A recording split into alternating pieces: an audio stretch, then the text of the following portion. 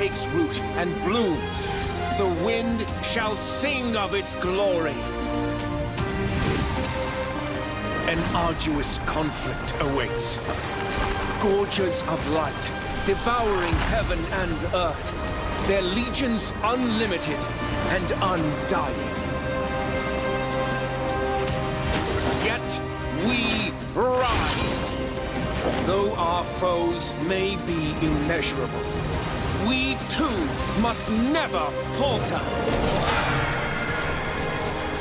So long as we stand united, order shall reign triumphant in the face of calamity.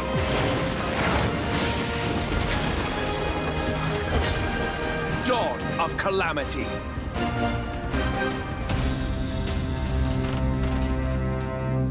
Fear not the chaos within.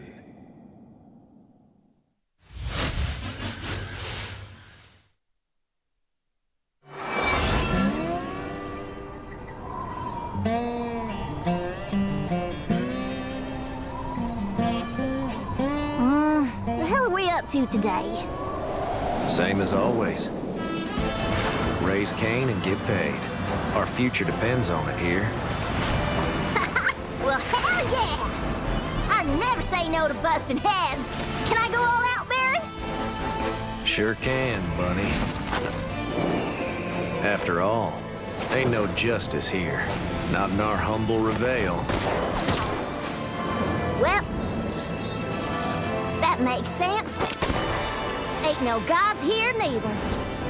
The moment you slip up, the moment you ask for help, that's when this world will get you.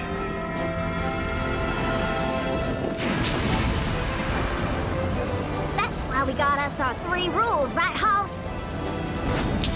Believe in your own damn power. Don't let nobody in your own damn way. And finally, don't fear a damn thing. Now, let's get this show on the road. Nobody's gonna walk on us. Not till we've remade the whole plum world.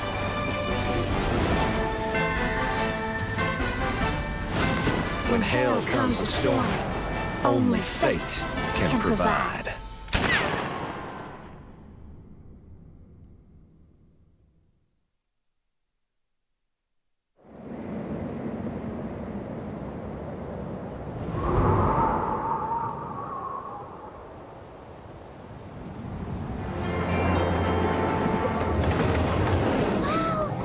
Look! There's the next island! Wonder what's in store for us this time! How exciting! Huh? This feeling! Holy moly! A primal beast!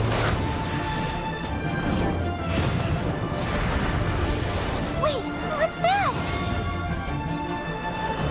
What's going on?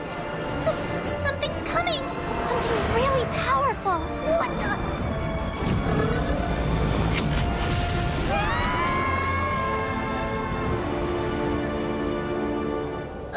Hey, you okay there, Lyria? Uh-huh, I'm okay, but I think we might be in a bit of trouble. Throwing in the towel so soon? Look, when things look bleak, it's easy to become dust in the wind. But that won't happen today. Keep your chin up. Because we've got your back. After all, the sky has chosen its champion. Isn't that right, Captain? Come, shake off those cobwebs. Powers like yours shouldn't be napping. It's time for it to awaken. Fate rests on your shoulders. You will illuminate the skies, a true beacon of eternity. And don't worry, we of the Eternals shall follow you every step of the way. Eternal Awakening.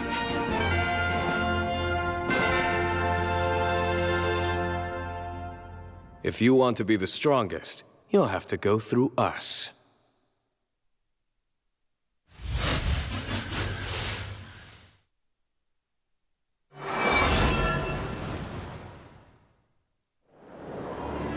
As it is above, so it is below. And this world is shrouded in darkness. Annihilation looms, and the moon illuminates only despair. But you need not shed tears. Feed your heart and dive into the abyss. After all, this world is a mere flame. Let its heat embrace you and set your passions ablaze. Or perhaps it would be better to abide in hope. Shine its light into your heart and break free of the dark. Mayhap you would dance. Let your feet wander, caper and twirl, to a tune never ending. Well, it matters not what you do. Go where your desire bids you. After all, this world is a flickering dream.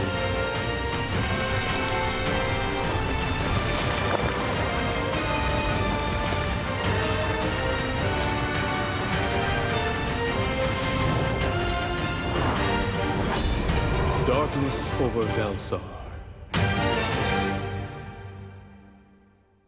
May the twilight reign eternal.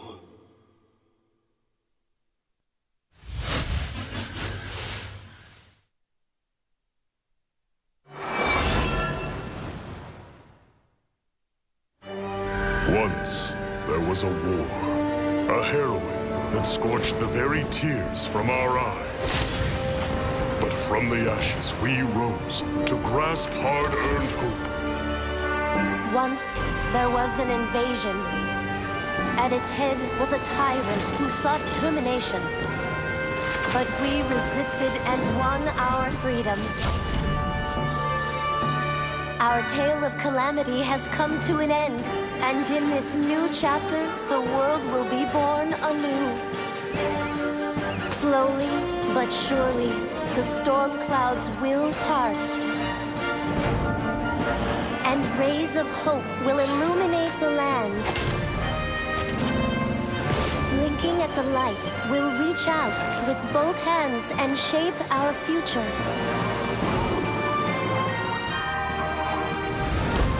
Of course, not all scars fade. They are a reminder that not everything lost can be found again. We can't turn back time or rewrite the past. Yet so long as we believe in our destiny, our future will shimmer like the dew.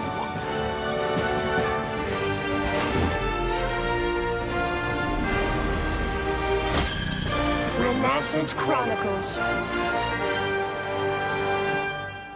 Turn the page. A new adventure awaits.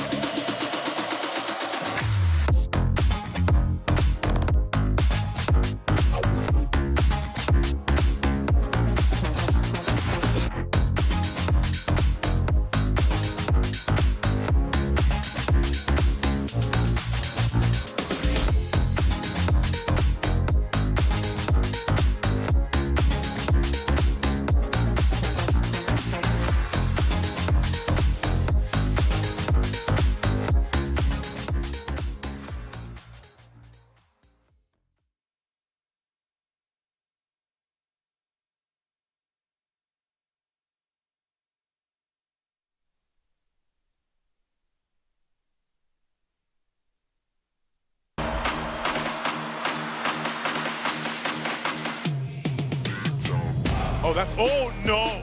Oh, that is so good. What a draw. Someone's gonna take it 2-1. Whoa! Oh my god! That is Essia. Flanders with the 2. Oh, shut Striking extra hard here. Oh, and that's gonna be the strike of destiny. Hold on. Wait a second. Hishiro, what? He do it? I wasn't prepared. He went for the lethal and he was rewarded. And Illumina has eliminated you. Just like that, we go to 5. Oh, he's gonna just cast it again. Why not? Good turret. Punish the wicked. For the 5 drain is gonna be his line. Just the 13 life. 8 damage going into the board right now. Okay. And Yeah, that's it.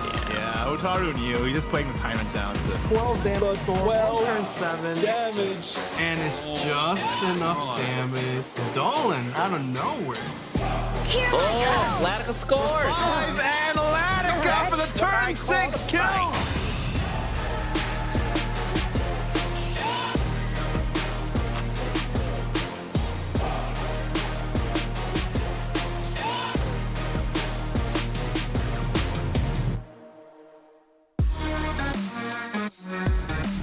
Welcome to the Shadowverse Open. This is day 2 of the West Contenders Cup. We started with 8 players, only 4 remain, and 3 of these guys do not have a ticket to the World Grand Prix just yet. Casting with me today, we have Noir and Chris joining me once again. How are you guys doing? Ooh, well, it's been all kinds of a roller coaster yesterday for day 1. If you didn't manage to see it live, make sure you peep the VOD because those were some insane games, and I really can't wait to see how things are going to continue. And of course, once again, I think me and Noir had to really sleep on some of those last games. So how are you feeling, Noir, going into today? Yeah, I mean, the last set, especially between Doc Dodo and Doolin, was just absolutely mind-blowing on so many levels. I think there were a lot of opportunities for that set to go in different directions, but this is just the way the cookie crumbles. And in the end, it was just really, really mind-blowing that this type of upset could happen, and I'm really excited to see what we're going to get today. Yeah, today we're going to finish the tournament, but first let's start by taking a look at the format so you can see how we do things here in the Contenders Cup. This is a double elimination tournament, rotation format, but this time around it's best of 5. There are no bans.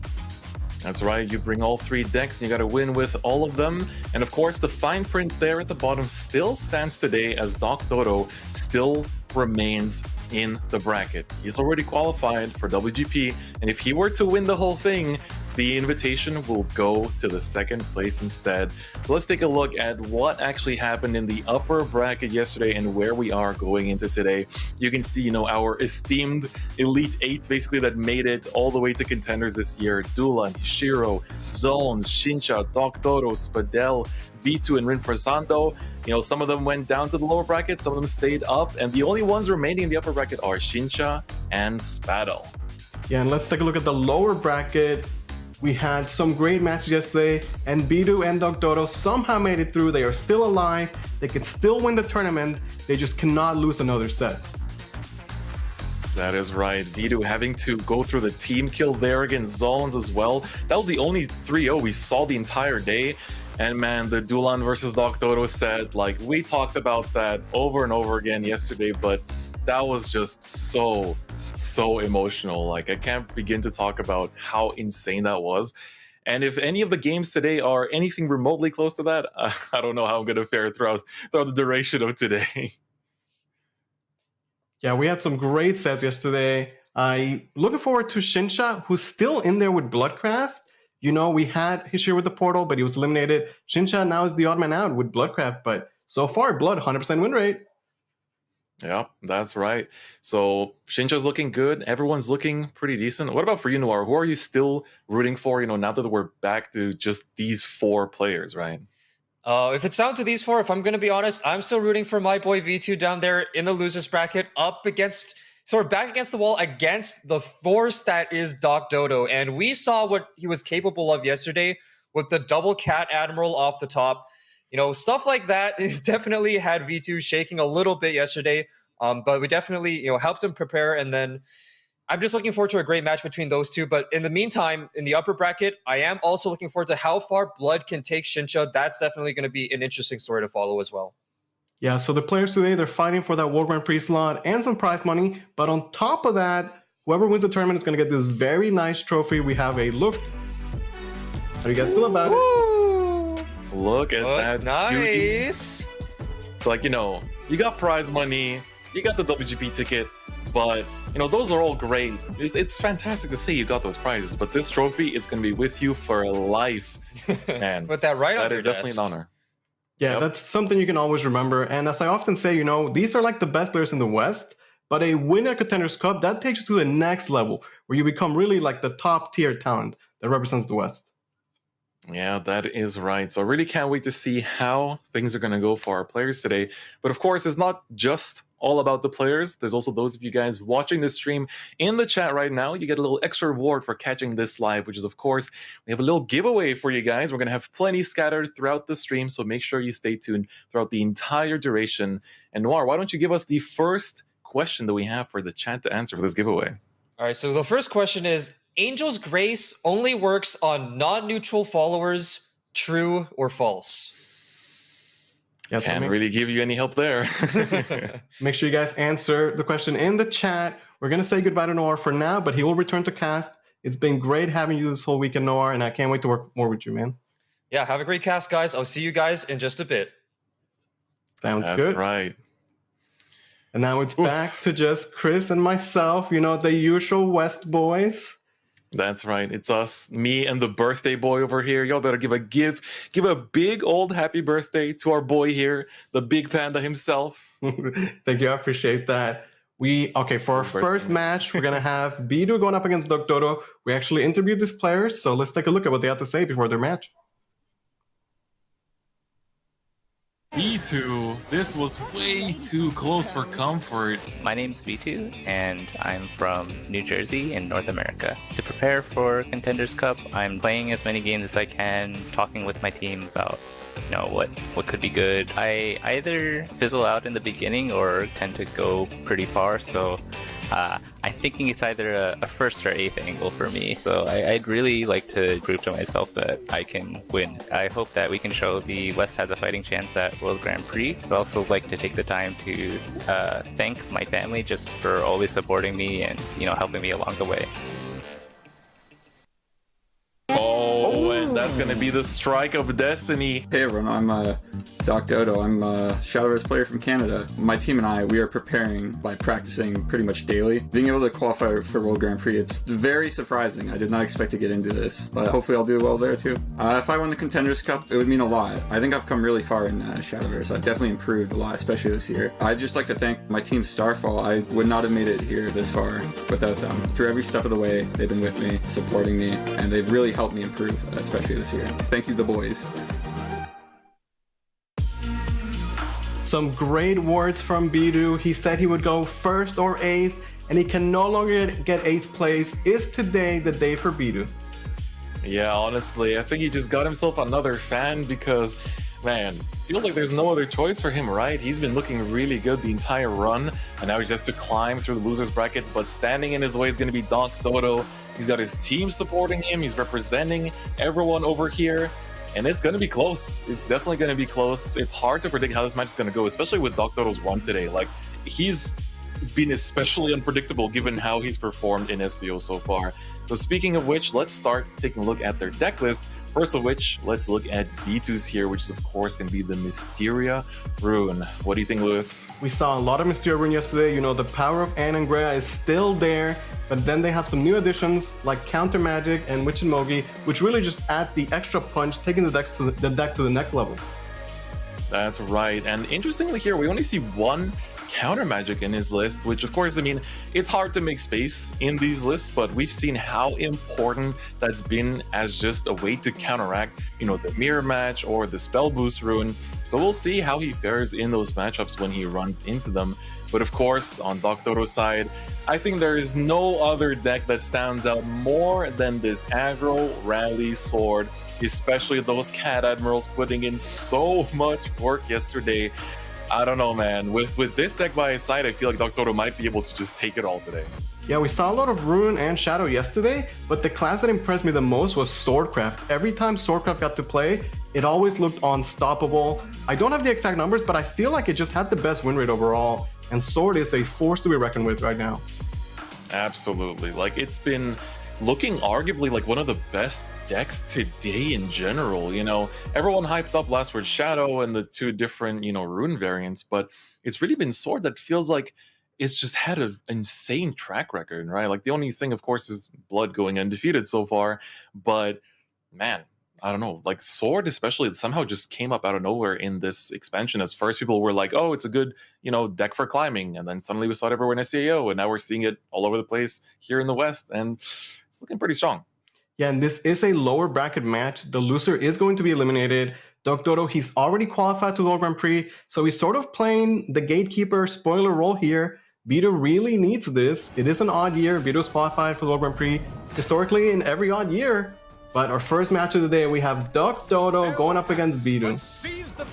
Ooh, and the nerves gotta be real. Again, for these players, they haven't just, you know, had to sleep through Friday night and think about how intense day one is going to be. They've had to deal with the fact that they've made it to day two, and now they're basically just a couple wins away from making it all the way to take that trophy home.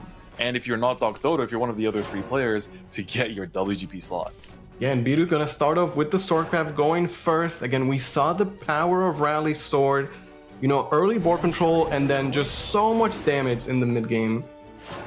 Yep, exactly. And I want to see what kind of early board Bidu can actually present for us here, because we saw that that is one of the most important keys to victory from all the other players that brought this deck. You know, how can you just turbo your way through that early aggression? Quick Blader picked up, we saw that be very handy there as well. And now it comes down to the choice of, like, do you want to start standing in his way, or is it time to just go, you know, bandit and start swinging, right? Yeah, we saw yesterday, sometimes the Sword players early on, they will, you know, fight for the board, get that early control with the horse and the extra stats, and then, like, turn 5, they might not have done any damage, and then they still just end the game in, like, a turn or two, just because of that mid-game spike. So I like Bidu, you know, he doesn't need to cash out too much Storm right now, just get the 3-3 Ramiel, just control the board early on in the match. That's right. He's also going first, so it's really important for him to keep that momentum going, especially when you're playing an aggro deck like that. And on Dr. Dodo's side, I mean, he's been drawing through a pretty good hand so far. You know, if he wants to just go, like, you know, farm cards with the Psychopomp here, you know, or just set up for future turns, he has plenty of options here. I do like that Bidu went for the Ramiel setup, because there's nothing that you can really kind of like take care of this board on Dr. Dodo's side, so he continues to like establish this lead in a way, and it's looking quite good. Just has to pass. The board is sticking with full health. Yeah, you can see Dr. Dodo obstacle for the card draw, which is very, very good, but, you know, the sword is not going to give you time to get set up, because those two cards that Dr. Dodo drew, it's going to cost them potentially 6 life, you know, 6 damage to the face here that Bidu can take. Exactly, and now it's up to Bidu to see if he wants to continue pushing this aggression, knowing that Dr. Dodo gets to evolve next turn as well, and start having an easier time trading away through this board. Yeah, Bidu already has the Balin in hand. We've seen it come down on turn 6 and then followed up with Cat Admiral or Erica for just that huge burst of damage. But still, gonna focus on clearing the board. But now might be the time to start going Faith. Yeah, clearing the Kagero before the effect goes live as well. This is looking quite good. You can also choose to trade away the Psychopomp just to give himself a better way to, you know, or like give Dr. Dodo a harder time to trade back next turn, but he can definitely push a lot of damage this turn. And we go down to 12 already. He also has the Miscellanean Balion queued up for turn 6, and now all that's really missing is a strong turn 5 play. That's really just the missing piece in this super aggressive start for Bidu. Yeah, Bidu taking his time, figuring out what he wants to do. You know, he's coming here as the veteran at this point. Again, been playing Shadowverse for just way too many years now. He's been to Worlds before. Dr. Dodo is, you know, the newer guy, really proving himself this year as like a consistent force, but finding struggles winning on stream. But Dr. Dodo, you know, looking pretty good on day one. Yeah, like we said so many times that, you know, he was struggling to fight on stream in general, you know, the moment it came to the top 8, but as of yesterday, things have been looking really, really good. So I think it's definitely a change of pace for Dr. Dodo as well. Yeah, and what a great turn, utilizing the Wicked Reaver to immediately proc the last words of Ceres, get the rush follower, and now finally Dr. Dodo is able to clear the board. Ooh, the Leod pickup is nice, but it's not the strongest turn 5 you could be going for. But I think he's gonna just commit to it, get that big power as well. Right now on Dr. Dodo's side, there's only 4 cards with last words destroyed, so we're still quite far away. Ooh, Royal I Summon. like this. I mean, 5 play points, what a great way to use them, right? Leod on a bike, pre-evo, the Squirrel guarantee you have a little bit of fuel, and he already has Misty and Balin set up for next turn. Yeah, but there's no Tyrant to answer just yet. Gonna have to wait until turn 6 for that. And as you said, yeah, it's gonna be 3 damage. Oh, he's actually just setting he's set up for at lethal. this point. Yeah, 3 damage is gonna come through at the start of the turn, and then Misty and Balion, if there's no wards, it's gonna swing into face, and that might be a very strong start for Bidu. Bidu's just looking very, like, you know, just calm and confident right now in this matchup, and I really like that. Yeah, and Dr. Dodo, he didn't have an early Lurching Corpse, has no good way to answer that Leon. He could try and, I don't know, get some card draw, but what is he, you know, drawing for at this point? Yeah, exactly.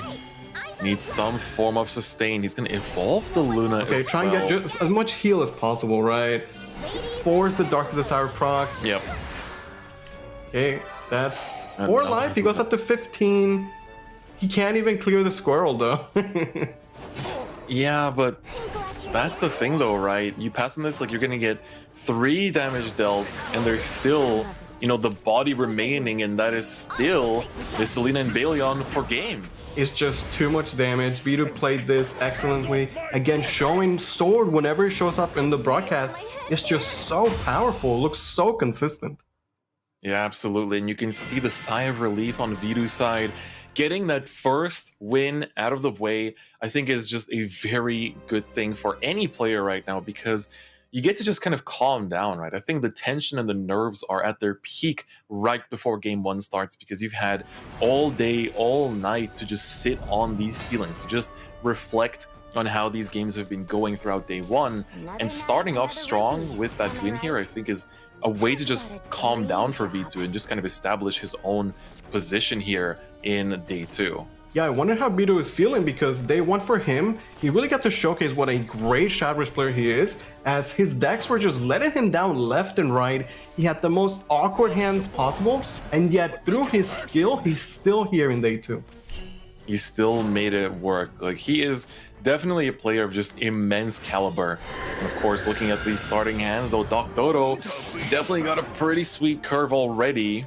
We know what happens when Dr. Dodo gets a pretty sweet curve. Yeah, gonna run it back with the Shadow. As Dr. Dodo going first. You know, Noir talked about the importance of winning the Shadow Mirror in these best-of-5 no-ban sets.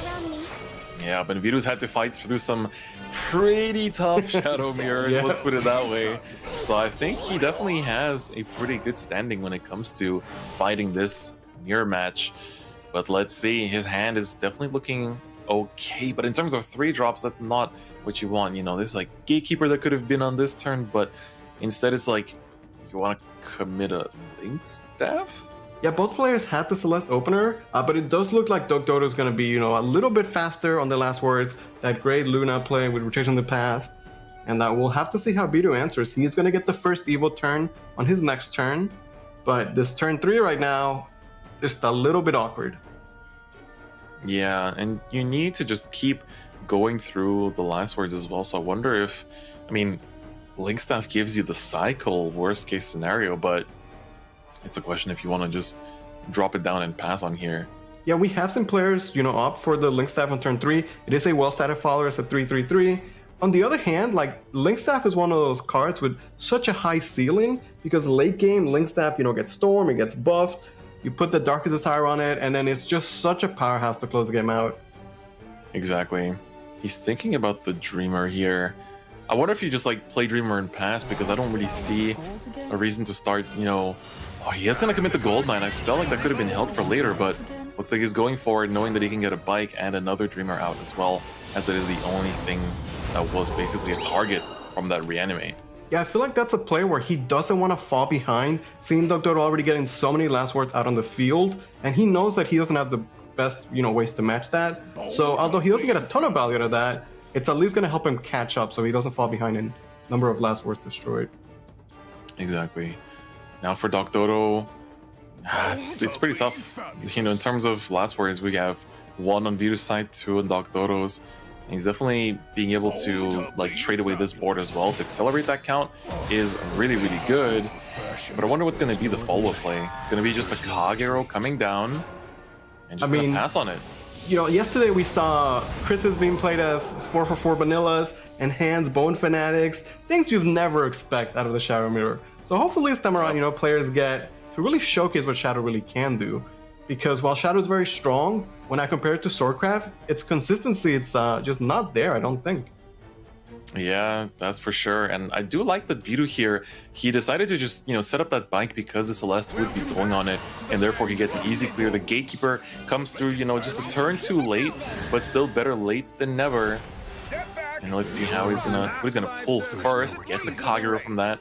That could be a pretty important Soul Strike for later. We saw quite the absence of Soul Strikes yesterday, to be honest, compared to the first round that they played off stream.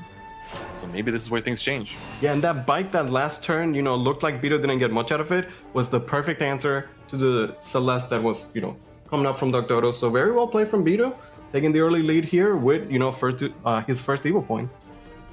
Yep. And now that Doctoro's on 5 last words, the Wicked Rebirth actually gets him the card draw, so he can start kind of cycling through his cards.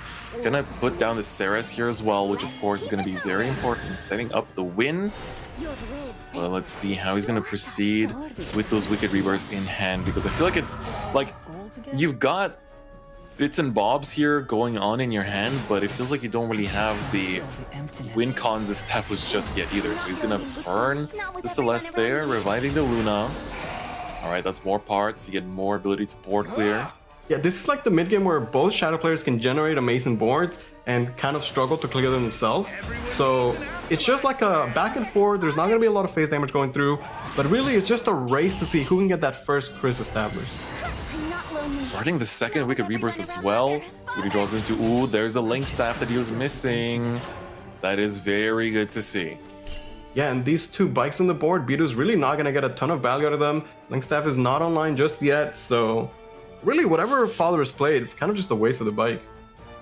Yeah, exactly. It feels kind of bad. And after those reverts, Doctoro's hand is loaded. He should have no issues with consistency now. He already has the Chris in hand as well. Yeah, and for Bidu, he has to burn the Psycho Pump here to keep up with the pace of the match. It's gonna be a 6 attack Psycho Pump, which of course isn't really a struggle for Doctoro to answer. But now triple Link Staff in hand, like what are they all doing just gathered up like that? Yeah, I mean, at some point you have 3 of them. Maybe he could just, play one out. Alternatively, he has the Bone Fanatic, Goldman Necromancer. Again, he really wants to just get the Chris.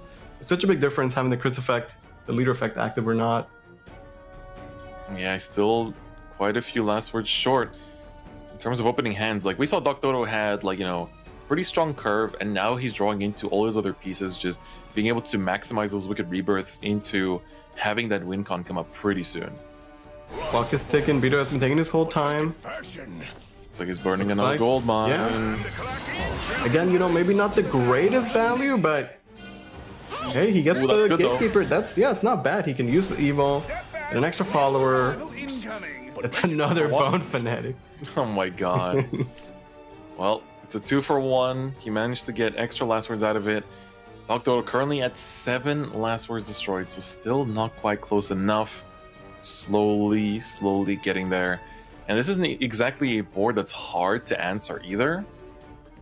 So let's see how Doctoro's gonna choose to do it.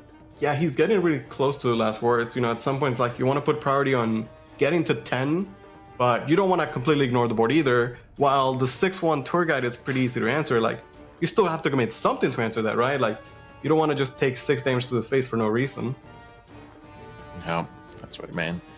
It's always the blinking leaders that kind of catch me off guard sometimes, Man, it's first thing's wait, hold on. Did I see that right? Yeah, I'm glad that they chose Tour Guide to be a leader. It's one of those cases where, like, you know, she lost the leader poll, but it doesn't matter. Cygames knew the people wanted her. Yeah. The people's choice, and here the choice for Doc Dodo is gonna be get another Desire in hand. That's gonna help to clear the board as well. Very good, and then Dreamer, Bone Fanatic Pass looks to be the play. At least he's accelerating last words. Yeah, I mean, you Slowly said he getting was there. at 7, right? And that's 3 followers with last words played. So once those are answered, he will be at 10. That's right, but the Chris is active for Bidu, and you can tell he's already thinking about his plays. Yeah, I mean, actually pretty close to lethal here too. I was just gonna say, at first we were like, oh man, triple link stab is kind of awkward. Yeah, but now it's like, ooh, now, triple, yeah, that's looking pretty juicy. So we'll see what Bidu can come up with. He also has Soul Strike for extra damage. As you mentioned, we haven't seen a ton of Soul Strike, but it is still great, and that 4 damage goes a long way. Yeah, I think establishing this Chris on turn 6 is really good because you saw Doc Dodo fail to do it, but if you can manage to, then I think that's always going to be good. Answering this board does mean that you're passing it back to Doc Dodo to do the same to you. Let's see if that's going to be the case. Yeah, but because Bidu gets to, you know, develop his Chris first, and he has triple Link Staff, I feel like he's going with a line of play here to just be a little bit aggressive and try and set up for next turn lethal. He has an extra able point, has the Soul Strike, triple Link Staff in hand, quite a bit of damage. Yeah, exactly. All right, let's start swinging. Yeah, face. I want to see if this Evo point is going to be committed or not. He is debating on it. He's doing it. Skeleton to the dome. Like, when we see players able to face at this level, you know, it's like usually pretty good because they wouldn't just do that for no reason, right? Like, there's a big reason he would able to face, and it's been working out. It's full of conviction. And of course, now he's stuck at 9. Last words, he has to run in this Bone Fanatic if he wants to actually make anything out of this board. Of course, that does let him answer the Gatekeeper pretty easily. But I wonder, what is the choice for Doc Dodo? Because you have plenty of like ways to fight against this board. You know, answering is definitely not a question, but it's, does he know what's coming? Yeah, I mean, I think, like, what does he fear too? He's probably considering the Darkest Desire. And we're going to go right back to what we're talking about the entire weekend, where it's like Shadow can do everything, but you can't do everything at the same time, right? So right now he's like, oh man, can I like get some heal with Darkest Desire, some protection, you know, put it on the Chris maybe, get a ward with healing. But you don't want to ignore the board either, because then you lose to that. So what is the option for Doc Dodo? What does he choose to do here? Because he can't do it all. That's right. He is going to commit it though. Let's see the targets. Pretty sure the first one's still going to go to Link Stuff, but it's where that healing effect will go that basically determines how the rest of this match will go as well. And the clock is ticking. He needs to make a decision. Remember, he has to trade the Bone Fanatic first if he wants to. Okay, he's just going for the Tyrant. Oh. Yeah, so this line of play is that I'll clear the board, but I won't heal. And you won't heal, and you won't set up a ward either, as that triple Link Staff is going to be putting in some crazy work all of a sudden. Don't even need all 3. Just the 2-for-2 will do it, putting V2 into a 2-0 lead over Doc Dodo, despite that really strong start from his opponent. Yeah, well played from Bidu, taking advantage of the first Chris, and now he only needs a win with his Mysteria. We'll see if Doc Dodo can use up the spell boost that historically has a good matchup against Mysteria.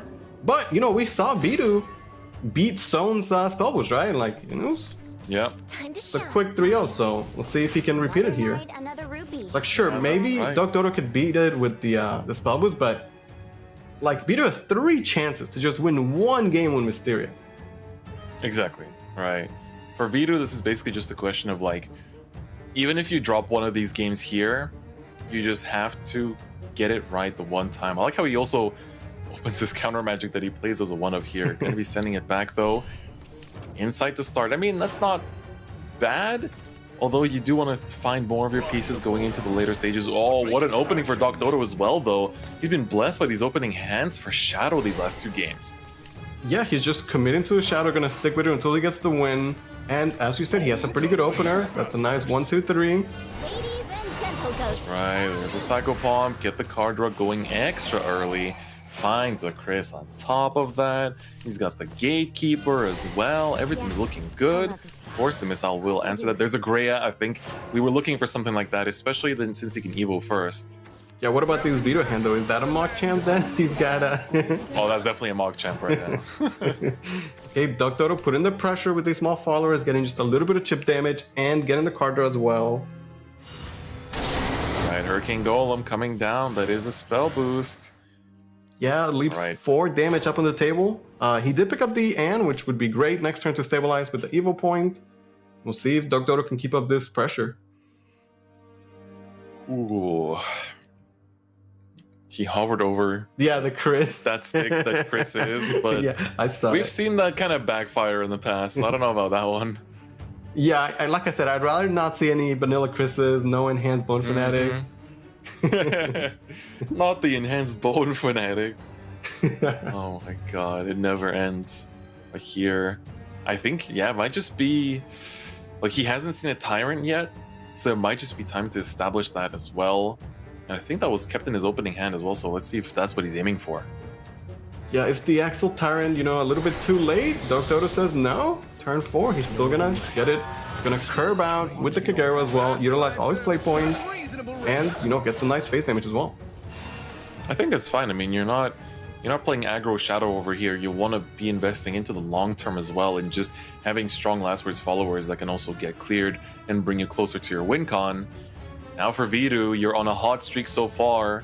Dodo not looking phased at all. And he's definitely been able to claw his way out of these situations throughout day 1. Hopefully this isn't, hopefully day 1 wasn't just a miracle run and he can continue to take himself to grand finals. But Bidu right now is looking extra good. Yeah, I mean, Dodo broke his curse at least, you know? But this may be Bidu's day. He's up 2 games right now. Gonna slam down the Greya. Get the play points back with the Evo. Doesn't really have the extra stats just yet. 24 cards left in his deck. Yeah, gonna go down to 22 after attacking with the Moggy here. Gonna be slightly overdrawing, but that's not a problem because, of course, your deck is basically destroying itself all the time. It's just a question of that little mental anguish when you see something important get overdrawn. Yeah, you can't be overly attached to your cards as Mysteria because, like, you lose most of them anyway, right? And at least if you burn it off the top, you know what it is. Every other time, you don't even know what you lost. Yeah, exactly. And I just hope for Bidu we don't see the same, as we saw for Dulan yesterday. Just those deck out losses, man. Deck out into Celeste. Like, keep in mind, he's holding that Celeste extra hard right now on Dodo's side because he saw, how important it was for him yesterday. He was the one that pulled that off and basically just like Celested into deck out. And so I want to see if we might see a repetition of that, or if Bidu can keep the pace going fast enough to prevent it. Yeah, Celeste absolutely key in this matchup. But right now, Dodo is doing a great job putting on the pressure with his small followers. As the Ceres established as well. And Bidu once again has to stabilize this board. Let's see it. I wonder what you commit towards at this point, because the Moggis are continuing to get discounted, so that's going to help to just like burst through the deck really fast. At the same time, the Ann is looking pretty good and just bringing you down to under 20 and getting the bonus effects as well. Yeah, Ann is kind of nice. I wonder if he might be trying to hold it for later on. Could be. Yeah, he does have some options. Yeah, dupe can also clear him down to less than 20 here. Alright, he's going to commit to the dupe. There we go. And has the bonus effect on the Moggies now with 3 attack. Yes, 3 plays on liftover. He can still play the Ann, pick up the Ann summoning. Yeah, Ann summoning. I think that's the play. Just to get that extra ward. The Ann Evo is just nice too, right? It's a way to really stabilize the heal, damage. We'll see where the Sarah's last words lands. But that's very important. Pretty much guaranteed full clear here. Yep, like regardless of where this went, it was still going to clear the whole board with both followers staying nice and healthy. So now, oh, there we go, another Ann has popped up into the hand there as well. Looking pretty good for Bidu, like even though started off a little bit slower, I think he's able to keep himself in the fight pretty well. Yeah, just like that, he jumped from like 21 to 15 cards left in his deck, getting close to that 5 threshold. For Dodo, he's got, the Chris is not at 10 just yet. Does not want to cash out the Celeste. Like 5, that's actually. Something you gotta hold. Yeah, he's done a good job of pressure on the board, but not really, doing a great job of getting the last word count up, because we've seen Shadow be at 10 on turn 6. Yeah, exactly. And it's so huge when you can set up that Chris on turn 6. And he had a pretty good start too, but it kind of slowed down midway through, and we're just going to be waiting and seeing how it's going to pace out for the rest of the match. He's considering the Chris earlier, I think, just to get the bonus ward, but in this I match, think he like has to hold Chris, yeah. It's just so Pretty sure he has crucial. I mean, next turn he gets the Amulet proc, that's 2 extra Last Words followers, so he'll get close to 10. You know, we could revert, see what he picks up. A Bone Fanatic, everyone's favorite. Bonus Chris makes things. Yeah, okay, well, now he's that he drew actually since he drew a second Chris, the first one seems okay, right? It's still a Last Words follower, quite a bit of stats on the board. Man, we see evolved Chris so rarely these days. It feels like most players don't even touch that evolve button with him. But the skeleton's gonna remain there as well. Bidu's still burning cards. 14 left in deck. He's got both the Blaze and the Blast, where the mysterious spells in hand. Dodo's still sitting at 20 life though. Yep. We're getting close. We're getting closer and closer to that lower point. I mean, Dodo being at 20 life is like great and all, but knowing this deck, it can burst very quickly. We haven't seen any Isabels, I just realized. Oh, that's no a Isabel. pretty huge component that might have just been banished away at this point, to be honest. Okay, it looked like we're gonna see another, and again, just such a strong card at like stabilizing, yeah. Like get a 5/5 rush, Evo effect, get some heal, some damage, and she'll be a 4/5. You know, the spell is pretty good, obviously. I think what Mysterio though is like you are gated by the play points, because Mysterio spells, they both, cost 3 play points. Can't spell boost those. Yeah, exactly. The 1/1 ward. Oh man, this is starting to feel like deja vu already. Okay, 10 cards left in Bidu's deck. Okay, good. Just Resentful Blaze. Yeah, just cash out at least some damage. The 6 to the face. That's good. That's good. Like, you need to keep the pace going pretty smoothly here, because the moment he slams down this Celeste and he has 2 of them in hand, this is where things might turn a little south. And he did it. So now all the spells are shut down. 10 cards in deck. But I think this timing is kind of interesting because, we've seen Celeste come down at points where it's like, all right, if you play out any more turns, you're going to lose the deck out. But this still gives Bidu options to answer the board with just his followers, while at the same time, he's not really in the risk of losing to decking out either. Although not seeing the elements of creation to kind of, resist that deck out loss is also pretty big. Yeah, maybe Dodo was thinking like, okay, Bidu's now out of Evo points, so his spells will not be able to answer. And sure, there's some followers that could do something, but most of them are not. But Bidu does have double Mogi, the rush can clear at least some of this. And then maybe Dodo was also thinking like, okay, if you answer my followers, at least you'll get the Chris, right? It should be very close. Yeah. Hurricane Golem is also an option that you could go for just to get the board clear. 5 damage to everything is pretty sweet. So he always has plays, right? This is kind of the nice thing for this deck, is that I guess both rune variants, like even when they're being celested, they still have plays as long as they set up correctly towards them. But let's see what Bidu's answer will be here, knowing that he's just frozen for a turn from getting to his win con. And of course, I'm pretty sure Dodo is just going to do it all again next turn. Interesting. Pass. Just passes. Wow, okay. I guess... I wonder if that's going to come back to bite him, because another Celeste comes down. Oh yeah, there's no way he wanted to see another Celeste. Yeah, it's like you got crazy damage burst next turn, but... And now, not quite right. 10 damage on the board, he can't just pass again. He's got to get some damage off the table. Absolutely. How he's gonna fight this board? The Moggies are at 3, but that's only gonna answer like half of this. Yeah, I wonder if Bidu was going for some sort of like lethal setup, right? Because he's very close to being at 5 cards in deck, and he has 2 of the and spells. So that could be potentially 16 damage. There's a Hurricane Golem. I like this. I like this. Take care of the board, but it just gets cleaned up. And Dodo, he still has a board. Okay, here we go. Mog champ time. Let's go. Okay, 6 cards left in deck. So when he starts his next turn, he'll be at 5. Yeah. Sarah's comes in just a little bit too late as well. We actually haven't seen her at all this game. Wait, but this... Wait, we have Link Link Staff Staff coming Summoner, in. Soul Oh, and the Soul Strike. Strike. That's gonna be it. Gonna be enough. That's gonna be it. And Doc Link Staff Dodo, for game. Doc Dodo staying alive. Can he make the reverse sweep happen? Not going down without a fight. Doc Dodo is trying to tell all of you that yesterday wasn't just a miracle. He's a changed man. He's here to take it all and get that trophy for himself as well. Man, Bidu, that was... I mean, it was just a decent game, but I think the double Celeste will be like brutal for any Runecraft deck, right?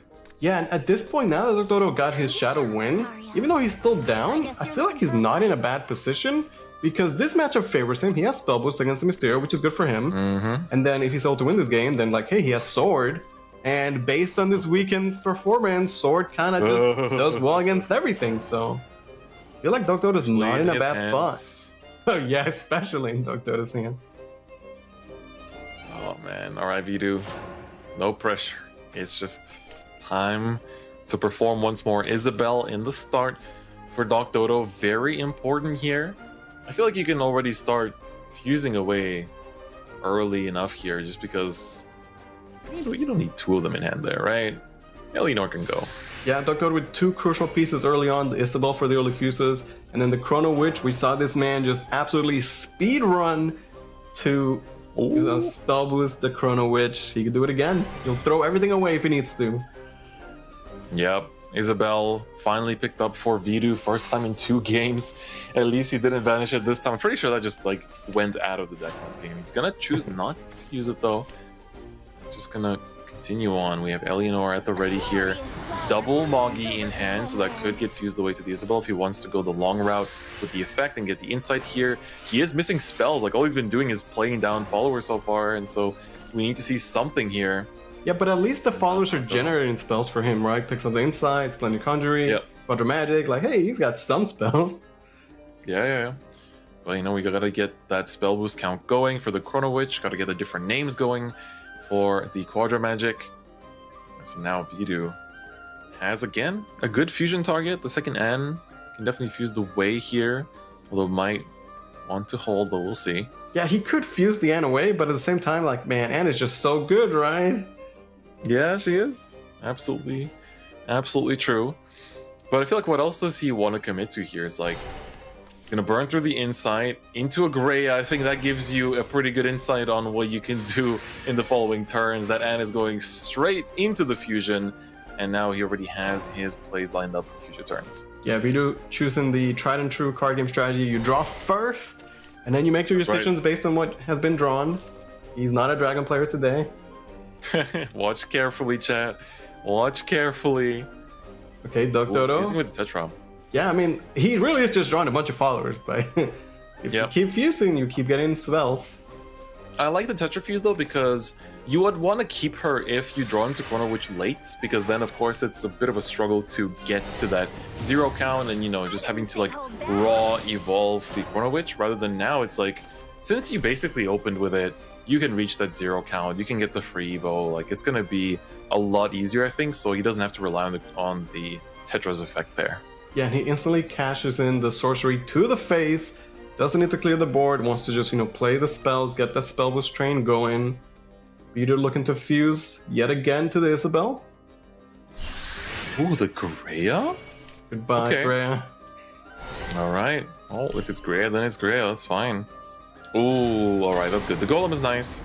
Gets to draw some more. Another Isabel picked up. Riven Earth gonna take this out. And I think with that, the Covenant Mage should also go down to 0 here.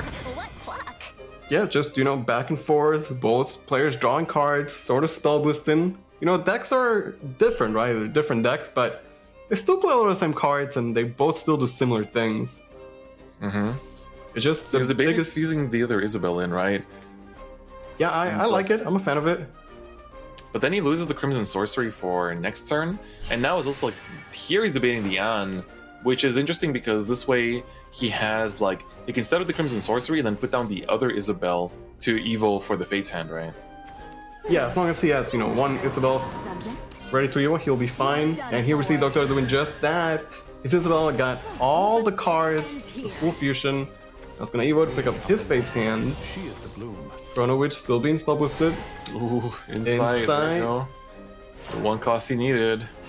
Chrono Witch on 9. Alright, this looks like the response of an Isabel. And get the Crimson Sorcery by getting rid of the Golem here. It's also great to have just a nice burst of damage with that Fireball. And then use the Isabel to the Isabel. Right, yeah, the classic. Yep. Why not? I mean, it's a valuable follower. Might as well make the most of it. Yeah, once the Isabel... Drop it, Evo. That Isabel already... she did her job, right? She gave you all the cards. You don't need her anymore. She is the bloom. Yeah, that's right.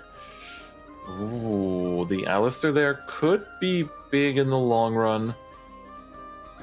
Bidu halfway through his deck, 20 cards left. Oh, you're right. You know, after all that, he's got no hands, no grass. That's true.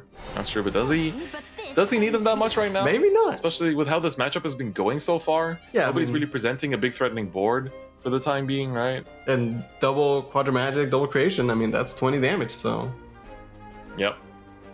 It's just gonna be a question of how they get there, and of course for you as well, the different named spells are still kind of lacking. I think he needs to play one more basically, and he gets there. Has the retracing pick that's up? a new one. That's huge. Some card draw as well.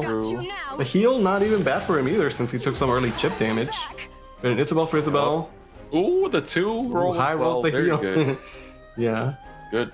One more spell away. One more different name spell away from Quadra Magic for B2.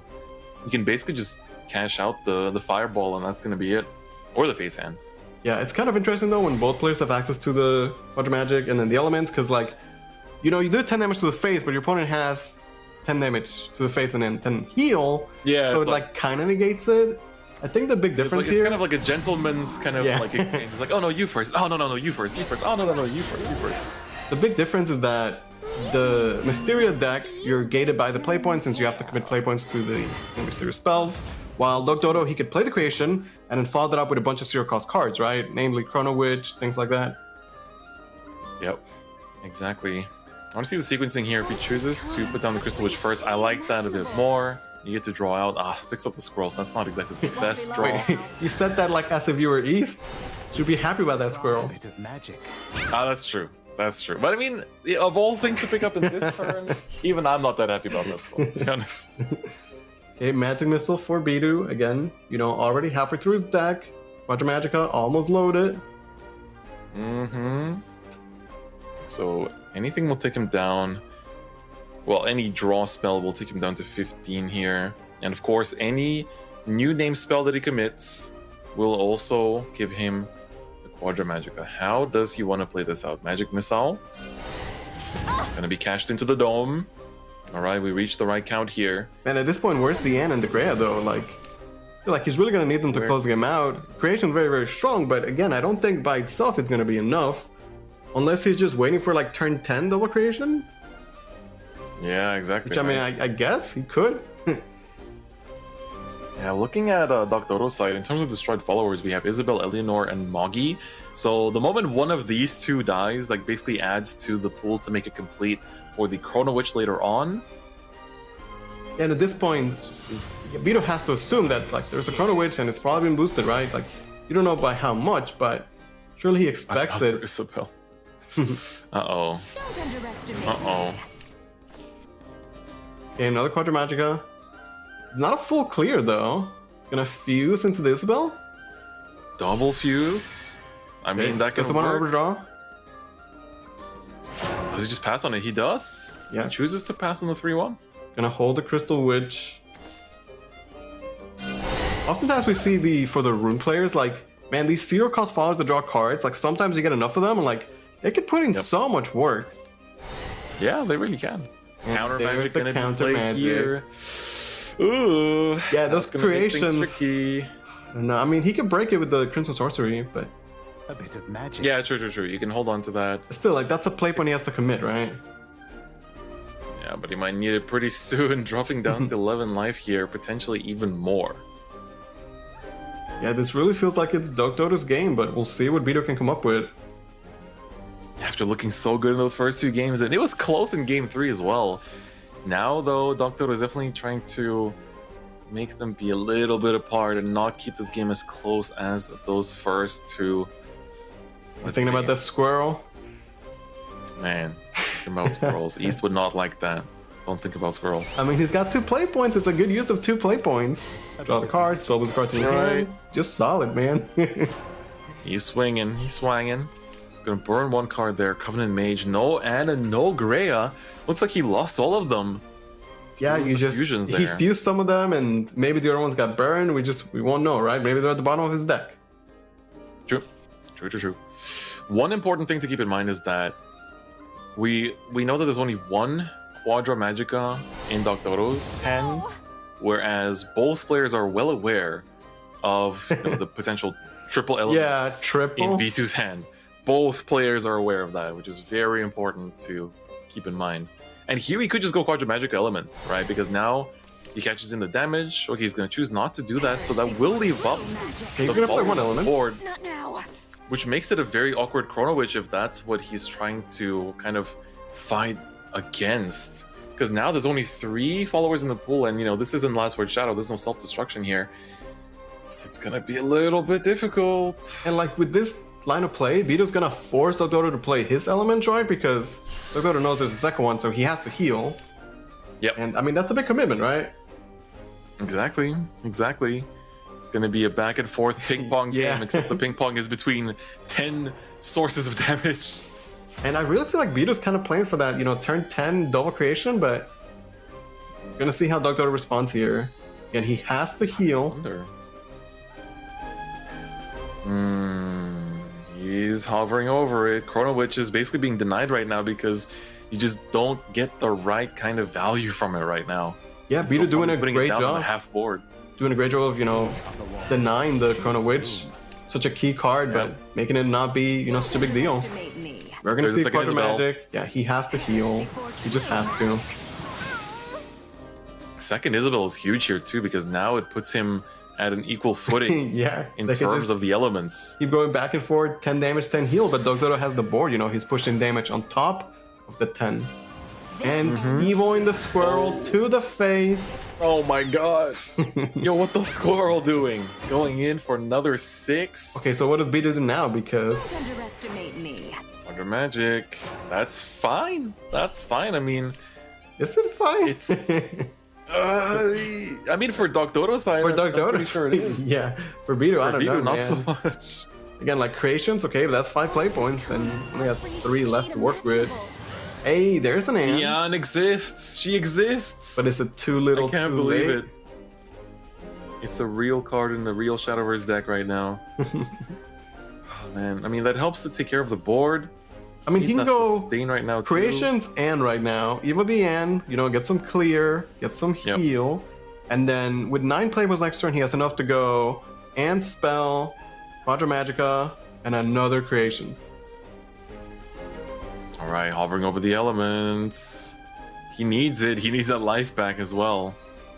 Yeah, he desperately needs it. I mean, your opponent has, another one, so... Yep. I was thinking about that Alistair earlier. Oh, Crimson Sorcery might actually come in handy in this matchup. I feel like the Anne is just kind of nice here. I guess. Yeah.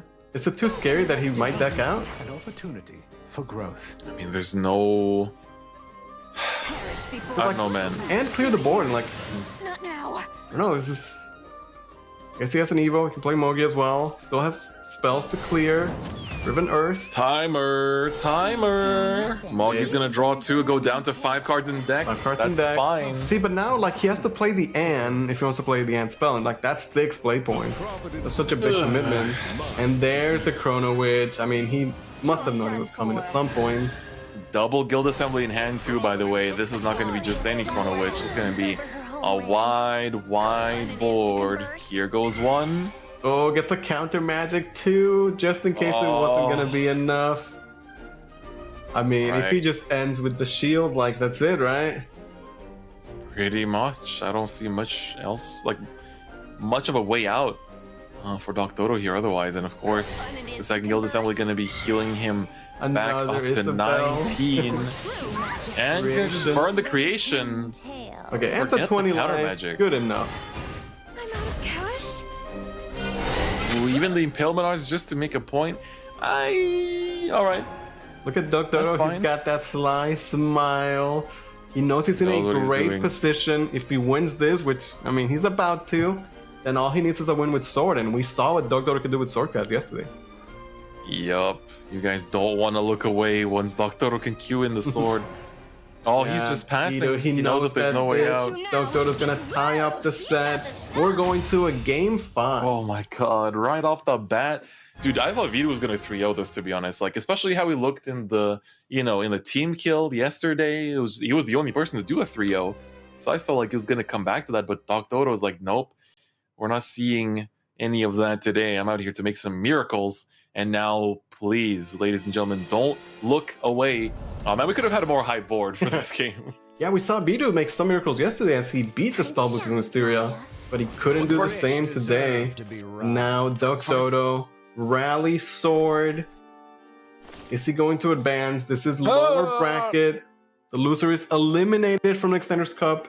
They'll go home with 4th place, which is not bad, but in a tournament like this, you really want to, be first and get that World Grand Prix slot, which Bidu needs. Absolutely. I mean, here, 4th place still goes home with $1,200.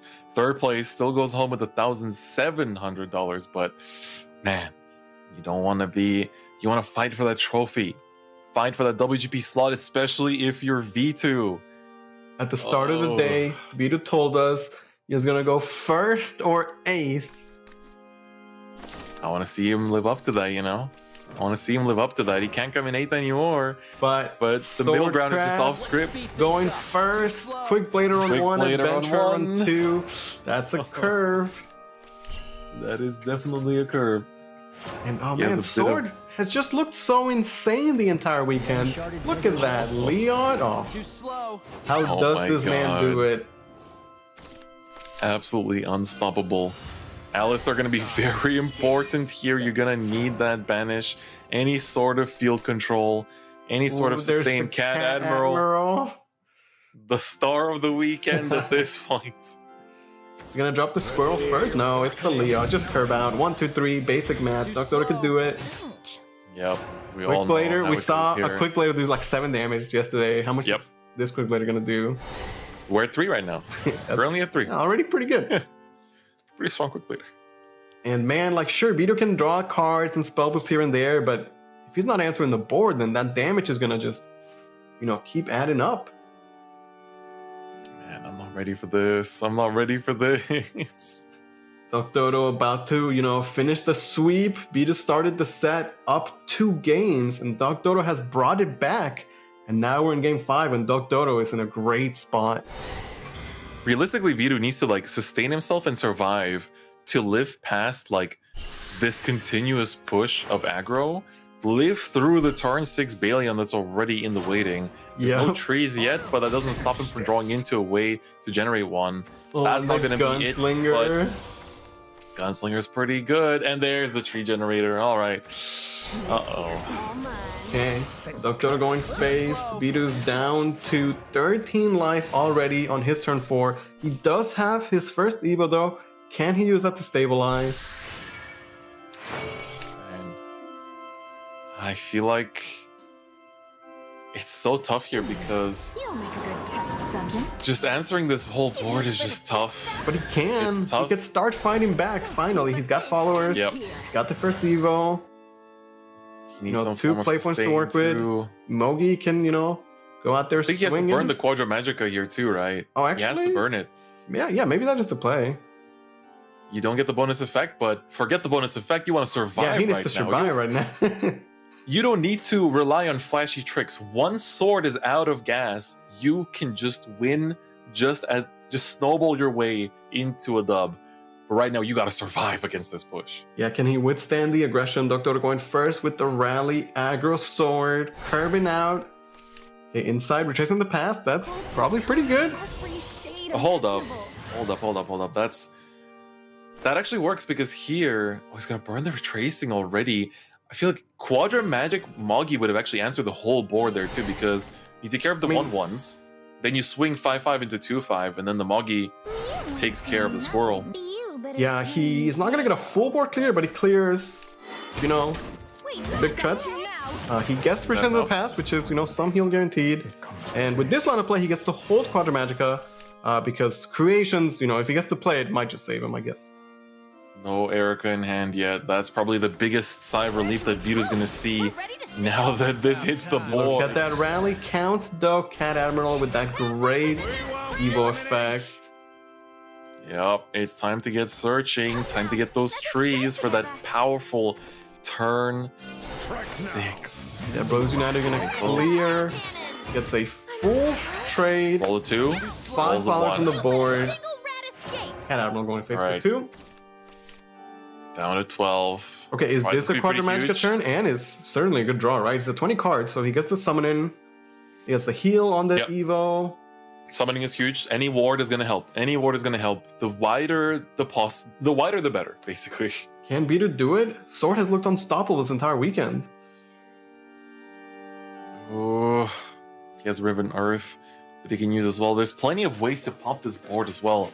Just want to see what does V2 commit to, because we can see, like, from Doctoro's hand, obviously, you know, Bidu doesn't know what's going on in there, but we saw him generate those trees pretty aggressively there. I think that can give him a bit of a hint. Yeah, I mean, even though he has 4 cards in hand, 2 of those are like fakes, right? So it really only has 2 cards, and Doctoro might have to play off the top.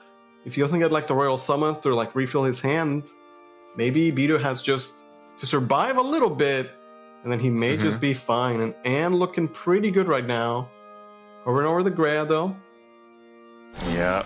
Okay, it's Greya is gonna calm down, give himself the spell, go down to 18 cards in the deck. It's gonna be a big beat stick just sitting on the board with no and ward to protect you. Oh no, he can still commit to it. Okay, that's right. He can still commit to it. That's gonna be even wider. And Riven Earth is still live right now too, so he has even more board clear. That's actually really good. Just don't run out of time. Clock is ticking, Bidu. Gotta make a decision. Okay, Quadramagica here. That's a full clear. That's good. Doesn't get the creations, but I think it's fine, honestly. Oh, Erica.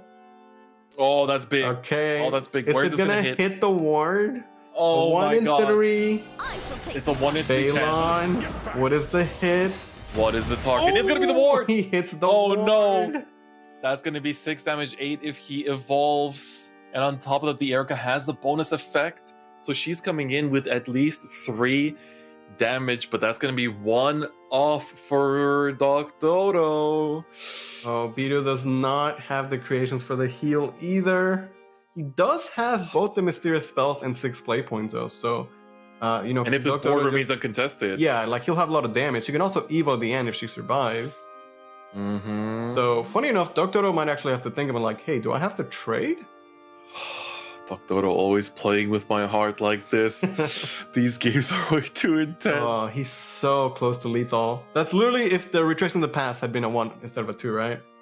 Yeah, and we've seen that backfire. We've seen that backfire. Yeah, I mean, you know, Dolan has to take some notes from Bidu here, rolling those 2s. Absolutely. Going for the bandit instead. Is this going to be the responsive play we're going to see? Gonna hold, or is he queuing that up for next turn? Let's see. Just go face though. I think he's going face. Thinking about it. Worth your weight in gold. No, he does trade. He's trading. Yeah, showing a little bit of respect. He knows both the spells are up. I mean, to be fair, once that dies and he gets the bike up on the board, that's going to be huge. But the Ant comes down, that's going to be another ward to stand in his way, down to 11 cards in deck. Yeah, and he can get some heal. He's got access to the spells. Grass still around to, you know, trade or go face potentially. He could still do this. Oh my god, he's barely it's scary living. Though. Doctoro has essentially 1 card in hand, which, I mean, we know it's a pretty good one. And then we'll see what he top decks. Exactly, but keep in mind that if there's no healing coming out, that Erica is essentially going to be lethal because you get her on a bike, that's 4, 2 amulets that you already know are there, that's 6. Well, he can get ward and heal with Deanne. So I have to imagine Deanne is the play. Yup, that's definitely the choice here. Get it going, get this board cleared. It's not enough of a priority to be pushing for any other objective right now. Yeah, how does he trade? Do you value the health on the ward at all? Like, if it's a ward with 1 health, it doesn't matter, right? Like, as long as it's just a ward. I mean, you just need to keep it alive at this point. Resentful Blaze gonna just take it out, though. No need for trade. 8 damage to face. This might be Vidu's chance. Just have to see what comes out on the top. Wait a second. Fudo does clear out the... No, wait. I mean, he's got 7 play points, 5 and 3. Doesn't really work out. He just gets to damage the board, but because he doesn't have any Evo points, he doesn't actually take care of it. Yeah. Is this the end of it? He had some insane top decks yesterday, but as his luck ran out, he is going to cash out the Fudo, but that's it. That's his whole turn. He has nothing else. That's all he could do. There's Anything 12 to leave damage up. left up on the 12 table. damage. Vido's going to take the set 3-2 over Dogdodo. Oh, advance to the lower bracket. What an crazy series of games between V2 and Dogdodo. Dogdodo presenting the craziest of upsets throughout this entire bracket. And the one to take the notes, to sit back, rewatch yesterday's VOD, and learn from everything that Dogdodo showed was V2, as he's going to be the one to take out the last player that's already in for WGP and advance to get himself a ticket to WGP himself. Yeah, what a great set. V2 started up 2-0, and then Dogdodo was going to make that comeback, but at the end he just couldn't. Yeah, the top deck was not what he needed. His luck might have ran out. He had some insane swordplay yesterday, but today, Bidu, he could beat the Swordcraft with the Mysteria. He actually managed to do it. Like, he got to see this matchup actually come down. I think we can have replays for you guys of that entire set. You can see how he clawed his way through that matchup.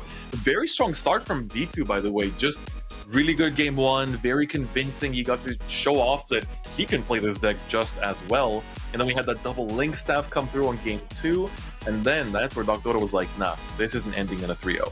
Yeah, the Dogdodo Shadow was struggling at the start, but once he picked up his win with Shadow, then it looked like he was about to make the reverse sweep. Dogdodo had the momentum.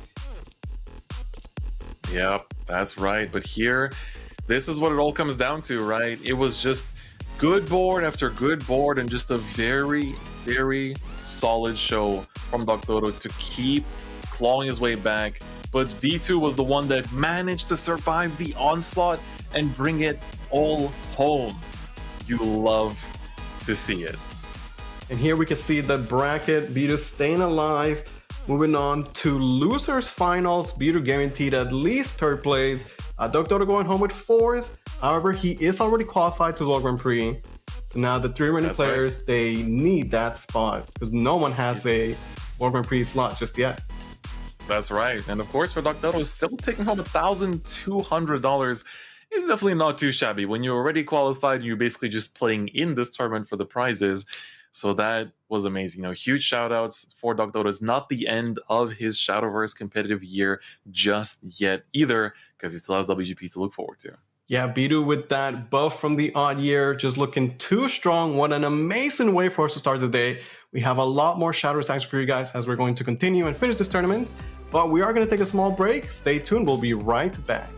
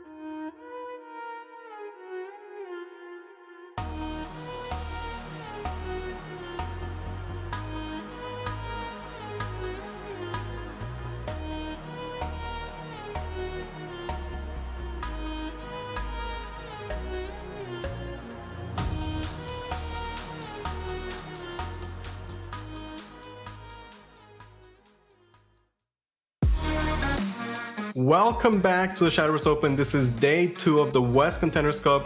Noir is going to be joining me for this next section and give me some quick thoughts on that final match we just saw. I was at the edge of my seat, man. I thought Doc Dodo might have done it again, done another highway robbery, this time from V2. You know, at the beginning of that last Sword versus Mysteria game, I saw the opening curve, and I was kind of freaking out. I thought this might have been it. I've seen what Doc Dodo was capable of in the past just yesterday, but the Ant top deck into the Ant top deck, and not only that, I think I really cannot stress enough, V2 played that last game so immaculately. I think every small decision, like you can tell every single thing mattered, right? One small misstep, and it would have been lights out for V2. But the way he used the Quadra Magic, the way he saw that nice clear with pinging the Baleon to deal 2 damage with the Ant spell, and then clearing the board with the Greya token, that was so key. I think V2 absolutely deserves that win. Yeah, but Bidu isn't the only one winning today. We do have a giveaway going in the chat. Noir, give us the question. Yeah, so the question this time, Revised Experiment is the only spell in Portalcraft that costs 0 play points. True or false? Get your answers in there in the chat. Yeah, but this is the moment we've been waiting for. Shincha going up against Spadell. We have a quick video for you guys before we get the match started. Let's hear from the players. And with that, it's going to be 1-0 with Shincha taking the lead. Hi, I'm TK Shincha from Team Twilight Knights, and I'm from the USA. If I win Contenders Cup, it will be cool because I'll get a very cool flair for my Shadowverse profile, yeah. Because I never won an SVO, if I want to do well in this Contenders Cup, I would like to play relaxed and play the best as I could. Shoutouts to my members in Team Twilight Knights, always supporting me, and see you in Japan. Just like that, Spadell taking the set 2-0. Hey guys, it's Spadel from Germany. I'm really excited to compete in this cup with 7 others. It's a real pleasure for me to play the Contenders Cup. Last year I watched the whole thing and was pretty bad at the game because I was just started. I guess I can up my chances if I don't misplay a lot and just trying to get the best lineup possible for my situation or for my general playstyle. Getting the chance to play BGP is just huge. Coming to this, I want to thank my mates Anna, Lyrus, and Reggie, who helped me prepare for the Contenders Cup. It's great to hear from the players. Shincha's such a nice guy. How could you root against them? But on the other hand, we have Spadell, the newcomer. He won the last SVO, and maybe he's about to win his first Contenders Cup. Yeah, and I love the interview highlights here. Spadel highlighting the fact that he was constantly focusing on lineups that were not only strong, but felt the best to him personally and that meshed with his playstyle. So often it comes down to, you're just, on the day before, you're thinking about all these matchups, you're thinking about, like, if X beats Y beats Z, all of these things. But at the end of the day, what matters the most is how well you play on game day. If you make a misplay on an arguably stronger deck, then you're still losing. If you bring the decks that you are most comfortable on, that is oftentimes the best choice you can make. And Spadel definitely putting that on show, winning the September Cup, and now in the upper finals of Contenders. Yeah, yesterday we saw Shincha's Bloodcraft. Today, let us take a look at Shincha's last word, Shadow. Shadow has been such a force to reckon with this entire tournament. But again, I do question its consistency. We've seen it not look that great. Yeah, and that's honestly quite ironic because for the longest time, Last Word Shadow has been touted as one of the most consistent decks in the meta. I mean, I've been rather outspoken about that myself, saying that this deck is very, very consistent, which I still believe it is. It's just that we've seen some really wild stuff happen over the past couple of days. And to be quite honest, even though it's consistent, the things that it requires to win against some of the strongest hands from the likes of Rally Sword and from both of the runes, the requirements do rise up significantly, and sometimes you will actually lose out if you can't draw the series, if you can't draw the Wicked Rebirth. And speaking about Rally Sword, let's take a look at Spadell's list. Sword looking so dominant this weekend. Spadell, he's got the one of Bunny and Baron. Yeah, this is really actually an old list from, you know, when Rally Sword first started becoming popular. And to be fair, it's still taken him all the way to this point, just proving how strong and how flexible this deck really is. So a lot of players have been bringing in the Quick Bladers to combo with the Erica, but Spattle, no Quick Blader, running a lot more value and honestly a little bit more power in the mirror with both the Bunny Baron, the Fudo, and as well as the Chromatic Endgame, a really strong 3-drop against the early Rally followers. Yeah, and the story for his matchup is pretty simple. Shinsha, he is the veteran. He was in Contenders Cup last year. We've seen him in the top 8 SVO so many times by now. While Spadell really came out of nowhere in that last second qualifying slot. And I mean, on day 1, he was actually undefeated. So looking pretty good. Yeah, absolutely. And like another difference between these players, like Shinsha highlighted that he has topped so many times in the past. He's been to Contenders before, but he has still never won an SVO. He has never actually gotten first place in any of these events. Now it's his chance to sort of turn that, you know, curse around. But on the other hand, Spattle, not very many tops, but did win the one time that mattered. So now we're just going to go straight into this game 1, Shadow Mirror between Shinsha and Spattle.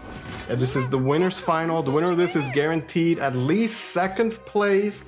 Both of his players still have not lost, so the loser is not eliminated. We do have Shinsha. You know, he's the only player with Bloodcraft, but we're going to start with a Shadow Mirror match.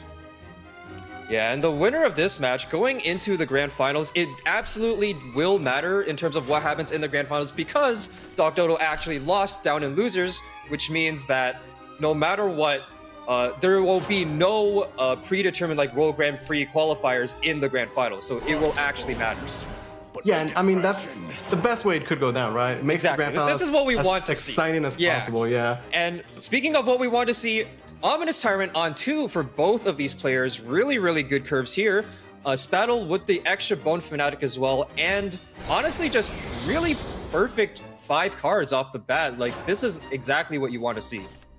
Yeah, and all weekend we've seen the power, you know, when you win the Shadow Mirror match, it feels like it's such an advantage for the set overall, right? Exactly, yeah. Sometimes it's really stressful when you have to play Shadow against the likes of like Spell Boost Rune or against Blood that Shinsha has as well. That's also potentially a difficult matchup because the damage from Blood is so consistent. It comes out every single turn, and Shadow doesn't have consistent healing. They have Retracing, they have the series, the second effect of it, but it's not very reliable. Ultimately, you always require your own followers to be destroyed for that healing to come in, so there are a lot of ways to play around that, and so sometimes it can struggle in that sense. Series, though, coming down here on turn 4 for Shinsha, knowing that he has 2 Gold Mine Necromancers in his hand that he can use to easily revive that series once his Ominous Tyrant pops. Yeah, and both players, as you said, with, you know, both of the amulets actually, so for Shinsha, next turn he's gonna get so many free Last Word's followers. But for Spadell, he has the first Evo right here. Yeah, that's right. And his only like strong Evo follower in his hand right now is gonna be that Gatekeeper. Unfortunately, he doesn't have a whole lot of board space to work with. At most, he can trade in the Luna, trade in the Bone Fanatic, but that still spawns a skeleton, and so he's still not going to be able to get a whole lot out of that Otherworld Gatekeeper. Now, Spattle wondering what he wants to do this turn. If he wants to commit the Wicked Rebirth, possibly. He only has 1 Last Word destroyed, so he will never be able to draw with it this turn. Yeah, you want to, you know, do something this turn because you can't just like pass and 4 play points, right? So what is the play for Spattle here? What I'm wondering is, you know, how much does he want to get rid of that Ceres? Shinsha can get it back, but Spattle doesn't know that just yet. So for him, it could be like, hey, I deny the Ceres Evo. We've seen Darkest Desire be like the way that Shadow is just closing these games out. Yeah, and actually, if the series ping... Okay, if I was about to say, if the series ping lands on the skeleton, then he could in fact develop the Otherworld. And that probably was what he was aiming for there. If he does get the 1-3, then it does help out his development quite a bit. But unfortunately, stuck floating 3 play points just because of this board space. And the fact that he has Otherworld specifically and not series, it only takes up 1 board slot. Yeah, now Shinsha, he gets all the followers proc from the amulets. He's got 5 play points, Evo himself, Wicked Rebirth. Really, it feels like he has so much to work with here. Yeah, the 2 Goldmine Necromancers are so important for these turn 5 power plays, turn 4 or turn 5, depending on when your Ominous Tyrant pops, using it to destroy the Hell's Unleasher and immediately get the 3-drop back all for 1 play point is just extremely powerful for that immediate board swing, and also to sort of keep cycling, keep refreshing your last words count. And Xincha definitely going to reach a pretty good count on his Wicked Rebirth by next turn. Yeah, by having both of the amulets early on, you're essentially, speed running to the 10 last followers, last words destroyed, and Goldmine bringing back the Ceres. Now can Evo her, pick up the Darkest Desire, and we'll see if he's gonna hold on to it or just, cash it in right away. Yeah, and the thing with these 3-drops is that, so Goldmine Necromancer, it's a random reanimate 3, which means that if you have multiple 3-drops in the pool, it does dilute it. And in a lot of these matchups, it's really valuable if you can Evo series multiple times. And so with that in mind, sometimes cards like Otherworld Gatekeeper, you actually don't want to play on certain turns like this. And so Xincha actually gonna elect for the Celestial Mega here, wouldn't have board space anyway, but throws down the Celestial Mega, can potentially pop on turn 7, and if he draws a Chris by then, could be a nice 5-7 ward. Yeah, pretty good board from Xincha, ending his turn. Floating 2 play points, but honestly, it's fine. Now we're gonna see if Spadel can, answer back. He's the first player to pick up the Chris. But that doesn't necessarily mean that he'll be the first to get the Chris activated. We'll see if Xincha can pick up a Chris of his own. Wicked Rebirth now onto the Lurching Corpse, just gonna YOLO that one. Snipes the pitch, pretty good, if I have to say. 2 Celeste off the top though, not ideal, but definitely could be an option to drop one of them this turn, unless he wants to go for perhaps just a tempo Otherworld instead. Yeah, sometimes the Shadows, they get stuck with these awkward hands, but Spadel, he's got the Tour Guide, so as long as you could draw cards, you could fix almost any hand. Right, at this point, there's a decent chance of him drawing into one of his Reach Racings if he does go for a Psychopomp here. And that would be a really nice option to put alongside these skeletons. Gonna Evo the Celeste into the other Celeste. And wow, Xincha actually not being able to get anything back because he did not play anything on turn 1, did not play any 2-drop, so no extra Last Words Follower coming out from that Celeste. And as you said, he topped Extra Trace in the past, has 2 targets for it. Wow, what a power play from Spadel. Great turn overall. Yeah, really, really good there. Drops the Bone Fanatic, doesn't want to overdraw with the Psychopomp there. Luna off the top for Xincha, really good for getting another Evo point back. So he's surely planning to turn this Goldmine into a second series here. He can play the Otherworld Gatekeeper or perhaps the Luna first. It's okay because he already Evo'd once. Use the Goldmine, get series back, Evo that again, and then with the Luna, he still has a 3rd Evo point going first that he can use to Evo, say, either a Tyrant or a Link Staff that he puts both Darkest Desires on and look for an OTK. Yeah, but at this point, he's got to keep in mind, it's likely it's going to be a turn 6 Chris from Spadel, right? Right, it is looking very likely. Spadel already at 8 Last Words followers, so basically no matter what Xincha does here, it is already guaranteed that the 10 Chris will be on the board on turn 6. So at that point, it is looking like it has to be like a Tyrant OTK because Link Staff is not going to be able to connect face reliably against these insane Chris boards. Okay, gonna Evo the Gatekeeper. We'll see what he pulls out of the deck. Is it a Bone Fanatic? Nope, it's a Dreamer. The Dreamer gonna take the hit from the Lurching Corpse as well. Puts the bike on the board. Puts Luna on the bike. Could look to trade into that Lurching Corpse once again. Does do so. And we get the chain Lurching Corpses. Okay, just get the Luna Amulet. He still has a play point left over if he wants to cash out the Rebirth. He didn't go for another Ceres Reanimate, which, we were thinking was going to be the play, because now that the Gatekeeper is destroyed, as you're saying, the Reanimate is not guaranteed to pick up the Ceres, and, how is he winning this game if it's not stacking Darkest Desires? Yeah, honestly, that's exactly what I was thinking. I was really surprised that Xincha did not go for the second series there, because it was guaranteed as long as he did not target the Otherworld itself with the Goldmine. So, again, I don't really know what his plan is from here, because either way, he has to rely on this Wicked Rebirth to draw his next series of plays. And I think he really is just relying on... He has to rely on drawing Tyrant, because Chris at this point, it's going to be after Spaddle's Chris, if you assume that he has one. He has a full hand, he has more than enough last words, so the odds of that are extremely high, and there it is, on turn 6, as we said. But Yeah, with Chris- only one Darkest Desire in hand, it's going to be really difficult for Shinja to win this game. Yeah, you can see the, resource-wise, Spadell has so many more followers and cards than Shinja does. Sure, Shinja's, gonna draw next turn. He's got the Rebirth, but he needs like a good chain of top decks. Okay, Chris and another Gatekeeper. The Chris is not bad. We are at 11 last words. So I honestly, I wonder what the thought process was behind the Otherworld Evo, because maybe he wanted to clear more of the board. Maybe he just wanted to accelerate his last words count a bit more. But the reality is, he has the Celeste Omega, the Amulet popping by this turn. He has 11 right now, which is more than he needs. I really feel like Series was fine on turn 6. Yeah, this is a there's pretty the good Tyrant as Wicked well. River, though. Yeah, the Lurching Corpse can't, trade against regular followers, but he can trade against ward followers. So you can, trade it off against the 3/3, see where it lands. And now both players access to the Chris leader effect. We're gonna see how they plan to close the game out. And Sarah is really looking like that was the way for Shinja, but now I just don't know. Yeah, it's like when you look at the board state and both players' hands, even if you don't know what is in Spadell's hand exactly, you can tell, right, just from a glance that in terms of a resource war, you should not be betting on Shinja to win that, right? Like, it's just not reliable, not likely that he'll be able to edge out in that sense.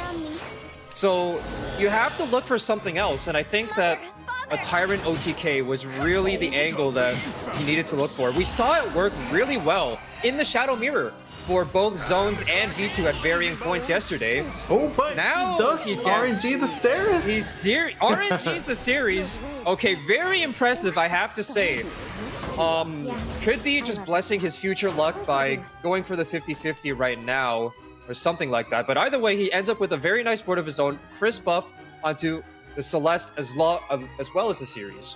Yeah, and on top of that, he actually did draw the Tyrant, so now he has Tyrant, double Darkest Desire, and because of the Lunas, he even has an Evo to go on that Tyrant. Yeah, he kind of got a little bit of everything, kind of got the best of both worlds here. The last words would have been sufficient even without the initial Gatekeeper Evo, but this certainly works out more than fine. And Spadel gonna go for his series Evo, but he doesn't have the Wicked Rebirth. We've talked about how important this card is. Like, this deck is really consistent, don't get me wrong, but in situations like this, it's like go Rebirth or go home, basically. It's like, what are you going to do without the Rebirth? It's such a powerful tool, and it's such a necessary tool. You have no chance of clearing this board. Yeah, like, he could drop a couple followers and they're gonna get buffed by Chris, but at this stage of the game, it's not enough, is it? No, it's not, and you don't even need the two Darkest Desires. Oh, okay, the Psycho Pomp being drawn there, so there's no lethal on this turn, but it is basically as guaranteed as it can get. Going into turn 9 with the Psycho Pomp as well, so it's guaranteed that he'll be able to pop his own Ominous Tyrant on the following turn. All he needs to do here is double Darkest Desire, Ominous Tyrant, clear the board, pre-Evo the Ominous Tyrant. Exactly. Double hit face, deal 12 damage on the board, and then with the buff, this is a 10-10 Ominous Tyrant. That's gonna deal 20 damage if it dies. So yeah. Good luck, Spadel. Spadel, he can't really stop that. He can't really heal. He doesn't have an angle for him to get, his own lethal. He's got a Link Staff, but that's just too many wards on the board. Shinja, playing that. He took that risk. That Ceres was not guaranteed, but he had a good chain of top decks, and this is looking, pretty clean. Yeah, I think it really goes down to the fact that no matter what line you take on turn 6, your future turns, or turn 7, turn 8, will always be dictated by what you pull off that Wicked Rebirth. So, based on all the things that you could possibly draw, I really feel like you just have to make a solid decision right there. But in the end, he does find the series off of the gold mine. He has the time bomb just sitting there, the 10-10 Tyrant. There's no way to get around that. And just ending the turn, Spadel will just allow himself to die on board. And even goes for the 30 damage combo. Shinja delivering maximum pain here in game 1 of the upper finals.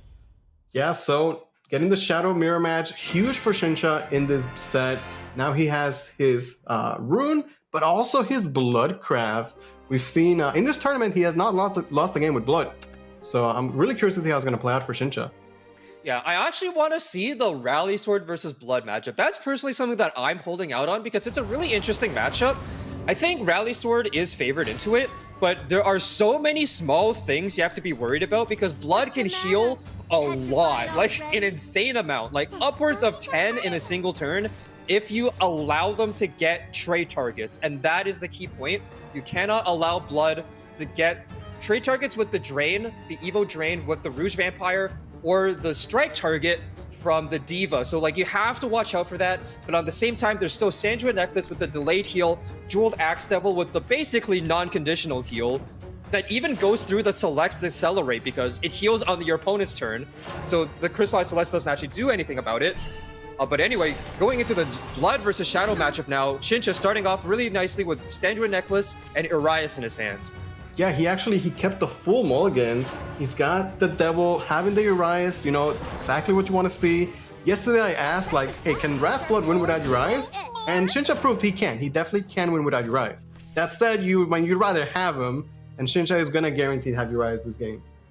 Yeah, absolutely. And in fact, if you have double Urias, then the deck actually becomes exponentially scarier at that point as well. Because with double Urias, the second Horrible Knight basically becomes that AoE damage that is free, right? And then with that in your hand, you combine that with Xeno Diablo. Ooh. And you can basically just like pseudo OTK the opponent, like deal like upwards of 16 damage within a single turn. And then you can even set yourself to Vengeance potentially like prior to that and just get an insane amount of damage. But Spattle with not a very effective early game here. None of the amulets that we saw earlier today, just a bunch of Link Staffs. And here again, is it another Tempo Link Staff? I mean, Shinsha, he's really going full Turbo Wrath, picking himself so many times this game. And yeah, Spattle kind of just having to make suboptimal trades. He's hovering the Chris, but man, the 4-4-4 Chris is never a good look, right? Yeah, that's the take two play right there. Oh no, that's a take two play. That's not what you want to see. Oh no, that's terrible. The Tempo Necro Impulse coming out in the upper finals, but really, like, what choice did he have? Because surely you're not going to play Luna Rebirth just to clear the 3-2, because that's even worse than the Tempo Impulse. The 4-4 Chris does absolutely nothing. I think you want to hold on to at least the second Link Staff that you draw, because that is the second one that he's found this game, because you want to be able to win the game with it at some point.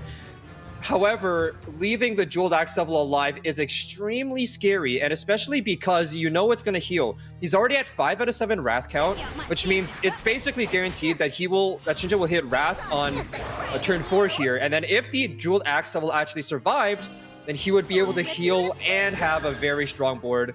Shinsha actually going to pre-evolve the Scrappy Werewolf and invoke the Knight of Purgatory, setting up for Urias on turn 5. Yeah, making an excellent tempo play. He's seen that Spattle is kind of struggling. He's got 2 Razor Claws in hand. So, I mean, come on, just make the best board you can. He has damage to follow it up, and he has the Urias on 5 on top of that. Yeah, actually, speaking of that, I wonder if he even goes for Urias on 5, because you do have to discard basically 3 other cards in your hand, and for Shinsha right now, that is all but one of his cards, depending on what he top decks. And I don't know if he necessarily wants to discard these. Like, Razor Claw, it is like a low value card in a sense, but I mean, like, it's also low value until he wins the game, right? Like, right. It's like, how do you actually kill Shadow, right? You have to be dealing a lot of this like incremental damage over multiple turns. Perhaps you still want to get rid of it because, for example, another Noble Demoness would be really good. The 5-drop. Or, you know, look for the Xeno Diablo as well. Okay, well, looks like the 4-4 is still going to stand. Shinsha has at least 4 damage on the table. We're going to see here. Does he go for the Urias? Contract off the top. That's really huge. He definitely wants to hold on to that one, I think. Just to keep his hand going into turn 7. And turn 6 here. Hovering over the Arias, I think he is going to go for it now. Now knowing that he has Dark Contract in his hand, Arcane Wolf off the top as well. Okay, now he has a few options on what to actually discard here. Maybe you hold on to one. Yeah, of one these. Racer Claw. Yeah, maybe. But the option to hold on to the Jeweled Axe Devil is also a good consideration because you're only at 11 health. At the moment, you don't have any other healing confirmed yet, and right now, like, that is the only healing you have. You know that Shadow just burnt their one Necro Impulse, sure, Yeah. but like Link Staff can still be a possibility.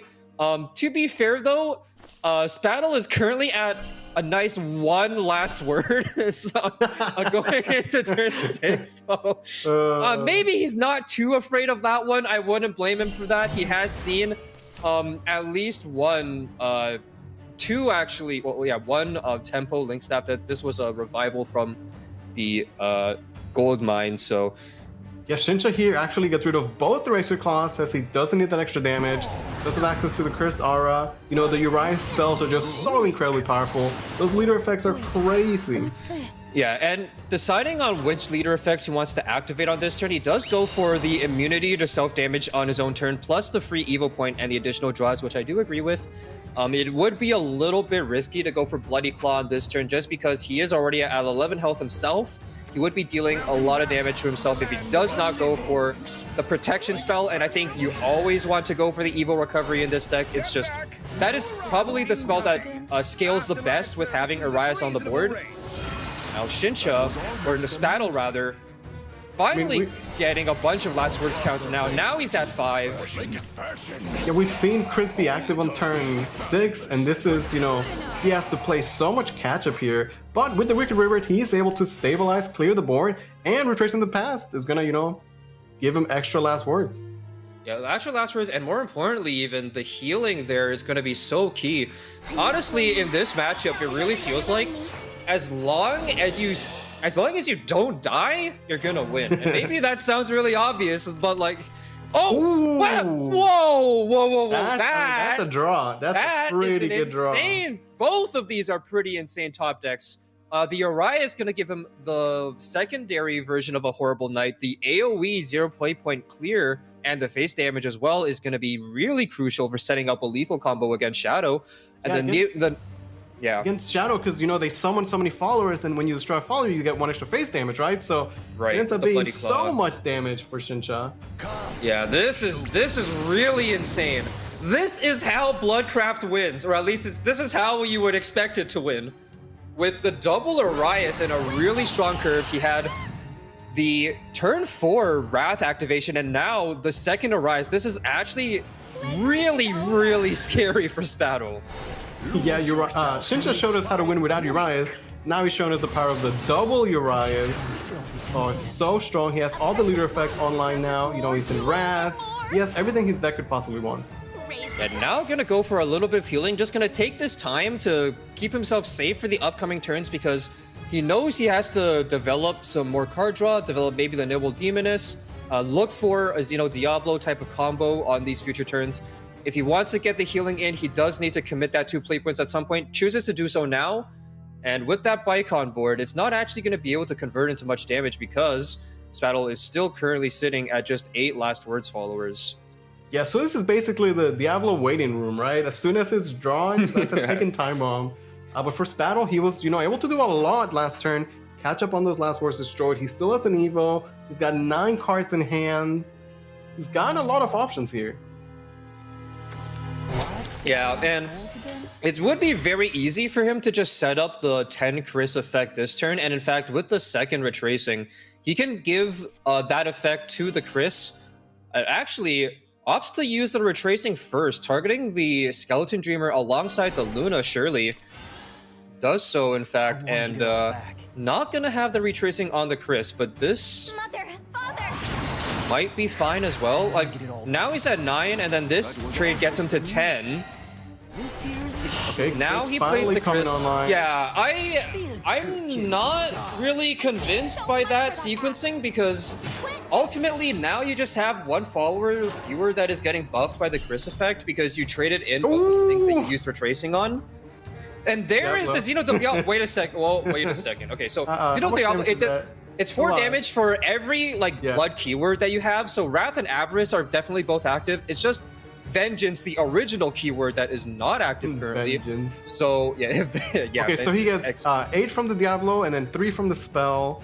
Right. And then there's 3 followers. 3 that's followers 3 on board. Right. So right now we're looking at 14 damage. Close.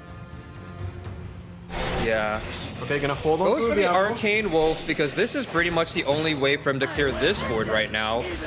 And this is gonna push that 3 damage. Exactly. But I like it because he gets the heal. He also clears. He gets to push a little bit more damage. And like Spadell is always gonna have a board, right? And at this point, any board he makes, it's extra damage that is potentially taken. So Shinsha can just hold on to the Diablo and catch it in when it's gonna be for a game. Yeah, so keeping that in mind, I wonder how Spadell chooses to set up the board here, because normally, yeah, you want to make a strong board as Last Word Shadow, but more followers equals more damage that you can potentially take. If he puts too many followers on the board here, it's actually going to be really dangerous. Does drop the Chris. Now, the retracing... The Desire, pretty good. Or not the retracing, the Darkest Desire, the second effect is on the Chris. However, the Horrible Knight, if we go Zero Diablo Horrible Knight here, so the ordering is going to be, so first the Horrible Knight deals damage, and then everything is going to take damage on the board as well. Then the Zero Diablo will pop, and then the damage from all of that will come in first before the healing from the series spell. So the series spell does not actually help him here, if it's a Xeno Diablo lethal. I am pretty sure. Okay, but as we were saying, it was only 14 damage, right? It's 8 plus 6. So 8 plus 6, that's right. Not quite enough. He has 1 extra play point, but can't really get any extra damage using that play point just yet. So I guess Shinja will have to wait. But, you know, how much longer can he wait? Because the Spadell boards are getting crazier and crazier. Yeah, and with 8 play points, you can't even play Dark Contract first, because even if you do, if you draw, say, the... Okay. Oh, wow, we for actually Diablo do right go now. for the Xeno Diablo. Yeah, I mean, I guess it's also a board clear, right? Like, it is gonna... Like, if you do enough damage on this turn, like, you can still do, like, a Horrible Knight into Scrappy Werewolf on the following turn. Okay, yeah, just use the Diablo Evo and then hold the Horrible Knight. the Kagero top deck coming in, not destroying anything, but funnily enough, the opponent does still get informed that Kagero was the top deck here. So with that series spell now out of the way, there was no other series token that Spadell was able to acquire. So locked onto 7 health now, and that's a very dangerous total to be at. Not a lot of health against Wrathblood that's been activated. You know he's got the extra spell, and it's, you know, coming into turn 9. Yeah, is there even any way for Spadell to survive here? There is no way, right? Because you go Horrible Knight into Demoness, that's 6 damage already, and then as long as Demoness can kill anything, one right? thing, Yeah. you lose.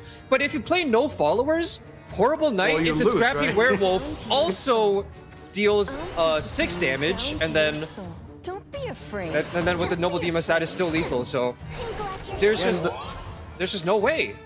The cool thing about the Bloodcraft is, like, while Shinsha's setting up all this lethal, like, he took a bunch of Wrath damage early on, and then as soon as he has Wrath, it's like all his cards just give him so much life, to the point where, like, he was sitting on 20 life at the start of this turn. Yeah, and now, like, one of these Link Staffs does have a single Dark Desire, but with 10 HP left, that doesn't matter. Shinja's not afraid of that at all. Just needs to go exactly Horrible Knight into Noble Demoness, double trade, and that would be lethal. Yeah, I mean, he can't even take damage on his own turn anyway, right? But yeah, that's true, that's true. He's got the play. Popping off with the Bloodcraft once again. Really, really nicely played. Good setup there. Using the Xeno Diablo not only to clear the board, keep himself alive, but also push a ton of damage. Now, Noble Demoness plus the Arias effect coming in. The double Arias just so strong, even against Last Word Shadow. And just like that, Blood remains 100% win rate in the Contenders Cup. Shinsha up in a 2-0 lead. Honestly, like, Blood OP or what? Like, maybe Blood was the pick this whole time, because we've seen like every deck besides Sword and Blood being disappointing for various players. Like Sword has been great, Blood still undefeated, but we've seen people falter on Shadow, we've seen people falter on Mysteria Rune, but Blood maybe it was actually the secret spice the whole time. You're taking notes. Yeah. Take notes for the World Grand Prix. Right? Yeah. Oh boy, if it really comes down to Blood in the World Grand Prix, well, that's gonna be a wild ride to say the least. But Shincha going first once again. Now here in the Mysteria versus Last Word Shadow matchup. I like this toss all. The mulligan from both players definitely respectable here. Spadal is solo keeping the Otherworld Gatekeeper, drawing a nice 1-2 curve with the Fnatic and the Celeste Omega. Does have the option to hold on to the Celeste if he draws a different 2-drop instead. And this is such a good moment for Shincha. Imagine if he was walking into Grand Finals, you know, after a 3-0, being undefeated in day 2, undefeated day 1. Shincha might look unstoppable after this, but we'll see if Spadal can make the comeback. Yeah, Shincha actually having like a way better run than I would have thought. And like, not to say that I didn't expect much from him, because I feel like Shincha is one of the best players that we have in the West. It's just that for so long, he hasn't been able to make that final step, cross that final bridge, and make it into like the World Grand Prix qualification to actually be like a top 3, top 5 player in the region. He's always been just like top 8, top 10, you know, on that level. And to be fair, that's great, but it's really not the same as being one of the actual like top player status. But now Shincha 2-0 up in the upper finals, looking pretty good with a Crystal Witch in his hand already and the Glimpse Beyond going first, which is really useful, letting him evo as many times as he needs to. Yeah, a win for Shincha for the Contenders Cup will really take him to the next level. You know, as he said in his interview, he's gotten to the top 8 multiple times, but he hasn't even like won a regular SVO. And you know, this is a huge win for him if he's able to get it. Yeah, what a storyline here for Shincha coming in here. I really have to say, like, of all the storylines coming in, like Odir V2, there's like all these people who are like massively improving from previous years, like Zones, improvement over improvement from 2019 to 2020, now in 2021. Doc Dodo with the undefeated off stream into no wins on stream, having almost the reverse sweep and the miracle losers run. But all this time, Shincha's been there. He's still been in the winner's bracket.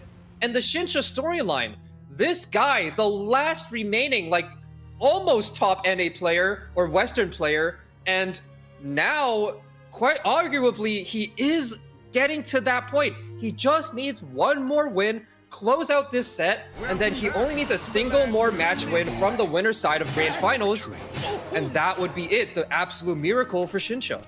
But Spadal, the new guy on the block, has had some good success recently, starting off pretty strong here with the Last Word Shadow. He really needs his Shadow to pick up a win and get that comeback started. Yeah, this is a pretty good curve for him. Going wide early on against any type of rune is generally pretty effective. Any way that you can force them to blow the Quadra Magic early without getting the full elements effect is going to be very useful. Witching Magi actually going to come in for the 3 cost. This should speak volumes for Spadal as to the quality of Shincha's current hand. It was looking good at the beginning with the Crystal Witch drawn early, but afterwards the 2-cost cycles just were not appearing for Shincha. And actually now his hand is looking really slow. He still has 27 cards in deck, which is not really what you're looking for. You have to be moving faster than this.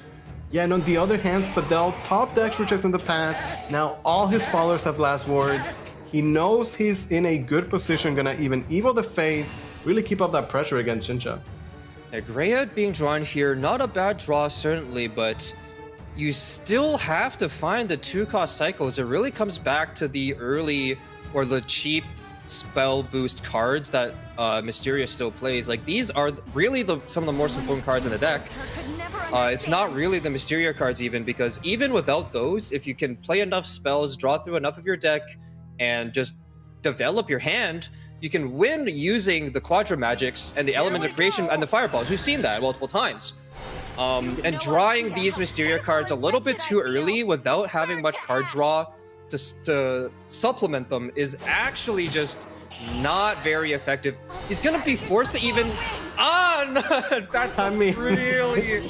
That's just an awful resentful blaze. He didn't really have much of a choice there because even the Ann, it doesn't actually summon the Ann summoning the 5/5 just yet, but at exactly 22 or 21 cards left in his deck there, he just didn't have a way to clear the board. Yeah, Shinsha doing the best that he could with his very awkward start. The Grave showing up. It's just, it's not amazing, but it at least sets him up to be at 20 cards, in his next turn. Now, what I want to see this turn, this is the really proactive turn, or the really, I guess, like just a smart turn here. I want to see the 5 Chris come down. You know how, frankly, weak Shinsha's hand has been. Okay, but now it's going to be a little bit tough to play the 5 Chris unless you hit in. Because the 5 Chris is extremely strong just to make the big board here. Yeah, it would have been a great tempo play, right? Sometimes you have to make the read on like how the game is going, what your opponent has and doesn't have.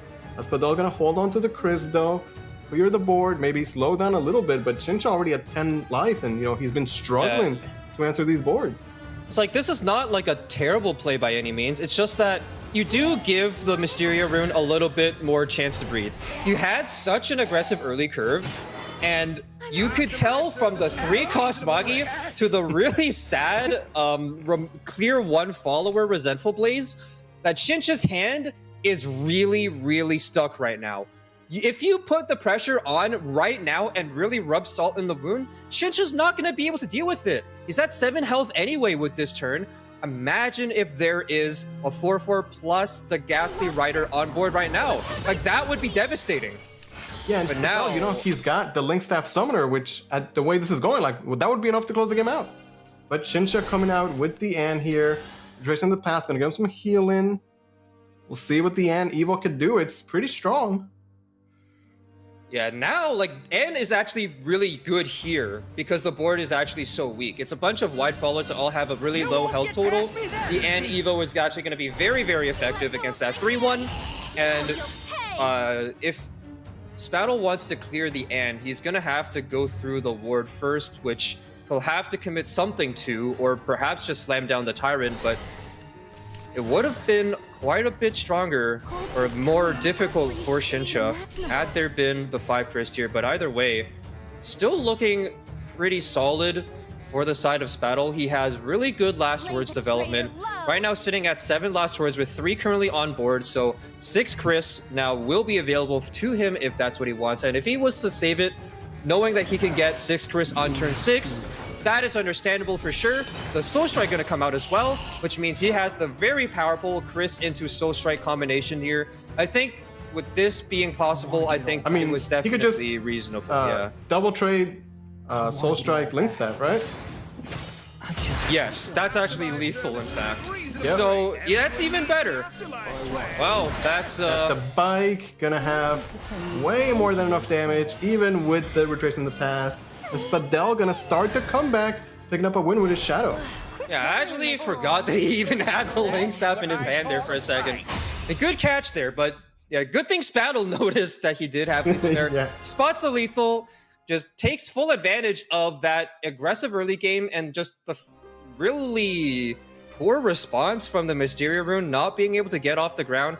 We've seen Mysteria rune go 0-3 multiple times. We've seen it, I think, at least twice yesterday. I think Doolin went 0-6 on Mysteria on day 1. Really unfortunate there. And then V2 almost went 0-3 on Mysteria. Very narrowly cinching it out. But we could see a similar story here with Shinsha's Mysteria. Okay, well, it's gonna be, this is game 4, Spadel with his Mysteria against Shinsha Mysteria. Again, Shinsha, he's up 2 games. He only needs 1 more win to advance to the winner's side grand finals, which is the best spot to be in the tournament. Right, and the mulligan here, so Spadel's going second, decided to solo keep the Frost Golem.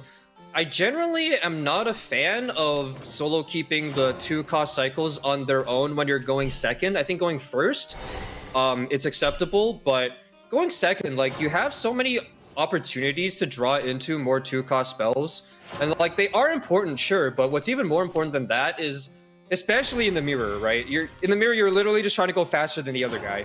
what you need is Covenant Mage, you need Crystal Witch, you need the potential 0-cost cycles. Those are the best cards in your deck, and the Magi as well. Good thing for him, he did draw at least one Magi.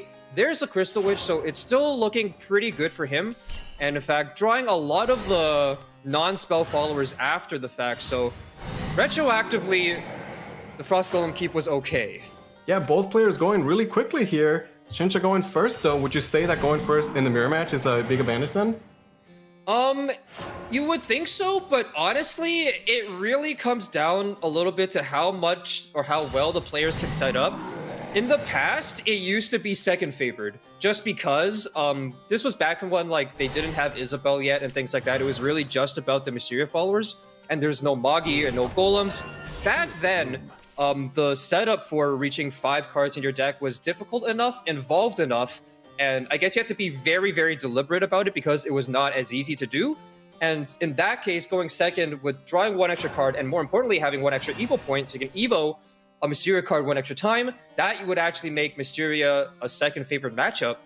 But nowadays, with how fast the deck can be, and how the diversification of these win cons with Isabel in the deck as well, I think going first is going to be a little bit better, but it does ultimately depend on how these players draw in terms of their win conditions, their spell boostable cards, and how they navigate and set up these combos. Yeah, well, neither player has Isabel just yet, but here we have Spadel with the first Evo of the game on the Grea. Always a great Evo target. Shincha does pick up the counter magic, which has to be key in saving yourself, you know, in the end game. Right, you don't want to use the counter magic too early, especially in the mirror.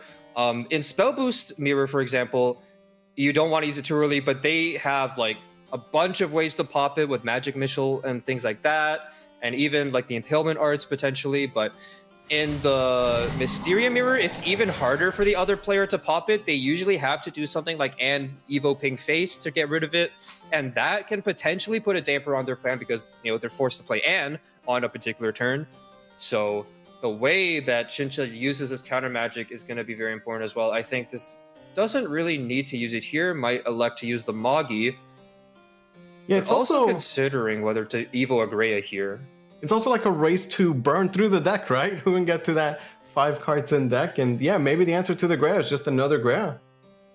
Yeah, you could see like, okay, the Magi coming in, drawing the Isabel, and the Riven Earth, actually a very important card in the mirror as well, because when you play the Grea at less than 20 cards in your deck, it becomes that really buffed like 6/5 or even 8/6 Grea, and that is an insane amount of stats to get rid of. Mysteria doesn't really have like really great targeted like sources of removal in terms of damage, but they do have Riven Earth, and Grea is still a 3-cost follower, which means that the Riven Earth with the enhance effect can just immediately destroy and enhance Grea. Okay, so Spadel, he burned his Isabel. Yeah, that's really sad to see. He's not happy about that. Shincha just top decked it, Spadel, he burns it. Yeah, that could potentially be a difference maker in this set. Oftentimes, you don't want to be the first player to have to play the elements of creation, but if you know your opponent doesn't have one, or if it doesn't seem like they have one, that could be a huge edge for you, because there is something to be said about denying information and not fusing, but if you don't fuse, that means you're not getting the fireball, which is not necessarily worth it in all the time either. So now, no Isabel in hand, does go for the double Mysteria into the retrace, a strong board here, force battle. Another Isabel for Shincha though. The way Mysteria works, because you burn your deck, you know, in other decks you could be like, oh, I burned a copy, but it's fine, I'll draw through my deck and find the other ones. But in Mysteria, he burned one, and for all he knows, his other copies might have been burned as well, right? So we'll see what Spadel could do. Yeah, like, so Mysteria realistically, it basically does effectively draw through its entire deck, because once you do reach like 5 cards left in your deck, it's like, most of the time, whatever is left in your deck at that point, it's probably not going to make a difference unless it's specifically Isabel. Isabel tends to be like the one card that might change things, but even if it's like another Mysteria card, for example, that's a lot of play points to actually get that damage through, and by then you probably have already a token in your hand and you just can't spend like 12 play points in one turn to do everything. So here we see the extra stats on the Greya, like you were talking Greya about. Evo. Yeah, get the play points back. The Greya versus Greya battle here. Gonna actually commit the Riven Earth to destroy the ward so he can clear more of this ward from Spattle. Yeah, kind of a funny turn. Spattle, you know, he had the Ann and Greya turn, and then how does Shincha respond? With his own Ann and Greya turn. Difference is that Shincha, he does have the Isabel, he's getting those fusions online. Another Ann off the top as well. Shincha is drawing very, very nicely this game. Although he has had a lack of spell boost followers, that is a pretty noticeable thing across both of these players, really. And as I say that, a Crystal Witch being milled off the top there from Saddle. I mean, if you just look at Shincha's hand, look at the quality of the cards in his hand. Like, those are all absolute bombs. Those insane parallel on those cards. Exactly. Every single one of these cards is like very, very useful. Yeah. Even like the counter magic, the Glimpse Beyond, all very useful potentially. You can definitely evo the Ann again, and with the Glimpse Beyond offering like yet another evo point, there is a chance that you could still do a Greya Evo turn if Greya remains in his deck, that is. We don't really know, but the Greya Evo on turn 7 or turn 8 can be very, very powerful. The turn 7 Greya Evo is not going to be on the table for Shincha, at least not like the regular version, because you would need 9 cards at the start of your turn to go for Greya Evo into double spell, but you can certainly set up for another Mysteria turn, just make another strong board. That's always a possibility there. A Spattle trying to get these spell boost followers boosted enough to actually hit his breakpoints on the turn that he needs them. He does not need to play them right away. He might elect to do so anyway, just in case if he wants to see what his next card is, maybe see an Isabel. Yeah, there's 11 cards, 10 cards left in his deck. And from the looks it's of an it, Ann. no Isabel just yet for Spattle. Yeah, the Ann is going to be a little slow, though, because at this stage of the game, the play point costs become very, very heavy in terms of what you can do on a single turn. And Greya ends up being extremely valuable because evoing her gives you that 2 play point refund, and that can make all the difference in the world when you're dealing with these 3-cost tokens. And, of course, is nice, but it's mostly against those decks like Rally Sword, where you're just trying to survive, and as long as you live, you're going to win types of matchups. But in these, like, sort of combo mirrors, it's sometimes a little bit difficult to use Ann in the later stages of the game. Yeah, Shincha, 7 play points, 9 cards in hand, 11 cards in the deck. He's got access to both of the mysterious spells, still has Ann and Isabel. Quadra Magica, he's hovering it. I wonder when he's going to cash out the counter magic. Yeah, Quadra Magic is still only at 4 out of 7 here for Shincha, so the Glimpse Beyond, he is still not played yet, so that's one, the counter magic is another, and then either of these tokens, or even just like another like Quadra Magic, hopefully he doesn't have to do that, but only 1 fuse now on the Isabel, 2nd fuse now. Turn 8, he's going to be able to get that Fireball if he wants. Alistair being drawn off the top now as well. That could be a possible spell, but not a likely to find a target for the Alistair. Probably going to be the fusion target for the Fireball later on in the game. The Resentful Blaze is going to come in just to push a little bit of damage. I like that. Yeah, Getting I like it this out play. there. The clock is ticking. He needs to make a decision, and he's just going to play a bunch of different spells with different names, and finally picks up the creation. Yeah, and importantly, he plays out one of the Quadra Magics at the very end. That is a very important thing, because this way, he gets to play Creation plus Rending Blast on turn 8 if he wants, although he's still going to be at 9 cards going into his next turn, so the Rending Blast still not doing maximum damage, but if Spattle doesn't heal, the 14 damage would still be enough. Is going to Evo with the Ann, though, so he goes up to at least 16 here. And the Ann Evo doing a great job of breaking that shield as well. The 2 extra life could save Spattle as well, and he is now at 5 cards in deck. Yeah, Spattle ended up coming out ahead in terms of the deck thinning game, now pushing 9 damage to face with the Greya token. At the same time, though, Shincha, he's got the heal from the creations. He can clear the Ann with his own, Ann spell. Yeah, I feel like he's got 2 Evos as well.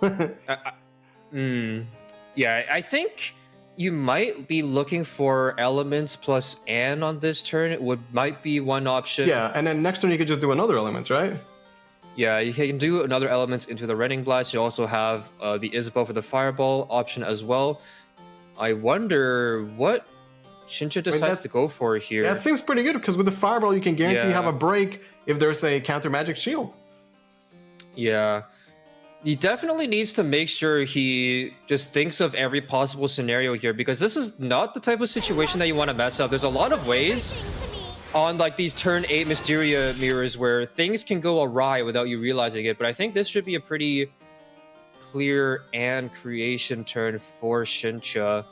Is still hovering the creation, just making sure he's really certain about every single permutation that can go down over the next turn or so. Okay, well, Shincha going back up to 20 life. He still has double evil. We'll see what he targets. Does With target the Ann. other and to make sure he can full clear this board, not leave anything up. Yeah, okay, I like this. Don't have anything on the table. Well, he has Ann left over, but nothing for Spadell. We've seen no Isabel for Spadell this whole time.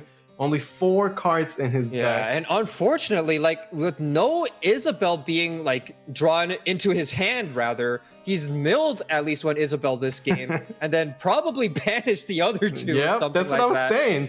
They're Like, gone. It's so unfortunate because if he has a fireball, he literally wins the game right here. But with only 8 play points, he is not able to play all 3 of these tokens, which is exactly what he would need. Now, if I'm gonna check right now, does he play if Spadel actually 3 cards in deck, no Isabel. Does he play the 1 play point playing? No, he does not. He's just play. drawing. He does not play Impalement Arts. Counter magic. Okay. 2 cards in his deck. Counter magic might be okay. Maybe it saves him. The shield is nice. It's not. He's for sure dead. It's not. Yeah. Well. Yeah. This gives him a chance. At this point, you can actually like just BM pop the shield with the elements at this point, and it would still be lethal. Unfortunately for Spadel, not going to be able to find either a lethal setup nor anything that can save him here.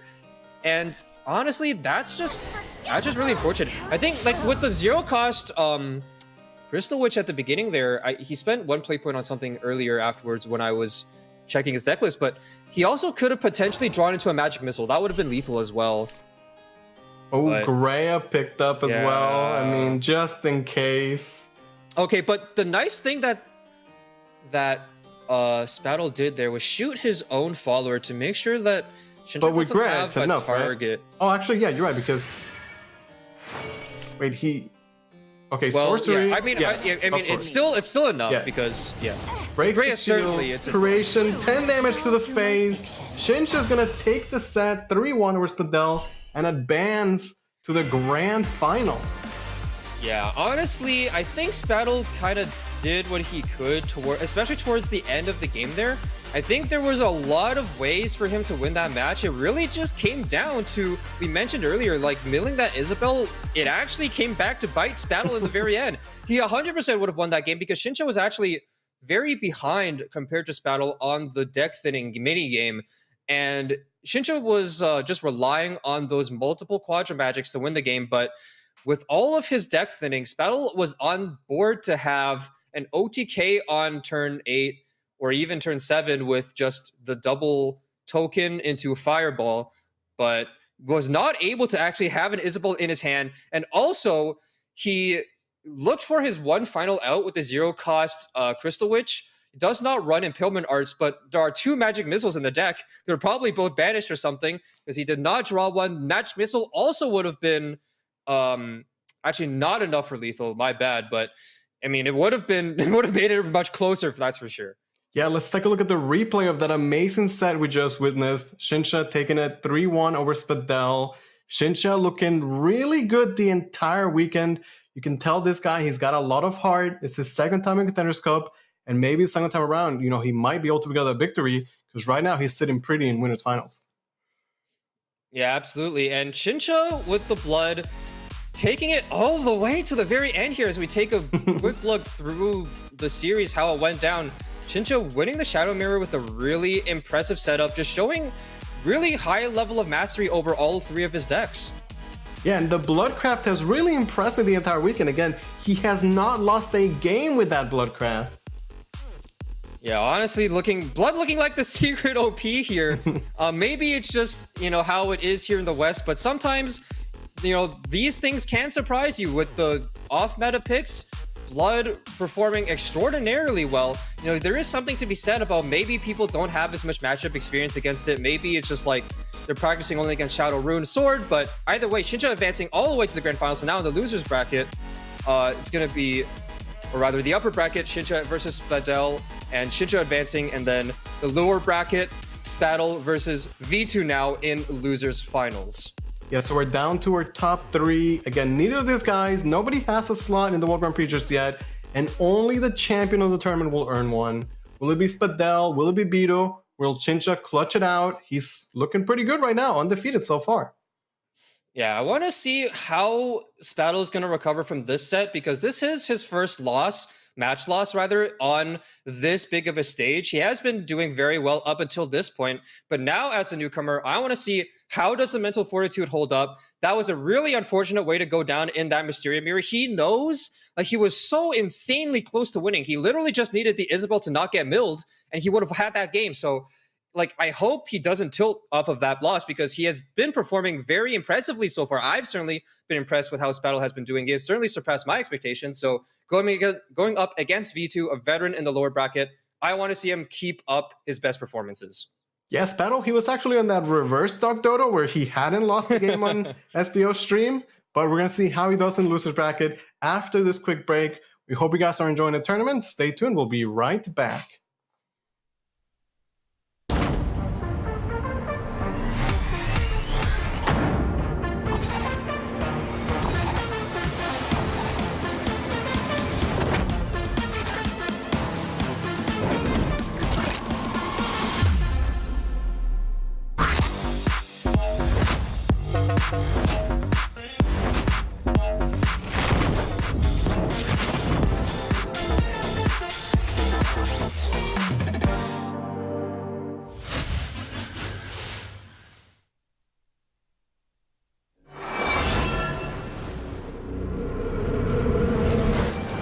Wicked storm comes as venom gives way to pestilence below, unearthing shadows from their slumber. So too shall the resistance beneath an unyielding banner. For what was once ravaged and purloined from us, all shall inevitably return from whence it came. We seek but one path, and one path only. Our destination? Why, isn't it obvious? The final hour of reckoning awaits us! When justice takes root and blooms, the wind shall sing of its glory. An arduous conflict awaits. Gorges of light, devouring heaven and earth, their legions unlimited and undying. Yet we rise. Though our foes may be immeasurable, we too must never falter. So long as we stand united, order shall reign triumphant in the face of calamity.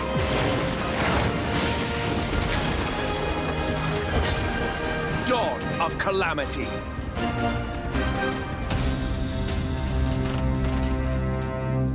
Fear not the chaos within.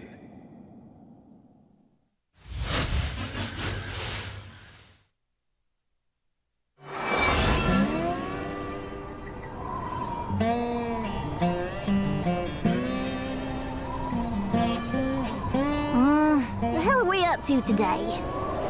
Same as always. Raise Cain and get paid. Our future depends on it here. Well, hell yeah! I never say no to busting heads. Can I go all out, Barry? Sure can, Bunny. After all, ain't no justice here. Not in our humble Reveal. Well, that makes sense. Ain't no gods here neither. The moment you slip up, the moment you ask for help, that's when this world will get you.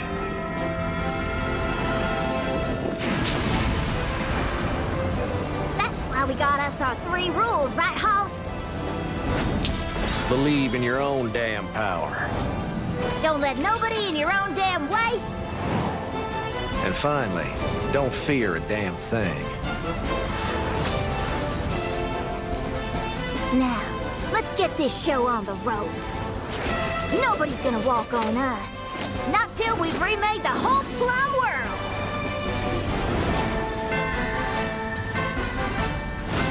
When hell comes a storm, only fate can provide.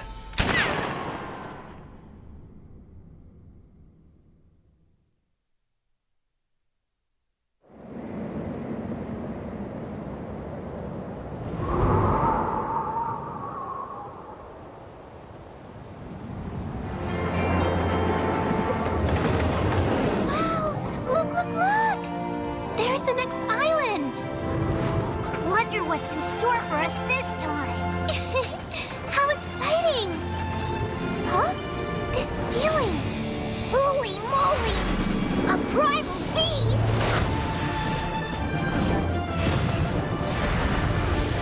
Wait, what's that?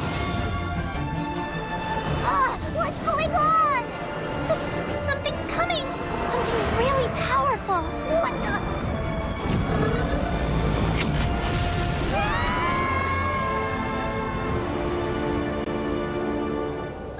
Hey, you okay there, Lyria? Uh-huh, I'm okay, but I think we might be in a bit of trouble. Throwing in the towel so soon? Look, when things look bleak, it's easy to become dust in the wind. But that won't happen today. Keep your chin up. Because we've got your back. After all, the sky has chosen its champion. Isn't that right, Captain? Come, shake off those cobwebs. Powers like yours shouldn't be napping. It's time for it to awaken. Fate rests on your shoulders. You will illuminate the skies, a true beacon of eternity. And don't worry, we of the Eternals shall follow you every step of the way. Eternal Awakening.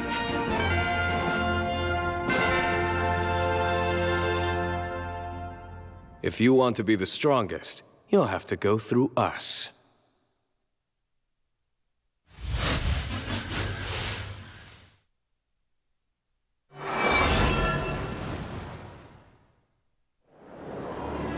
As it is above, so it is below. This world is shrouded in darkness. Annihilation looms, and the moon illuminates only despair. But you need not shed tears. Feed your heart and dive into the abyss. After all, this world is a mere flame. Let its heat embrace you and set your passions ablaze. Or perhaps it would be better to abide in hope. Shine its light into your heart and break free of the dark. Mayhap you would dance. Let your feet wander, caper and twirl, to a tune never ending. Well, it matters not what you do. Go where your desire bids you. After all, this world is a flickering dream.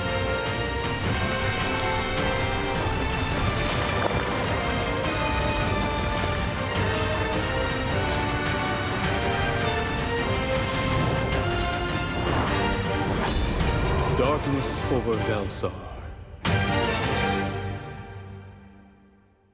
May the twilight reign eternal.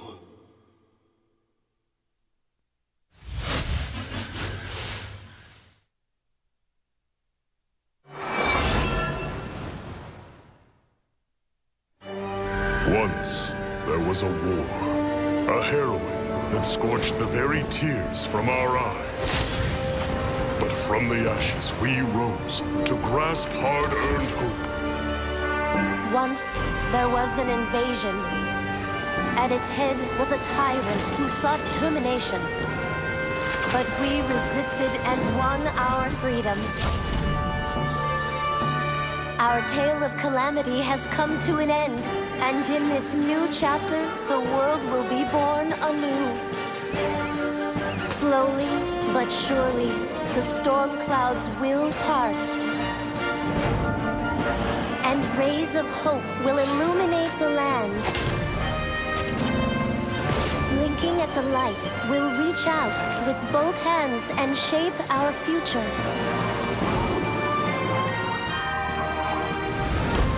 Of course, not all scars fade.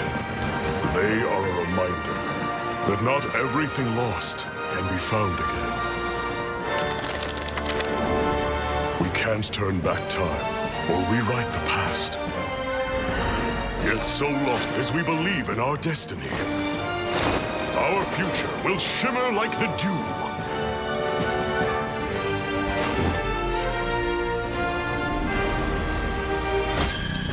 Renascent Chronicles. Turn the page. A new adventure awaits.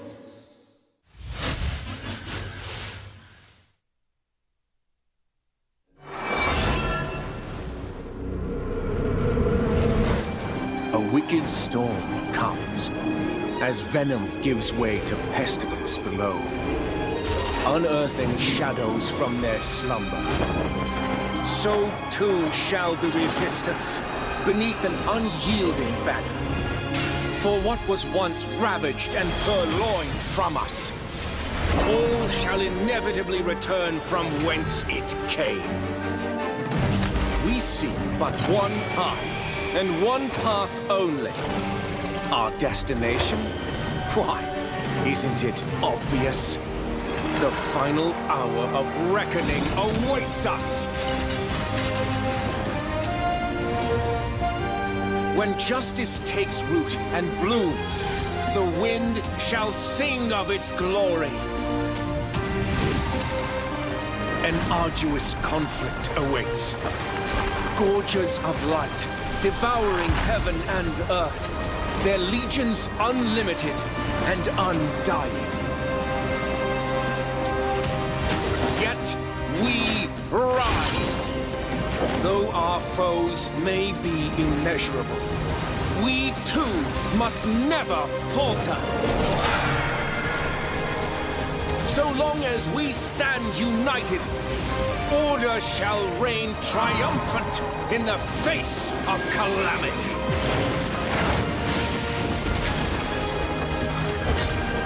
Dawn of calamity.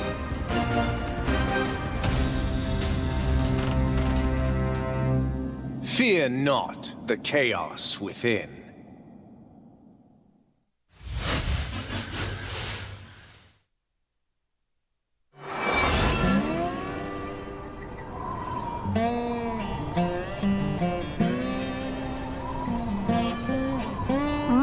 The hell are we up to today?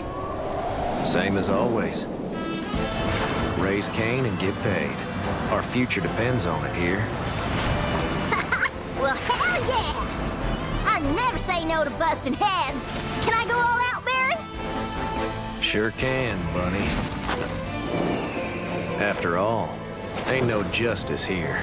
Not in our humble Reveal. Well, that makes sense. Ain't no gods here neither. The moment you slip up, the moment you ask for help, that's when this world will get you.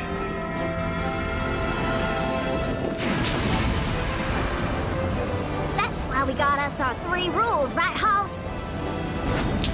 Believe in your own damn power. Don't let nobody in your own damn way. And finally, don't fear a damn thing. Now, let's get this show on the road. Nobody's gonna walk on us. Not till we've remade the whole plum world.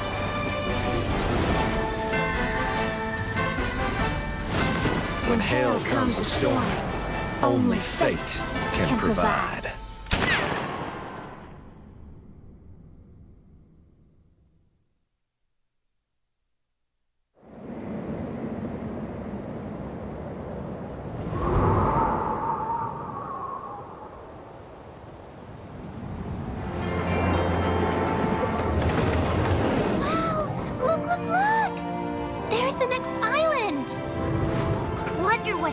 store for us this time? How exciting! Huh? This feeling! Holy moly! A primal beast!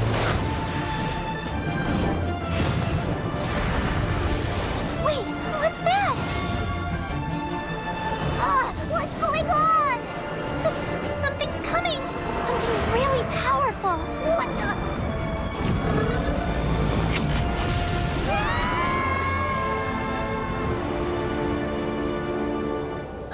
Hey, you okay there, Lyria? Uh-huh, I'm okay, but I think we might be in a bit of trouble. Throwing in the towel so soon? Look, when things look bleak, it's easy to become dust in the wind. But that won't happen today. Keep your chin up. Because we've got your back. After all, the sky has chosen its champion. Isn't that right, Captain? Come, shake off those cobwebs. Powers like yours shouldn't be napping. It's time for it to awaken. Fate rests on your shoulders. You will illuminate the skies, a true beacon of eternity. And don't worry, we of the Eternals shall follow you every step of the way. Eternal Awakening.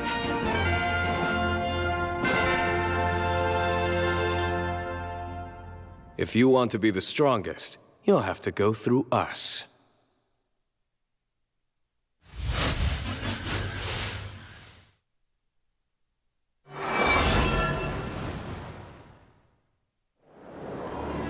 As it is above, so it is below. This world is shrouded in darkness. Annihilation looms, and the moon illuminates only despair. But you need not shed tears. Heed your heart and dive into the abyss. After all, this world is a mere flame. Let its heat embrace you and set your passions ablaze. Or perhaps it would be better to abide in hope. Shine its light into your heart and break free of the dark. Mayhap to a dance. Let your feet wander, caper and twirl, to a tune never ending. Well, it matters not what you do. Go where your desire bids you. After all, this world is a flickering dream.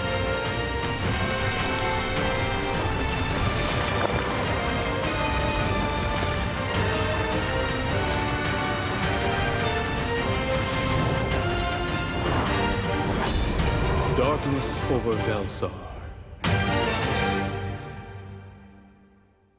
May the twilight reign eternal.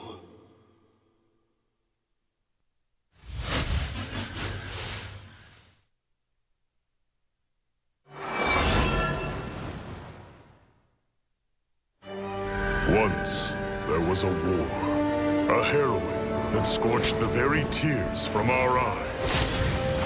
But from the ashes we rose to grasp hard-earned hope. Once there was an invasion. At its head was a tyrant who sought termination. But we resisted and won our freedom. Our tale of calamity has come to an end, and in this new chapter, the world will be born anew. Slowly but surely, the storm clouds will part, and rays of hope will illuminate the land. Blinking at the light, we'll reach out with both hands and shape our future.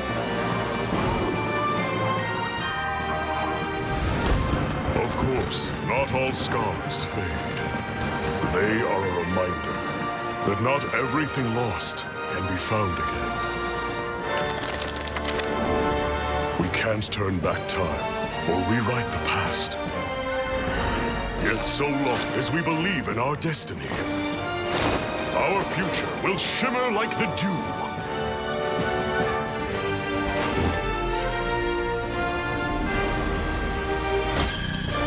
Nascent Chronicles. Turn the page. A new adventure awaits.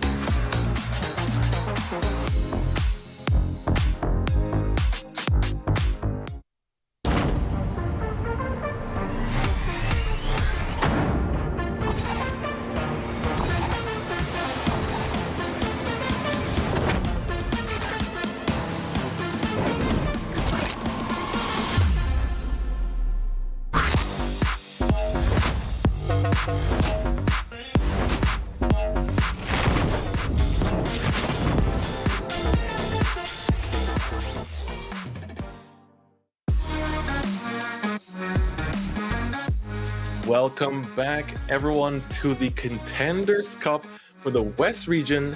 It is now day 2, and all that is left is 3 players, 3 legends that are going to fight their way to get that WGP slot and their chance at that trophy, the in-game flair. I mean, people, you know, we actually had that dropped as well. It's a pretty big factor as well. Noir, how are you feeling after watching that last set? Honestly, it felt a little bit bad there at the end for Spadle, just being a little bit short of coming out in the Mysteria mirror against Shincha. But we've seen Mysteria fall down, being like the one deck that loses you the set for multiple players so far, and almost being that, 0-3 deck for V2. But Shincha hanging in there and now securing himself a grand final spot, being just one set away from World Grand Prix. This is so huge for Shincha, and he was the one who called out the Contenders Cup flair being even one of the things that he's looking forward to the most, honestly. And that thing looks pretty good, so can't fault him for it. Yeah, I mean, as long as you keep playing Shadowverse, that's going to stick with your count the entire time, right? So I definitely understand it, but it's not over yet. We still have the lower bracket, the finals here for the loser side between Spadel and V2, and this is going to be intense. For Spadel, he's only suffered 1 loss so far. Same could be said for V2, but V2's looked borderline unstoppable so far in how he's able to claw his way back from some of the craziest games that he's put into. Yeah, in terms of which of these players has had the most mentally stressful games to get to this point, it's easily gotta be V2, right? He has gone through the absolute deadliest gauntlet I've ever seen, and not just for any typical losers run either. The individual games themselves have been absolute tilters, if I'm gonna be completely honest. And some of the things that we saw yesterday were just not pretty at all, but V2 playing very, very well the whole time, keeping a calm mind and just being able to weather through the storm, making it all the way now facing off against Spadle for his chance at the grand finals. That is right. And speaking of chances, we do have, man, it feels like Christmas, man. This chat's been treating us pretty good, so we're going to treat you pretty well as well. And I'm going to let you have this question, but it's relating to a certain card that we've seen a lot of this weekend, and we're going to be seeing a lot more of as well. Yeah, I'm pretty sure you guys will know the answer to this one, but here's the question. What is Chrono Witch's original cost? Type that number in there in the chat for your chance to win.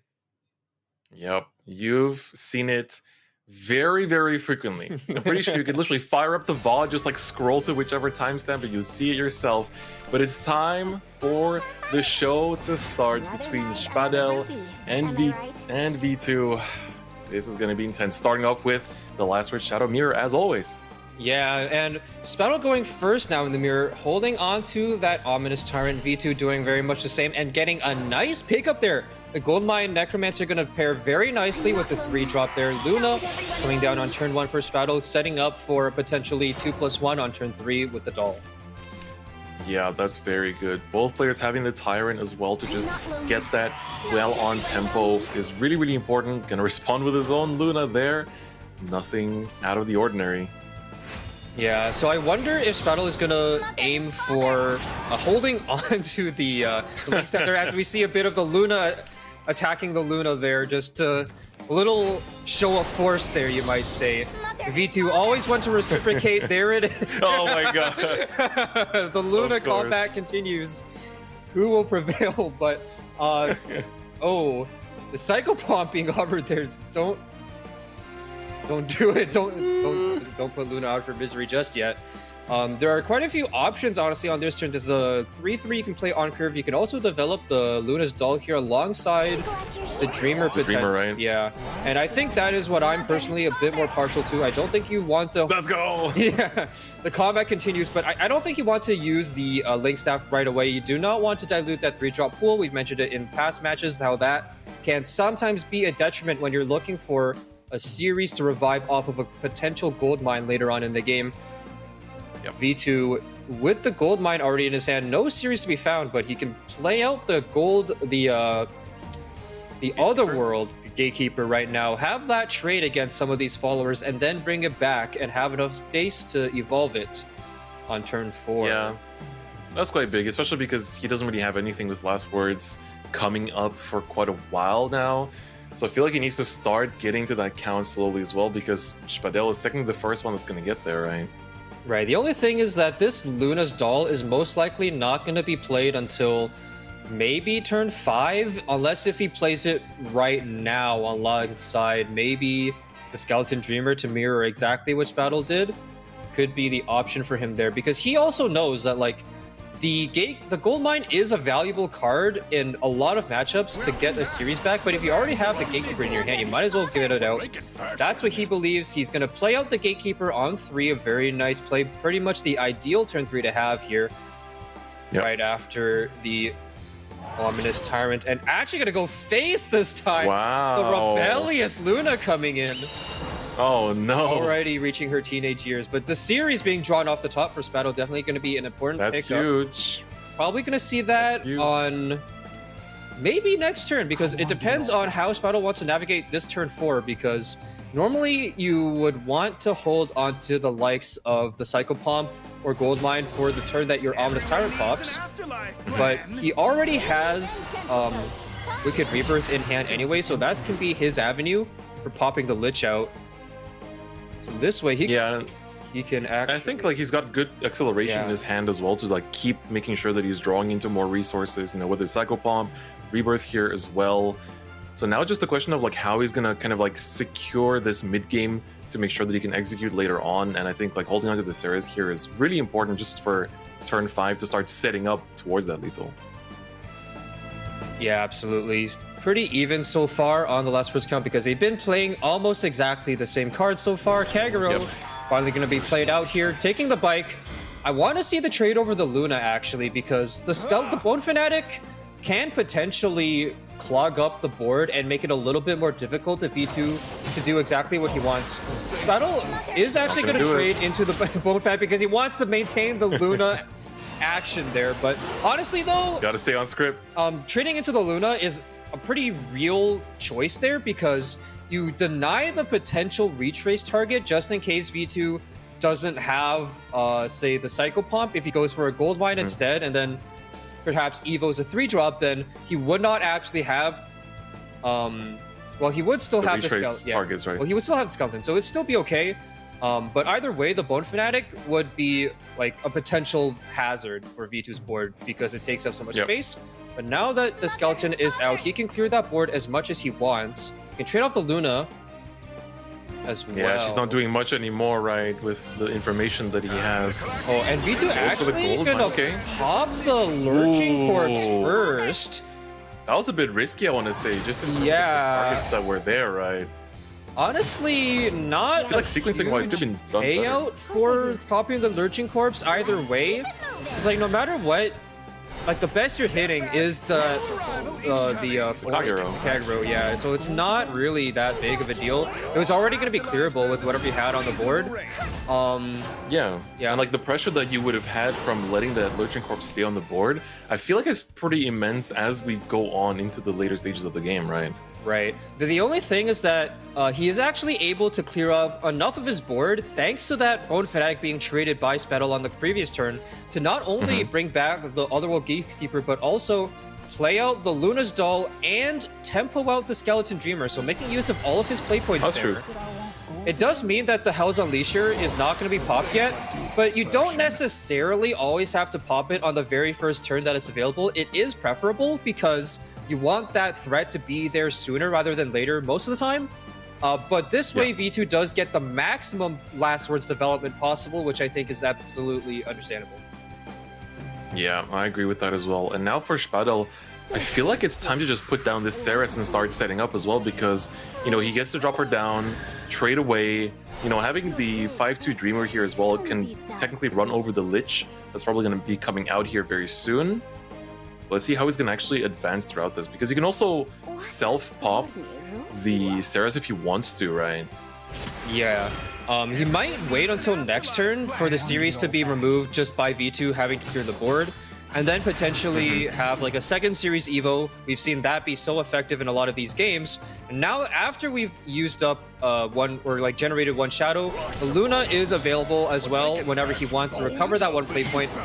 Doesn't play it just yet because he cannot use the Luna Stall here anyway. He's already Evo'd this turn, and he might as well conceal that information, develop the Bone Fanatic, which is a little bit of a slower card. That's right. Okay, now we have the 5 Chris. You know, it's been pretty important in who sets up that wall, but with 8 last words, he's pretty close to getting the full effect at this point too. Yeah, so with the bike and on we're only board, on turn 5. Yeah, with the bike on board, he can trade off the Hell's Unleasher, run in the Bone Fanatic, and then immediately have 10 Chris on turn 5. That's what V2 is looking at here. That is so good. But in fact, he is not gonna trade in the Hell's Unleasher. Oh no, he does. Oh no, it's fine, because this is actually. Oh, but that was a risk. Yeah. Okay. That. Wow. I think you can see it on V2's face. He knows that was not. That was not the order that he was looking for. You don't need the 1 damage, man. You don't have to do that. Like he thought he was optimizing the order a little bit by getting the damage first, because the series would ping off whatever is left over. But it's his turn. His last words go off first, and that means the skeleton was an option that the series could have pinged. But fortunately for him, it does go in his way, the 50-50, and with the turn 5 Chris. That could have been a huge change if it didn't. Yeah, if he was not able to get the 10 Chris on this turn, it actually would have been a massive difference. Because then what does he do? The Chris would not be strong anymore, and then he's left with just amulets and link staff in his hand, and neither of those are good options. Exactly. Almost. Yeah, how are we looking on last words on Spadel's side right now? Spadel's at 8 right now, so he needs to trade off Almost this there. 1 Hell's Unleasher. If he decides to run in, he can Evo in the series. Yeah, it doesn't matter which one he pops here. Just Evo the series into the 7-7, then run in the Hell's Unleasher, and then you can drop your own 10 Chris on turn 6 going first. Nothing to scoff at either. Wow, what? Wait, the double 1 and 3. Wait, that's actually insane. Literally. The double 1 and 3. Someone in chat. Wow. Someone in chat, do the percentage calculation real quick, because that is unbelievable. I mean, it's just 1/9, whatever that is. So, wow, really impressive there. Wow. Oh my god. It's like 11% or something like that, but both players are getting blessed. Let's just put it that way. Both players are getting blessed right now with these effects. Now for V2, the pressure's back on, right? He has ways to clear this board, but then what, right? Necro Impulse being picked up, the one-of that seems to just keep coming up every time and just finishing games at time as well. Yeah, not a whole lot of steam in V2's hand now. No sorts of card draw. Is forced to develop the Tyrant here because really, like, there's no better option for him. He has to rely on another top deck. Is possibly committing the Evo face here just because he knows he has to end this game sooner rather than later. He will not be able to win a longer game. We've recognized, that this can be the choice that players are forced to make in the Shadow Mirror. You have to know, like, what are my odds of winning with one game plan versus another? And V2 with few cards in his hand, no card draw, but he does see Link Staff Impulse. He knows that is he a huge has damage burst. a way to win, and that is by going all the way face by playing super aggro. But how is Battle going to counter this? He has 2 Darkest Desires in his hand, possibly a third one on the way now. Oh with my the god. Third Series Evo. And the Chris effect is also live. Don't forget that any board that he presents is going to get buffed up, making that like super turbo aggro play just nowhere near as oppressive. Yeah, but I wonder... Soul Strike 2 coming in here. I wonder if this is even enough, though, because... Yes, 13 life. This is 7, 8, 16 damage. That's just... It's just lethal.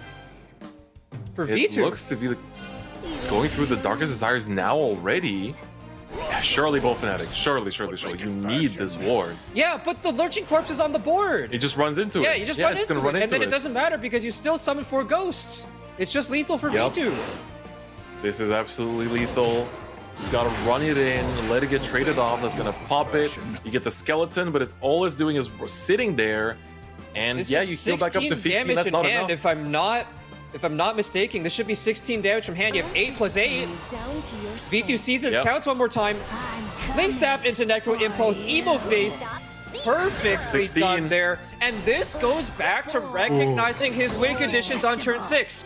Not every player would have Evo'd Face there. And Lewis mentioned earlier in the cast, when players at this level, when they go for the Evo Face, the aggressive play, you know they're doing it for a reason. And V2 is absolutely one of those players that you can expect.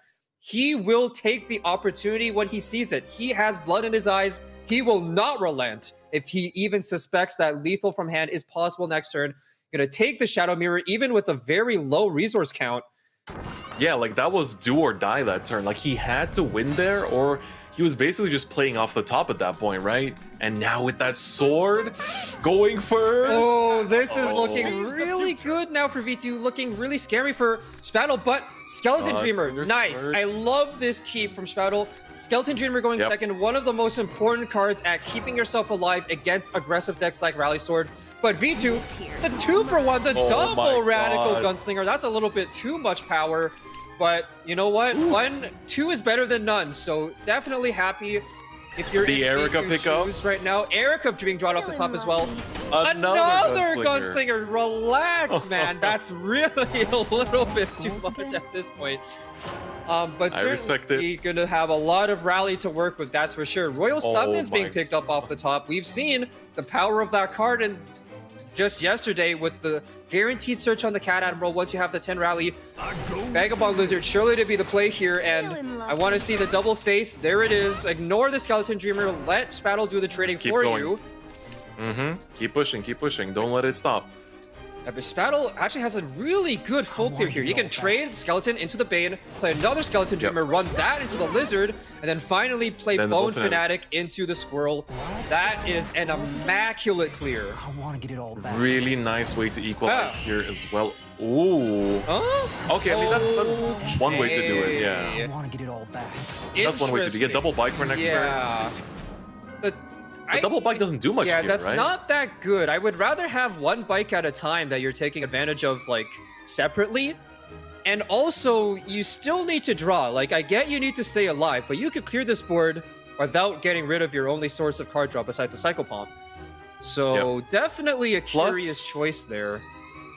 Yeah, plus, like, having, you know, the Bone Fanatic there would have also just given him the option of, like, having more presence on the board, even with all of that, which gives him the avenue to keep trading next turn, too. Right, and it offers the retracing target. He would have had a Skeleton on the board. That too. So, even if he wants to go for series, he still gets at least one extra last word, which is not bad at all. And then, depending on what he top decks, he could potentially go for a double retrace. So, like, a lot of options could have been there. Certainly, like, the most important thing, though, is that he no longer has Wicked Rebirth in his hand. He needs to, like, just basically top deck now, because the tour guide is not easy to use in this matchup at all if you do not have the Ominous Tyrant. So it's almost not even real card draw at this point. It's gonna be rough, but V2 also seems kind of perplexed by his hand right now. I mean, Erica to keep aggroing is definitely an option, but he's starting to slow down a little bit because, of course, like, Erica Cat Admiral next turn is looking extra good. But in terms of his options right now, it looks like he's gonna still commit going the Erica. all the way in, going with the full aggro. I like it. The speed on top of that. Erica, wow, interesting choice here. I really wonder, like, because I agree, the Erica Cat Admiral is the typical, like, turn 5 power play, but, like, what else do you do this turn? It's a, like, double Radical Gunslinger? That's not bad, honestly, considering the fact that there are 2 bikes on the board right now. They can only give rush to a single follower. So if he wants to full clear the board, he has to evo something into a Bane, which really sucks for Spadle. So right. Honestly, yeah, like that could have been an option, or like see what someone's actually like pulls you first, and then kind of decide. Right. Yeah. But he chooses the aggro. I mean, maybe he'll be rewarded for it and still find Erica somehow. But even then, it all depends now on what kind of pressure Spadle wants to push here. The 5-1 Fnatic and Psycho Pump gonna take it out. Use that now? He really wants the double retrace, and then he's gonna Evo trade into the Erica? Okay. That's one way to do it. That's the most amount of healing you can get. Finds another Wicked Rebirth, thank God. So you are getting the retracing in this way, and you are getting both of the last words. He's making sure that if he draws a Chris, that he'll be able to get that online. He's sitting at 5 last words right now, 6 with the Psycho Pump on board. Ooh, the tech is man, the Victorious Blader being drawn. I don't think at long last. We haven't seen him on stream yet, have we? I don't think so. Nope. No, we have not. This is basically a pretty interesting tech option. You very rarely see him being played for 7, but the Accelerate 2 summoning the 1-2 and a 1-1 is pretty solid, especially in this deck where hitting the rally breakpoints is really important. But speaking of which, the Radical Gunslinger gonna allow V2 to hit. Summons now with the 1 costs. Plays the Magical Squirrel, or not the Magical Squirrel, the Flying Squirrel. There's something magical about that, I guess, but they do similar things. Double Quixotic off the top, though. Honestly, kind of awkward with no awkward, cards in his hand. Exactly. I don't really like that too much right now, and I don't know, man. Victorious Blade are also like, it's pretty interesting for the body effect in order to kind of like reduce the amount of damage you're taking. I know it's kind of like tech for some of those matchups at the same time, so we'll see how that comes in this matchup. All right, where's this hit? The Bane. Love to see it. That is one of the 2 good targets. You would rather hit either the Bane or the Cat Admiral, so either one is fine. Getting a nice 50-50 there. And with his final play point, is it going to be the Darkest Desire, or is he going to play out the Luna? I feel like both are valid options, to be honest. Yeah, I think you might want to get the Darkest Desire developed sooner, because the healing, like, it's not immediate. The longer you take to get it out, the more risk you run. Because Spadle has no idea what is in V2's hand right now, besides the fact that he has a 1-cost Cat Admiral, which is another 1 play point for 2 damage. That is guaranteed for him to have. If he has any other Storm options, this is looking really dangerous. Does go for the Luna, gets the Luna's doll in his hand. Already evoed this turn, and off the top, it's another Erica! Oh my God. Wait, is that? Don't tell me. Hold on. It might be. 4, Hold up. 5, 6, 7, 8, 9, 10, 11. He's 1 off. He's 1 off, I think. He's 1 off because he doesn't have enough board space to play out. He's literally the space. Yeah. He has no way to clear himself. Yeah. Oh my God, that's that's so awkward. Insane. Okay, but hang on a second. What he can do instead then, maybe he saves the Evo point and goes for lethal next turn. That could be the choice here. It could be. Like, he's so far ahead, and he's also not out of gas. That's the one difference from all the games we've seen so far, is that oftentimes we see the aggro rally sword run out of gas by around this point. Yeah. And that's not been the case. He's covering the Gunslinger. I like this a lot, yeah. I think he's just aiming for a turn 7 lethal. Yeah. Delay it. I agree with it. Okay. I can work with this. Yeah, this seems good. He has both the Quixotic the Evo, I like and the Erica in hand. So this gives him so many options. And holding on to the Victorious Blader as well. So what this means, he can play the Adventurer, then play the Victorious Blader, which is no longer the 7-cost version. One of the 1-1s will pick up the bike. That can potentially trade over like a ward if there was one for some reason. Alongside this insane board, like there's not going to be a ward plus like enough to clear this full board of followers. And then on top of that, that's going to be more than enough rally for Erica to hit rally 15. I don't think we've seen a rally. Or the bonus effect. It's already at 15. Saving the Evo point, that means once Erica Evos, you get the free double Quick Blader, which is just way more damage than he needs. Yeah. We actually haven't seen it yet, and I was looking at that too. I wanted to check the rally count because I was like, I'm pretty sure we're about to hit it, and that might just be the little bit of extra chip damage that Bidu needs to close this out and take himself to a 2-0 lead. Yeah, so often Right, in these Spadell, games, no it's like pressure. the little differences that can add up, and knowing when and how to aim for the Rally 15 win condition is definitely an important factor to playing Rally Sword to perfection here. Absolutely. Battle This is, you know, going for the 1 and 5 does not Oh my snipe. god. That Does hurt. not snipe the Bane, but I mean, it would be kind of ridiculous if he did. Spadle is just dead on board almost. There's just nothing. Yeah, who needs Erica when everything existing on the board right now is already enough? Oh my god, wait. Hold on, we actually already have what? 5? So I wonder 7? Yeah, the ordering here for maximum damage is pretty funny because I think you might. Okay, so You gotta that's trade them off in, the right? table. Yeah, you Yeah. gotta trade them in. So like one option also would be to send some of the followers in first and then Evo the gunslinger, but this is like this is like super so guaranteed. good. This is super guaranteed. You Evo, and then the quick players come in riding the bike at the same time. You get the board space back to still play something else on top of that, and just like that, lethal's gonna be secured. This is the way ultra max overboard. damage. Oh my goodness, that is 15 damage from hand on turn 7. V2 closing out the next game with Sword taking it over Spoutle's last word Shadow. Now at match point once again, we've seen this be a dangerous position for V2 just in the previous set against Doc Dodo. Right. But this Right. time, with the Mysteria rune, Spadle doesn't have spell boost. So that's already that's true. a lot easier for V2 to deal with. And he's sticking with the Shadow, gonna be going first though.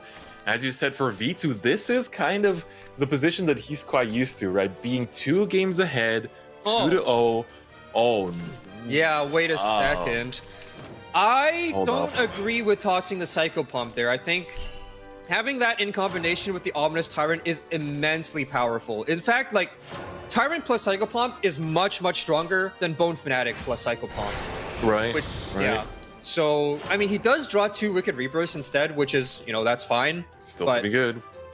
I definitely am questioning the Psycho Pump toss there. But on the other side, V2, I believe he just kept the Covenant Mage, which is correct, and does draw Thank the God. Isabel at the end of the turn with Thank the God. Arcane Duplication. Yeah. That's very key. He chose not to fuse yet either, so Well, you he know, couldn't of course fuse, he couldn't. He couldn't. Yeah, he's right. That was at the end of the turn. Right. So next turn though, definitely be starting to look at those targets and building up to his win condition. But for Spadell here, it's pretty awkward, and it's Celeste pass question mark. I think it is just Celeste pass. Do you even Celeste? Because she's so important in this matchup. She is, but at this stage in the game, I think it's still good enough that you're able to set up the last words and get something on board, because popping it on turn 5 is it's not too late. That's pretty good still, especially because it's aligning with the timing of your Ominous Tyrant. You redrew the Psychopomp Tour Guide, you have the Retracing, you have the Wicked Rebirth, you have a really insane turn 5 power swing. So I don't know if this is a little bit too conservative from Spadle. We're gonna see. We're gonna see if it is. Ooh, another turn of just nothing looking too great for Spadle here. Yeah, you gonna have just commit to save the Link Staff. There's no other choice. You have to play it. Got him. I'm like, that is okay. It's not too bad. You at least can draw off of it. V2 gonna start off the turn with the Covenant Mage. And actually, I want to highlight that. That was a zero-cost Covenant Mage that he started the turn with. He did not play it on turn 3, and that was a pretty good idea, because usually with these zero-cost cards, you want to combine them on the same turn as like your Evo turn with the other cards. So you have a stronger board at one, so like all of them at one time is going to be a little bit harder to deal with. And it is against Shadow, so that's okay, but against Rune, it's even more important, because then you're denying them targets on turn 4. Exactly, and now the Isabel's gonna come down, get that Fate's Hand in there as well. Oof. I mean, at this point, he has plenty of ways to cycle. Retracing, of course, can actually get burned through. Your fancy little insight there. He's slowly but surely building up that hand. Yeah, Quadra Magic now already at 4 out of 7. And the Riven Earth will be another, the Fate's Hand will be another name as well. He's already played one duplication. I think he's played Insight yet, actually. Let me see. That is 4 out of 7. So he's already. Oh, looks like he did. Looks like he did. Yeah. So Witching Magi and the Crystal Witch still in hand. Magi is at 6 spell boost now, so that can be 0 cost right away on his next turn, and then he can save that to deal with a potential Celeste turn, which we've seen in the past. Yeah, you have to have options to play on the Celeste turn, especially like looking at how conservative he's been the last few turns. I wonder if V2 can kind of read that and, you know, try to see what might be coming in the future. And of course, I mean, I think if you're playing against Shadow, you just kind of automatically assume that they've got like triple Celeste in hand to just shut down. Yeah, absolutely. You do need to be playing around as many Celestes as you can. Usually like 1 or 2 is going to be the most that you want to play around. The realistic, the realistic that you number, could expect. Yeah. And Spell actually gonna Evo trade off the Psychopomp just to hit 4 last words here. I wonder if he's gonna Wicked Rebirth, perhaps on the Bone Fanatic, or if he's gonna use it on the Lurching Corpse actually, and just allow it to kill the Covenant Mage. That worth it? Frankly, no, it's not. So I am not sure about that one, because you're still gonna play the Bone Fanatic anyway. Right, so you could have just converted that while still having that pressure on the board, you know, something that your opponent has to take care of. Like, sure, in this matchup, they can just like fire a spell at it, get rid of it before it has any targets, but it's still pressure that exists. Yeah, it at least forces them to have like a little bit. It's not going to be too much of a difference now because V2 does have both the Magi and the Riven Earth, so it wouldn't have mattered in the end. 0 cost Crystal Witch coming down, now the 0 cost Fate's Hand coming in. With the full hand already, V2, how is he going to sequence this turn? Is he going to afford to overdraw here? 18 cards, I mean, he wants to hit that lower deck count as fast as possible, but of course not too quickly. We've seen that backfire. There's the Hurricane Golem, that is perfectly okay. We've literally already played one. Nothing lost there. Yeah, but what does he do on top of this? Like, he's holding onto the An quite carefully, and for good reason too. Right. And the Alistair as well, it is a tempting option to accelerate it to deny the last words count, but it's also your actual best option at dealing with the Celeste board, because you evo it, you remove the big Celeste body, and then you get to trade and heal again. So that is immensely powerful. It's even stronger than having Anne on those turns, but on this particular turn, gonna commit that, remove the Bone Fanatic from the board, deny the last words, and further boost up that Quadra Magic, which is now sitting exactly at 7 out of 7. He used the Alistair for exactly that purpose, getting it to 7 out of 7. All right, so now let's see. What is going to be the read from Spadel's side? How does he want to answer this? Because we know, I mean, he knows how many different name spells have been played as well. Sarah is going to be coming down here. It's going to be... What does he want to do with this turn, right? Because it could potentially be the setup turn going forward, because then you want to like have your setup turn, have that denial turn where you kind of like shut down them going for game, and then try to pop off in response, right? Right, another Alistair. Oh my god. Really nice for V2. That's very rewarding. Pretty much gives him the best of both worlds, and this is a very easy just shoot, get the elements of creation in. Force Shadow to be the one on the defensive now, while they're trying desperately to set up for lethal. As you mentioned, this would be the setup turn. The Dark Desire sitting in hand still. No evil point, though, makes it really difficult for this to actually come together. God. It would have to be a really insane setup with the Link Staff. You would need to have bikes. And right now, it needs to be... And this is so good, because he has to commit the Ceres at this point, right? So he's basically like delaying his own game plan. And for V2, he has plays he can make even through these Ceres now because of just how his hand is looking, right? Right. Ooh, I like that. Could we see a 3-0 for V2 the way he did earlier yesterday in the losers bracket? Yeah, I wonder if he decides to go for like a Chris, like a 5 Chris, put Desire, the healing on the Chris, and then pop the Chris with the Wicked Rebirth, get the 4 healing, and then you will have the damage on the Link Staff as well. I think if you're trying to win the game, you have to do that first, and then play Celeste as late as possible. I think this has to be the type of play that you make. That is exactly, or so you barely dodge lethal at this point, and then try to choke them out at a more like vital point. Exactly. And this is exactly the line that Spaddle's going to take. I like it a lot. That's good. It works. Okay, the Bone Fanatic being drawn off the top as well. You might as well play it out. Just to have a little bit more threat on the board. Yeah, that's good. Yeah, looking very good. Good awareness from Spaddle. I like that. Witching Magi being drawn off the top, basically just going to be another fusion target for the Fireball later on. Points. Bidu actually still have 3 evil points, funnily enough. Yeah, he got it back last turn, and now he's just kind of chilling there. I mean, he has plenty of removal options, but again, I wonder if he was expecting the Celeste on this turn as well, and kind of like played with that in mind. So now that it didn't turn out that way, you suddenly have a bunch of different options open to you, but your spells aren't exactly looking like the best way to proceed this turn either. Like, Quadra Magic to kind of clear the majority of this board is pretty good, I want to say. You can also just go the Banish route with the Alistair, so it's not easy. It's definitely not easy. I think from what would your path be here? I think the Quadra Magic you do want to play, and just to burn the board. Yeah, I probably want to shoot the Element's face. I guess the question is whether you want to play the End now, whether you want to fuse the Isabel, get the Fireball. It's at 2 fusion right now. The Fireball can either connect face or it can connect with the Ghostly Rider for more safety. V2 is going to shoot here. I do think that's the play you make. He's going to fuse the Magi. Where does he go with the Crimson Sorcery, though? Goes face. It goes with the Crimson face. Sorcery. Wow, okay. That's super aggressive. All right, but 6 the last damage word remains on count, the board. It's at 12. It's at more than enough. Yeah, 6 damage on board, as you said. 5 attack from the Necromancer. No Soul Strike targets, though. That's very important that he didn't develop any followers.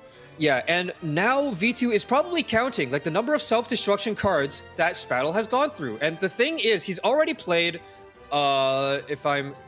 2 Rebirths. He's played 2 Rebirths, 1 Tour Guide, and... Oh, no gold mines for now. Yeah, no gold mines, but 2 Rebirths are already off the table. So it is limited his options for destroying his own followers, which means it's not just about like popping his own Link Staff, because right now 5 attack on the Link Staff is not enough with only 1 Darkest Desire on it. He needs a bike on it, and he cannot destroy both the bike and the Link Staff after, because there's not enough self-destruction. Does not find it. It was not likely. It was not likely for that to turn out. It would have been exactly lethal, right? It would have been Yes, it would have been exactly lethal. Oh my god. DJ playing with fire out here. Unbelievable. Damage. Holy cow. That is playing to win. If I've ever Absolutely. seen it. I have not seen playing to win quite like that. Honestly. Oh, look at the celebration there. Oh, man. He already knows. Oh, my God. That is so brave. I can't believe he did that. V2, the absolute Giga Chad right now. Actually, going a Giga Chad. Wow. 0 against Spaddle. That's insane. And in what immaculate fashion. He just said, you have a 5-3 on board presenting 6 attack. I know you have the Darkest Desire in hand, very likely to put that on, a Link Staff. I don't care. I've been counting your cards. I know that your odds of having another 1-cost self-destruction effect are very low. At least the chance of having another Wicked Rebirth are very low. I'm going to take this risk. I'm going to go for guaranteed lethal on my next turn, even if you heal. Insane play. Really crazy. We have to highlight for Spaddle as well. Like, he's a player that came in here from the September Cup, direct qualification. He basically watched Contenders last year and then just found himself in Contenders the year after that. There could be someone watching right now that we're going to be watching next year try to fight for that WGP spot as well. And it is just, I want to highlight his run here as well. Everybody was like, he's just this guy that came in here amongst all these giants, these champions, and he came so far, all the way to losers finals. And honestly, I do want to give him a shout out for just how great he played. But V2 was the one with the foresight and being able to play to his outs, no matter the situation, and that last game highlighted that especially. Yeah, just really living on the knife's edge. It felt like in every single game, he was just literally like, I don't want to call it limit testing, but he was actually pushing the limits there, right at the very edge, knowing them so well. But that's the reward you get for having so much practice. I know V2 has been practicing so much this week and the previous week coming into this tournament, so he knows these situations so well. He knows what is possible, what risks he is allowed to take, and he's pushing every single thing that he can to squeeze out every win, because he knows every game matters, and it's just insane. And with that immaculate play, just going 3-0 against Shadow, it really just like, he showed all the signs of a veteran, in my opinion. You know, just someone that knows the game inside out. You know, there's so many small things that you just don't look for, like counting how many self-destructions your opponents burn through. Like, that's not the first thing that comes to your mind when you're planning your game plan for that turn. And like having that kind of like knowledge check almost in a game is so impressive. So I think V2 definitely deserves to stand in the grand finals right now going into this next match. Yeah, absolutely going to be a killer game. If I must say so myself, I am really looking forward to see how this shapes up between Shincha and Vintu. Both of them coming in with such hot streaks. Shincha with really clean play across the board, not really struggling at all. Frankly, not breaking a sweat in any of his matches. His blood still undefeated, but V2 sweated plenty throughout the past couple of days, but coming in now finally with a 3-0, showing off like just how powerful he is. It's either been like back against the wall or a 3-0 for V2. There's really been no in between. He said in the interview he's a first or eighth player, and that's even reflecting in how each of his matches have been going. It's either really down to the complete stomp or like the closest nail biter possible. Destruction. Yeah. This time it was complete destruction. I wonder if this means that the grand finals will go all the way down to the wire. I feel like they have to. Like, when you have these two players like facing off against each other, it has to go down to the wire, in my opinion. You know, it's, if anything, I'm going to be slightly disappointed if we end in a 3-0. But you know, knowing these players, it could end like that too, and it's going to be incredible. Man, Noir, it's been such a pleasure to have you here. Just to have, you know, a top player's perspective added to all these games and to the commentary. So really appreciate you for being here. And, you know, I feel it's going to be very hard to sit there and resist, you know, not just like screaming your head off looking at these grand finals too. So it's been an absolute pleasure to work with you as well. Thank you very much, man. Yeah, same to you, different fight. And to Lewis as well, off stream there. Yeah, the birthday boy, Lewis. Happy birthday, Lewis. It's been an absolute pleasure, an absolute honor to work with you guys for the first time. I hope we get to cast again together in the future. Maybe Contenders 2020, you know, or 2022 rather. Could be. That's right. Let's go forward, not backward. Yeah, just absolutely insane sets. I had a great time today. Really amazing time casting with you guys. Really looking forward to the grand finals. Have fun casting. That's right. So with that, we're going to take a very short break, but we'll be back for the grand finals. You don't want to miss it.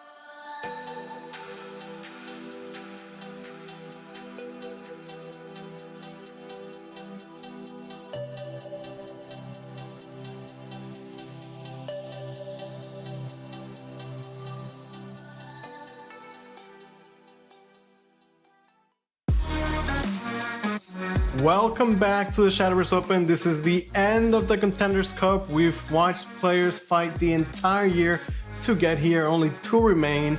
We have Shinsha, we have Bidu, who is going to be the 2021 Contenders Cup champion. Yeah, when you say that they fought the entire year, like, that's not kidding. We're close to 2022 already, but these players have been grinding it out since February. All of these months for this last fight. The winner of this set will determine who goes to WGP. The prizes for both first and second are definitely very attractive, but it's that first spot in particular that is the most important. Both players haven't qualified. Let's talk about the decks. Well, I just want to say both of these guys, they're just veterans of the scene now. Bidu's been around for so long, and Shinsha as well, you know, showing how good he is of a player, being in Contenders Cup last year, now making it back, going all the way to Grand Finals. Shinsha brought the Bloodcraft. It has been undefeated so far. Will it, you know, go undefeated the whole day? I wonder. It's really been looking super strong, but V2 has the skill to make it out of any sticky situation. He's done it time and time again, but if he wants to make it out of this sticky situation, he might have to potentially play 10 games in a row to get the bracket reset and beat Shinsha in Grand Finals and then run it back again. So for him, this is not going to be an easy road. For Shinsha, he just needs 3 wins. 3 wins and he's done. And that is it. And that is going to be intense. It's going to be very intense. I really like the way Noir put it, where Shinsha, I don't want to say he's had an easy road, but things have gone really smoothly for him. You know, he hasn't lost a set. Like, it's been nice and easy.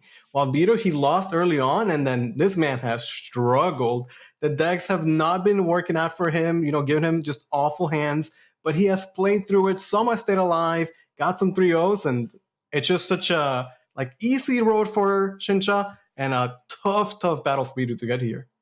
It's pretty fitting in terms of, you know, how he said it's either first or dead last, and that's how his games have been going. But you know who's not going to be dead last? That's going to be the viewers right now, because the Christmas is still somehow very early, and we have yet another giveaway for you guys. It really is, you know, just the most generous stream you could be watching, right? Like, why would you not watch SVO live, right? There's so many rewards to pick up. Luis, I'll let the birthday boy read out the question. Give the gifts as the one that's supposed to be receiving them today. Okay, so make sure you guys answer the question in the chat. The question is Megastone Guardian destroys how many other random followers on Fanfare? So answer in chat and you could win a prize. That's right. So make sure you answer. There's quite the window to get your answers in there, but make sure you don't miss it. They'll give you the last call for an answer too. So make sure you follow up on it. But there you go. Make sure you secure your chance to win yourself some prizes. But with that, we're going to see who's going to be the one securing lethal today. Because, man, it's crazy how different the paths are for these players, right? For Shinsha, it's literally just like, if you can win 3 times, that's it. That's your entire run solidified, and you're going to Worlds. For V2, he needs to, like, that composure that he's had throughout this entire tournament to find wins in the sticky situations has to continue going on, and she's just starting with the blood as well.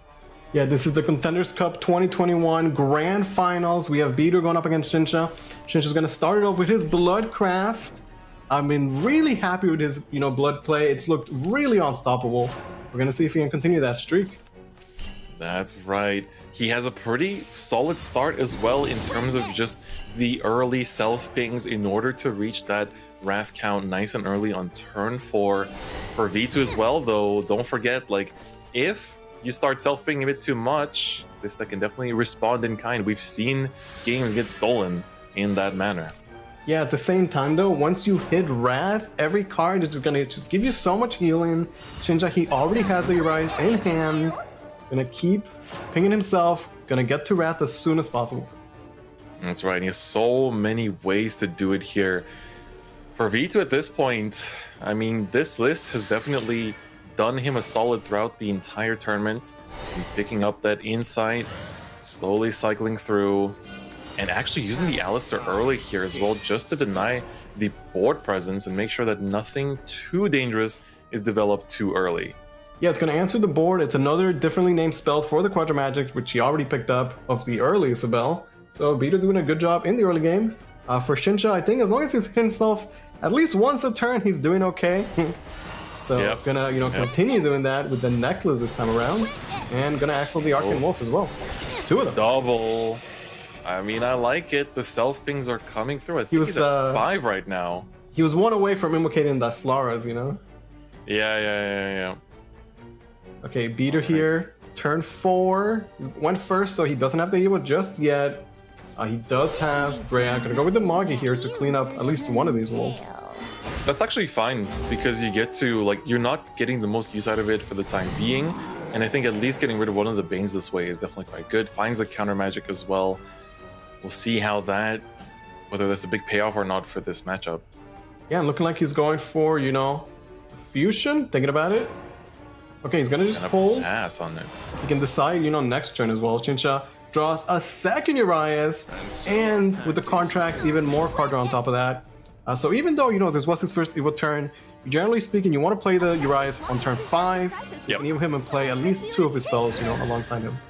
Exactly. Whether you're prioritizing to redraw your hand, it's also going to be a question of what is he going to decide to toss with the Urias spell effect here. Actually evoing to go face as well. He's choosing to be extra aggressive and not lose out on the early pokes here as well.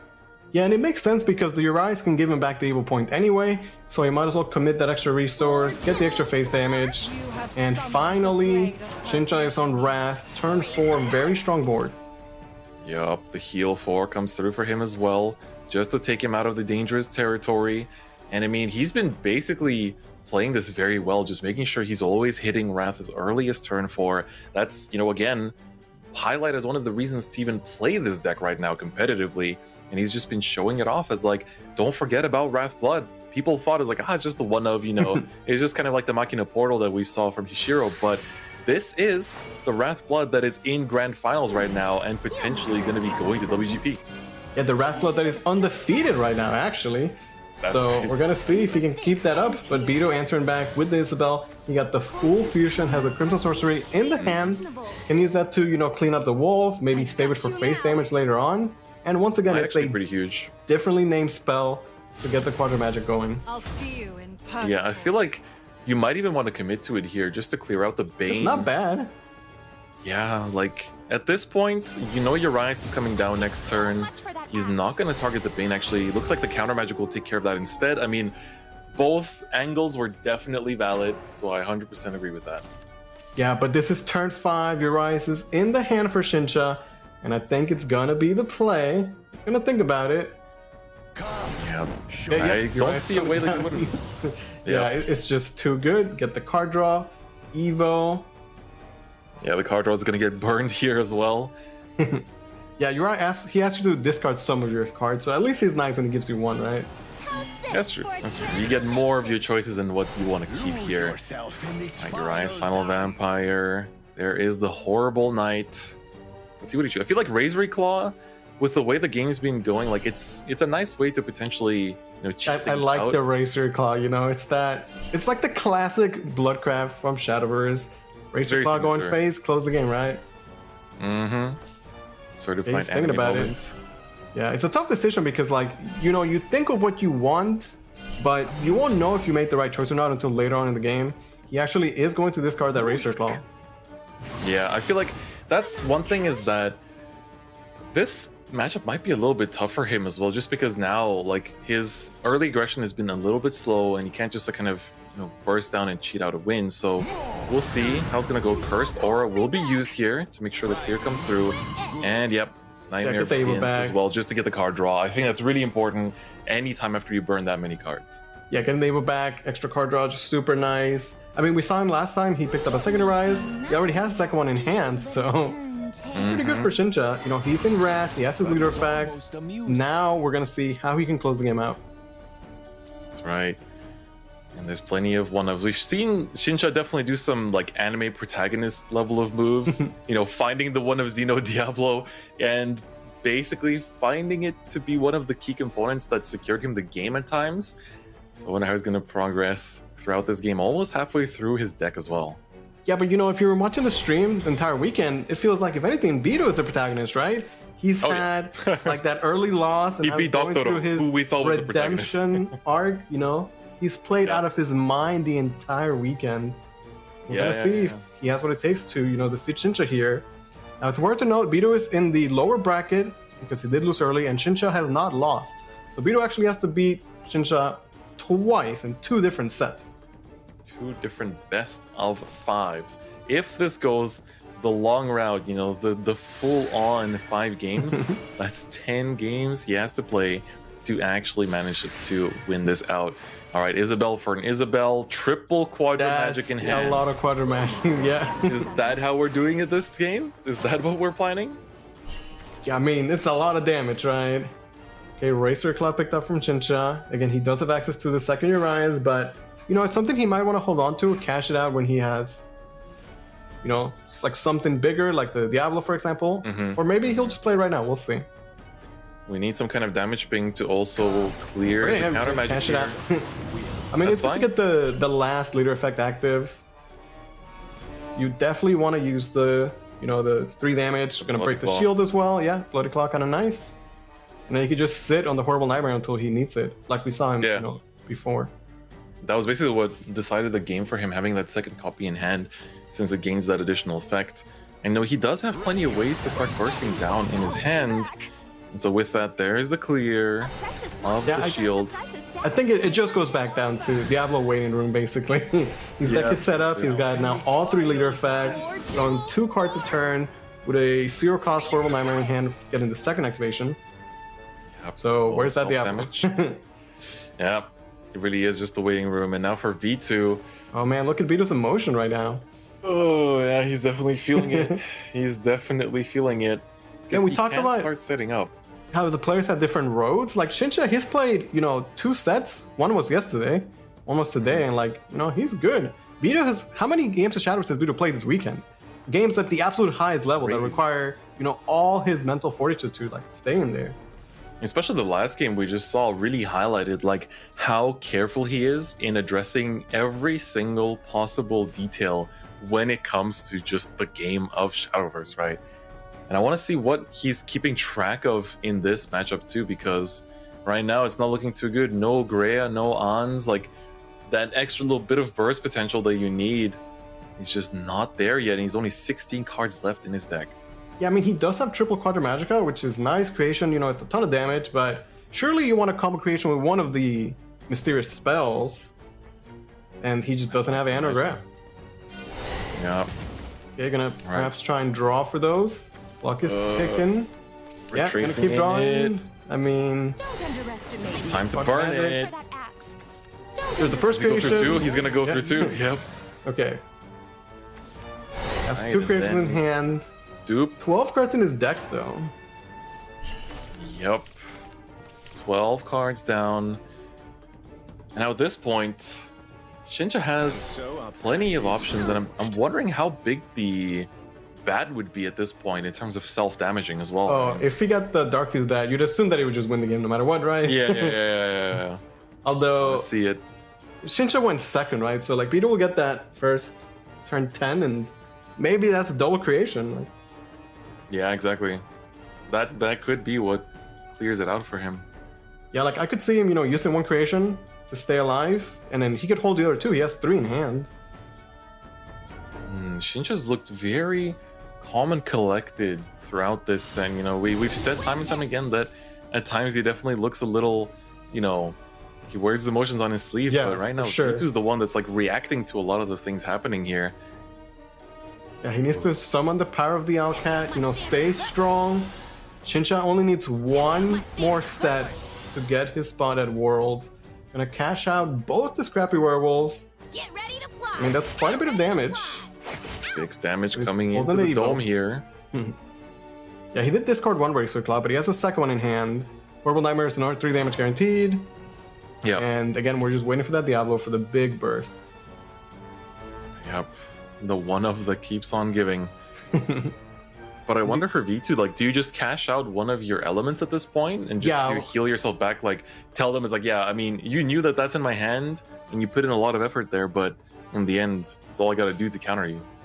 Right, like the little chip damage is nice from Chincha, but Bidu can, you know, force him to commit like a big burst of damage. Yep. Although that is most of his turn, 5 play points, quite a bit. Hey, another Father Magica. Yep. Okay, yeah, answer, keep on drawing, but still no and no grab. Oh, I wonder what he's gonna go for this point, because it's feeling like he wants to go for the full clear. And I mean, he literally has like double elements queued up for turn 10, or you know, it might even decide things next turn. Raven Earth is good. Okay, just keep on drawing, just all the card draw. So much card draw this turn for Bidu. Really just digging through the deck. Still no Honor Rhea. Yeah. Are they gone? They must be gone. Maybe, you know, like there's no way to tell, right? It has to be. I feel like once we've reached this point, you've just been cycling, but not finding what he wants. Don't get too close to deck out range. Yeah, Sincha has to heal, so it doesn't just lose to a creations. He definitely has. He knows that's in there. Yeah, he has ways to get some life back, but no Diablo really limits how much damage he can output right now. Both players are basically just kind of like waiting and seeing until they draw into their specific win cons. But thing is, for V2, he has a win con queued up, and he has ways to sustain himself to not die to whatever Shinja is trying to output here. Could this be the first loss we see for Blood at this point? Because like when you think about it, for V2 next turn, he can just use it as a buffer, and then no matter what, he's gonna win on turn 10 with the double elements. Yeah, both players have a turn 10 win condition right now, but you know, Bidu did go first, so he'll get to that turn 10 first. You know, both decks could definitely win before turn 10. It's just, you know, both players kind of missing those key cards to make that happen. Okay, Bloodsucker coming out, summoning the 2 bats, Bane and Drain. Shincha going up to 13 life. Cashing out more damage right now.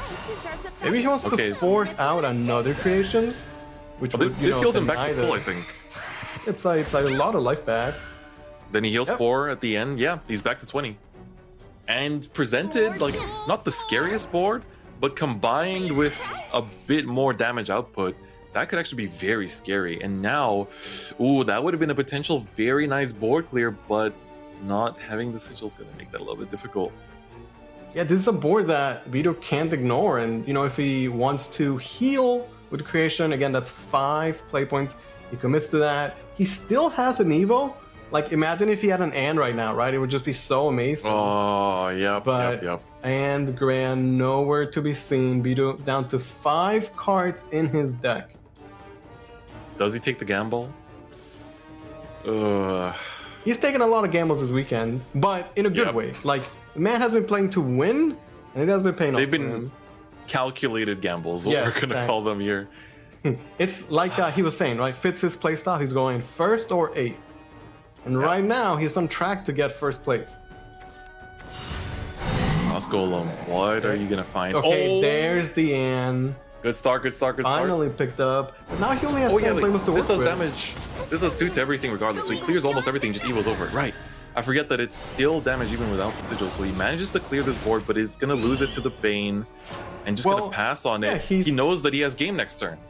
Right, he's set up for lethal and is forcing Shincha to end the game right now. And while Shincha, you know, could have had some damage, there is no Diablo, nowhere to be seen. Yup. Rise can be committed. What do we draw into? Oh man. That's not it. I don't see a way that he can save himself. He just doesn't have enough damage. The one of Diablo was nowhere to be seen. And sure, he has, you know, Dark Fist Bat next turn, but he's not gonna get a next turn. Yeah, exactly. Like, he knows what's in V2's hand. He knows that there's 20 damage coming down. Do we just wrap it up here? Bidu, you know, he stuck to a game plan. He saw the Isabels early on. He's like, yeah, I'm just going to fuse all of them. And then he stuck to that game plan, right? Just get to 10 before his opponent, have double creations. And it looked pretty good for Bidu right now. It's tough. It's certainly tough. And thinking, seeing if there's any way that he could save himself, but there is no answer. And with double elements of creation, Bidu's gonna take game number 1 here in Grand Finals. All right, the beginning of the comeback for V2 here.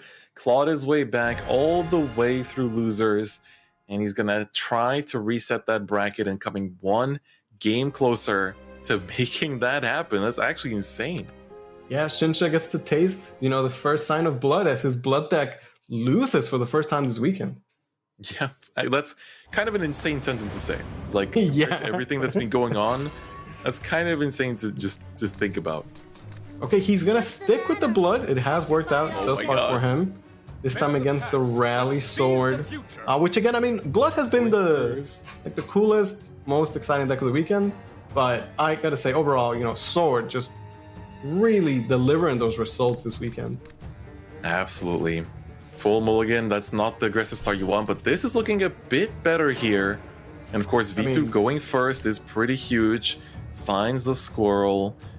Gunslinger on 1 is such a difference maker. That leader effect, so strong. Like a 1-drop with a fanfare leader effect. Come on. Yep. Too good. And she has Bane too and an Evo effect.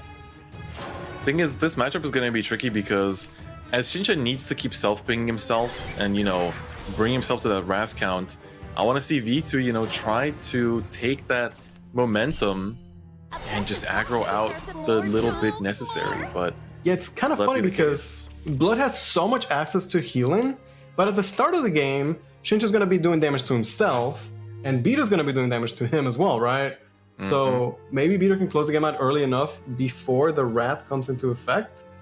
But we'll see, because you can get into Wrath pretty early, as we've seen from Shincha.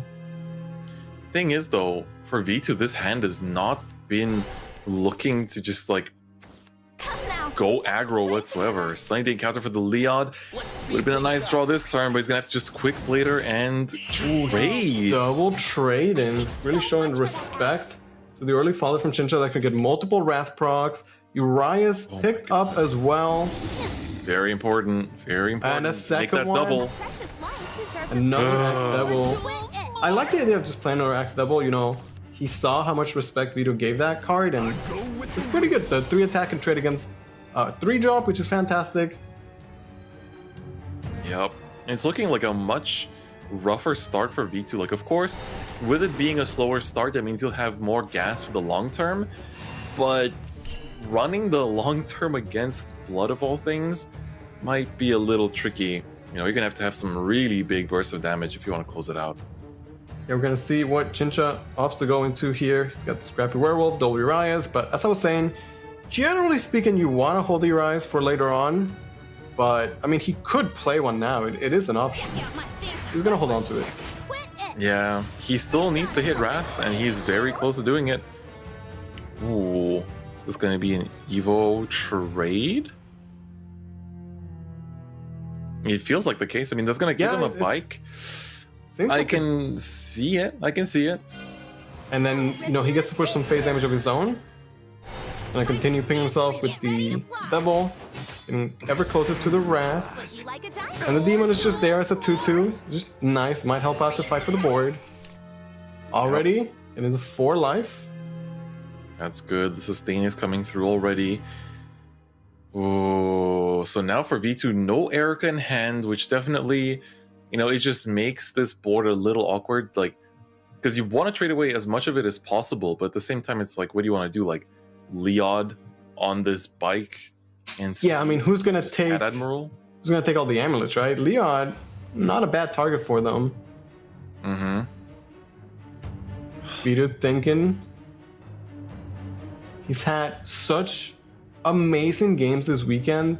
Even when it looks like there's no way Bidu could win this game or this set, he somehow pulled through, made it all the way to the grand finals from the lower bracket. He is gonna start with the Leon.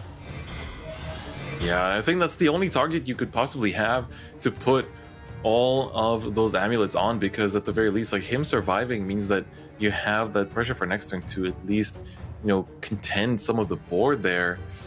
Yeah, Leon is quite a bit of pressure. Leon turned into Misty and Balon, and he has the Great Tree to discard as well. Maybe that's just enough? Still got to commit the Cat Admiral here, get that rally count up, and of course, trade away at least something on this board. Can't leave everything checked. Yeah, gotta answer put in something. Gotta answer the double, right? Cannot let that heal again. 2 damage to the face. Okay, so this is the Uriah's turn now.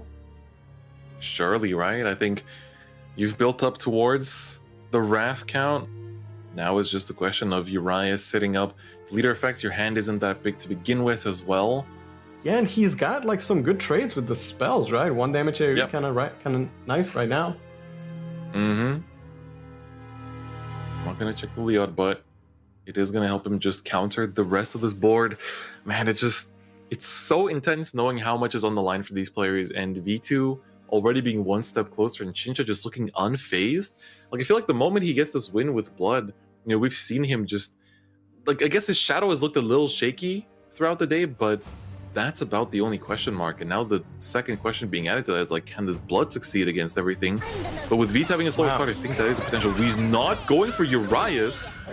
Yeah, not going for Urias, and he actually burned one of the demons to the board space. And he wants to just go face, yeah. Shincha going really aggressive here.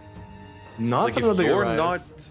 if you're not getting your aggro, then I'm gonna take it and make it my own. And I think I really respect that, because next turn, realistically, like the biggest high roll, right?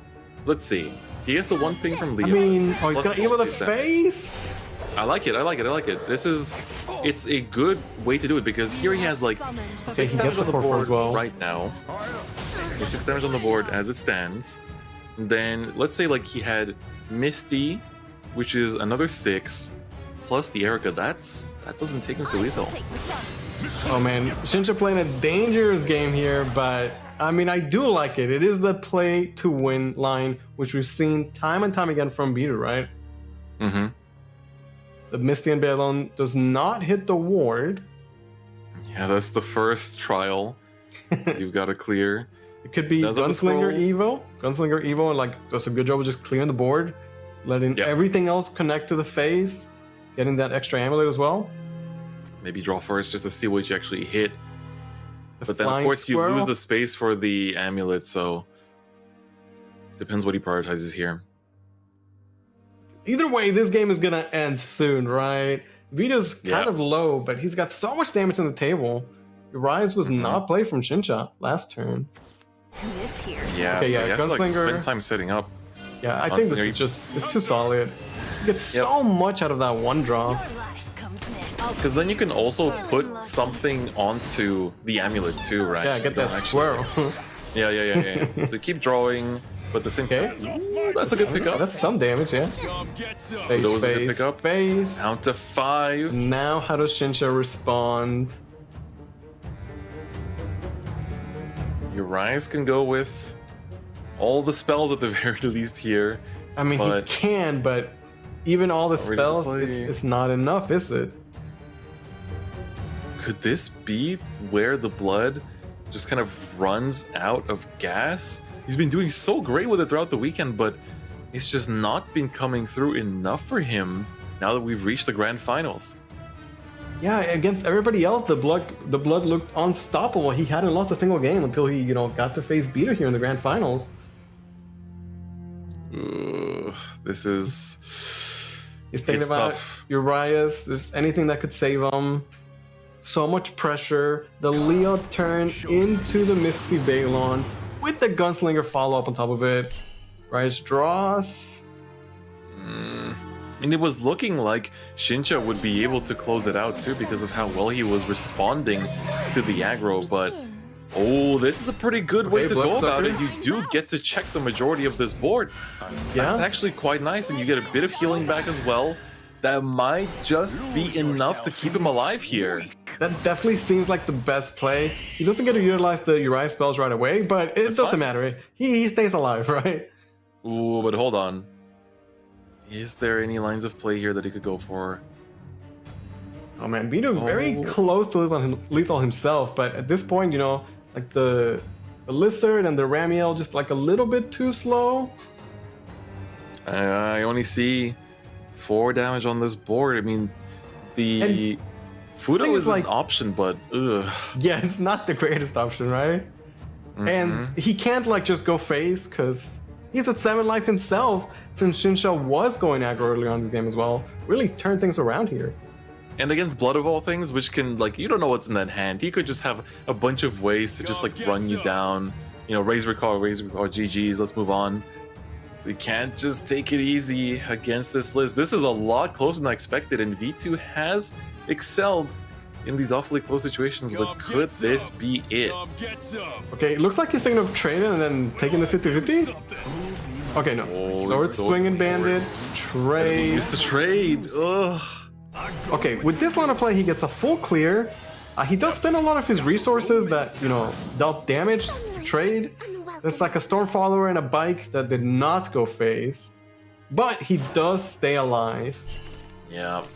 Even if it's a tough road, he's still alive here. Yeah, well, I see some life gain for Shinsha.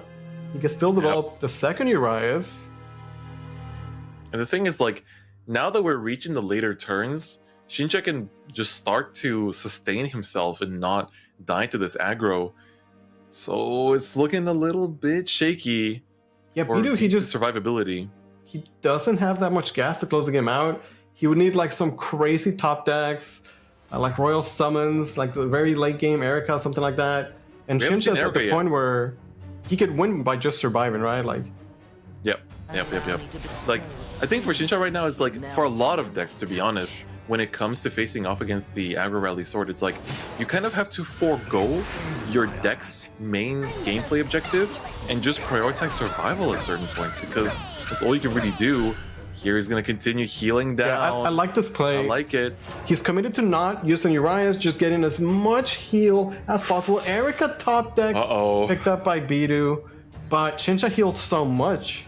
I don't think it's anywhere near lethal at this point. Like, she's gonna go up to 5. It's a good chunk of damage, but play out the, he's going for it. We'll see how much damage he can get, but I don't think it's 13. Yeah, the Fudo's there as well. Yeah, boom, 2. Where's the last one? Okay. Yeah, that just puts close, 6. But it's not enough. And just like that, Shinsha's gonna tie up the set, picking up Wounded Blood. You're going to game 3. Wow, finally Shinsha looked a little shaky there, but that's the check mark on the blood, at least. The blood that he's been priding himself with, the one-of pick that he chose to differ from the rest of all the players' lineups. What does he lead with next? Such a nice back and forth, and I think what really decided that game was Shinsha's decision to go aggressive.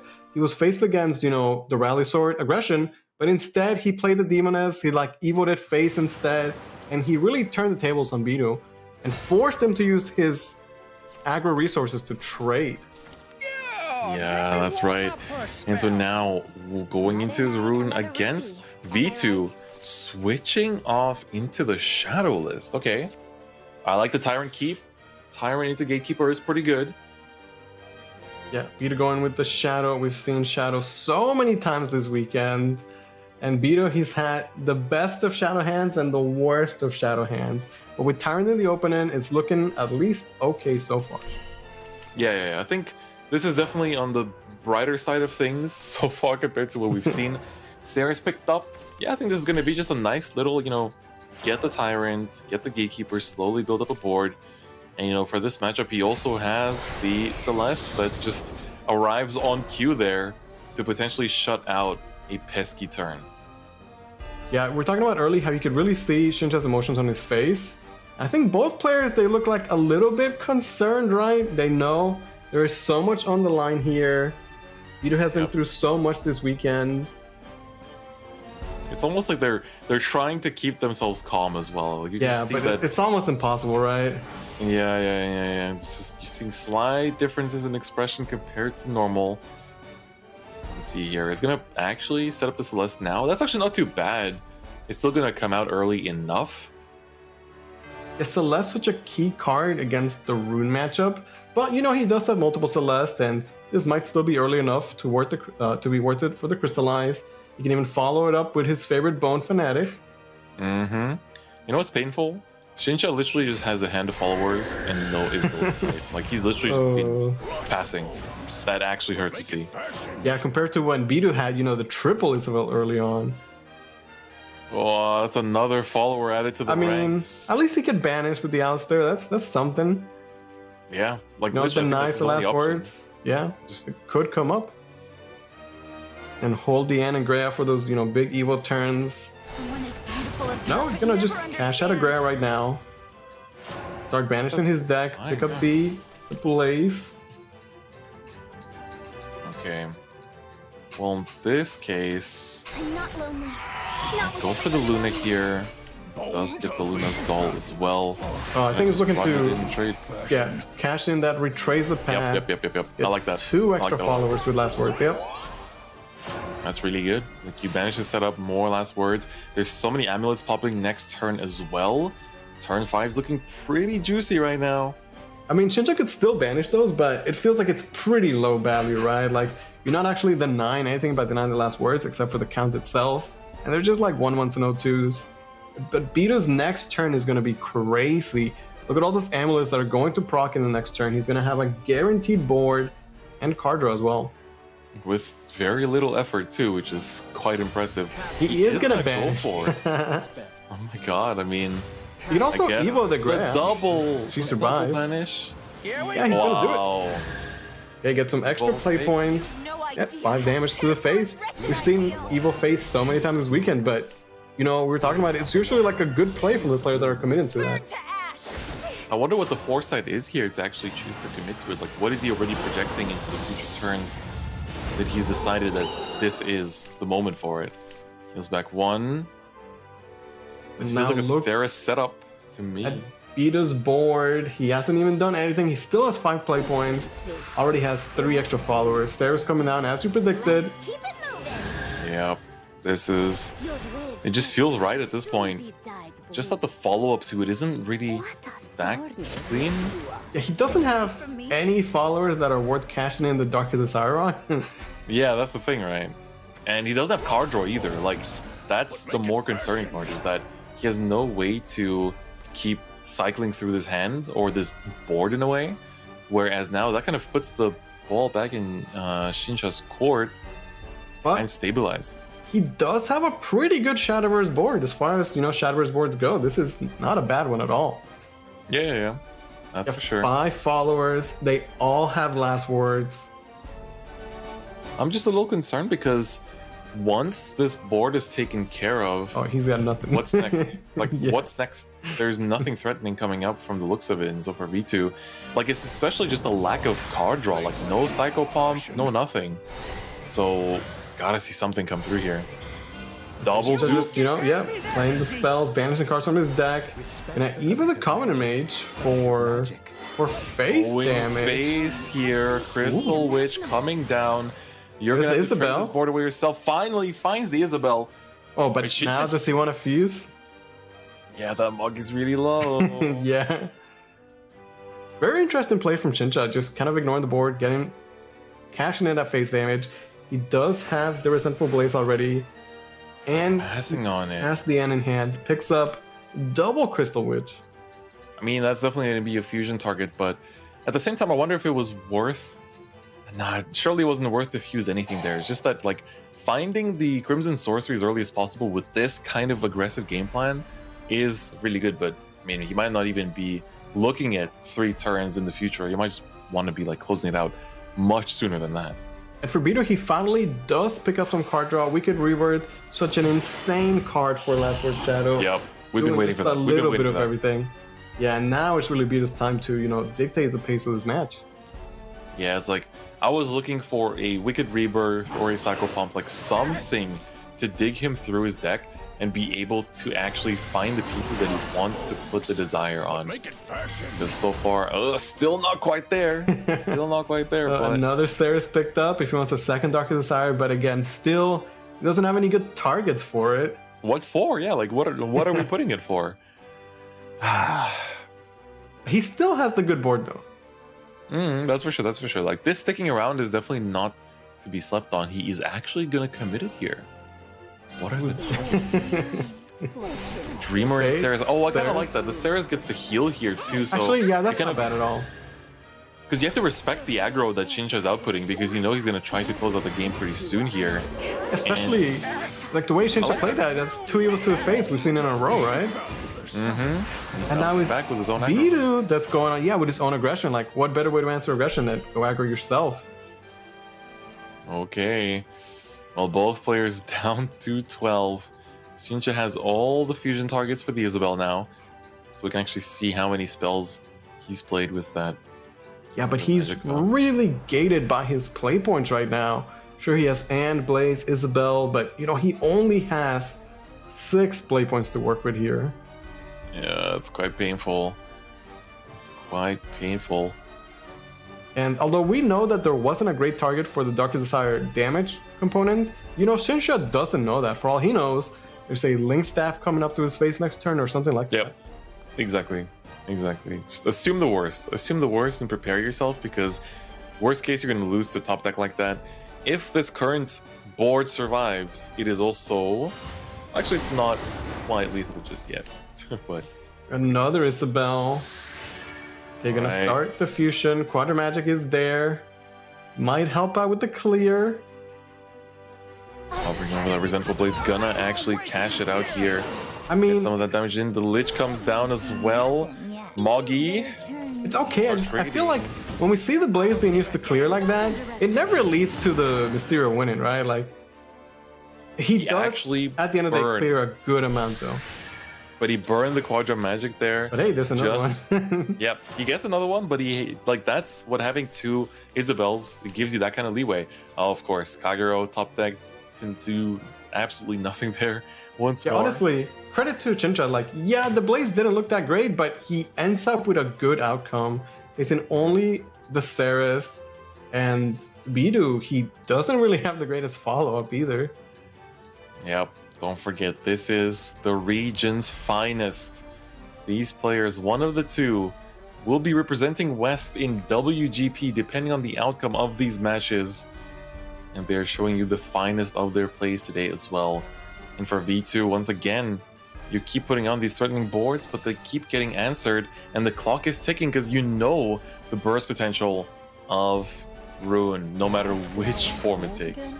Yeah, but he has no Chris, no more card draw, no Link Staff, no Necro Impulse. Just plain, some 2/2s. Get the Luna out there at least. And cycle the Dole. Bit of healing question mark. Don't forget that this Ceres, I think, is the one that's holding on to one of the desires, so that's gonna give him a little bit of healing in response too. And how is Shincha going to respond? Isabel Fusion. Those Crystal Witches were really just great fusion targets. Yeah, ever since they came through. He's down to 9 cards in deck. He needs just a couple more spells to be played to get there. We go.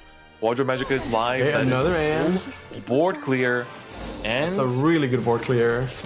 Yep, there's a bit of a heal. Oh, you're gonna cash in it right now? 10.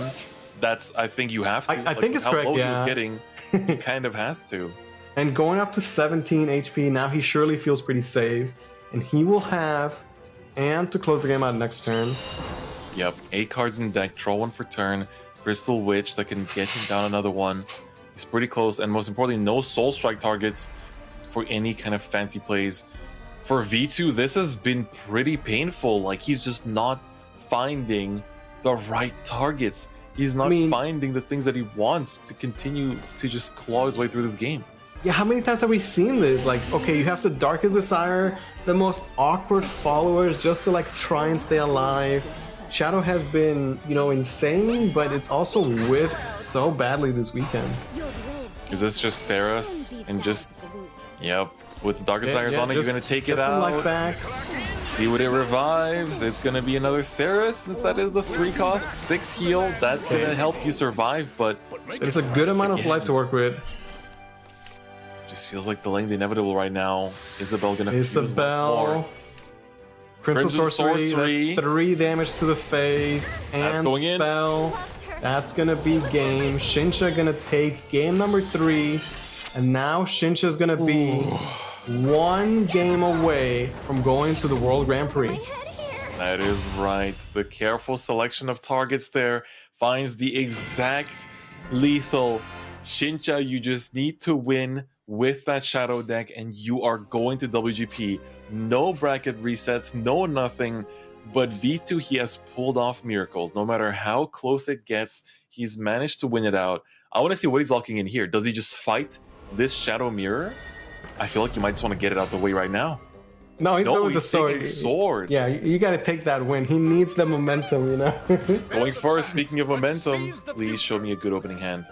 Yeah, we've seen Bidu just be, you know, looking like he's out, and then he somehow makes the comeback.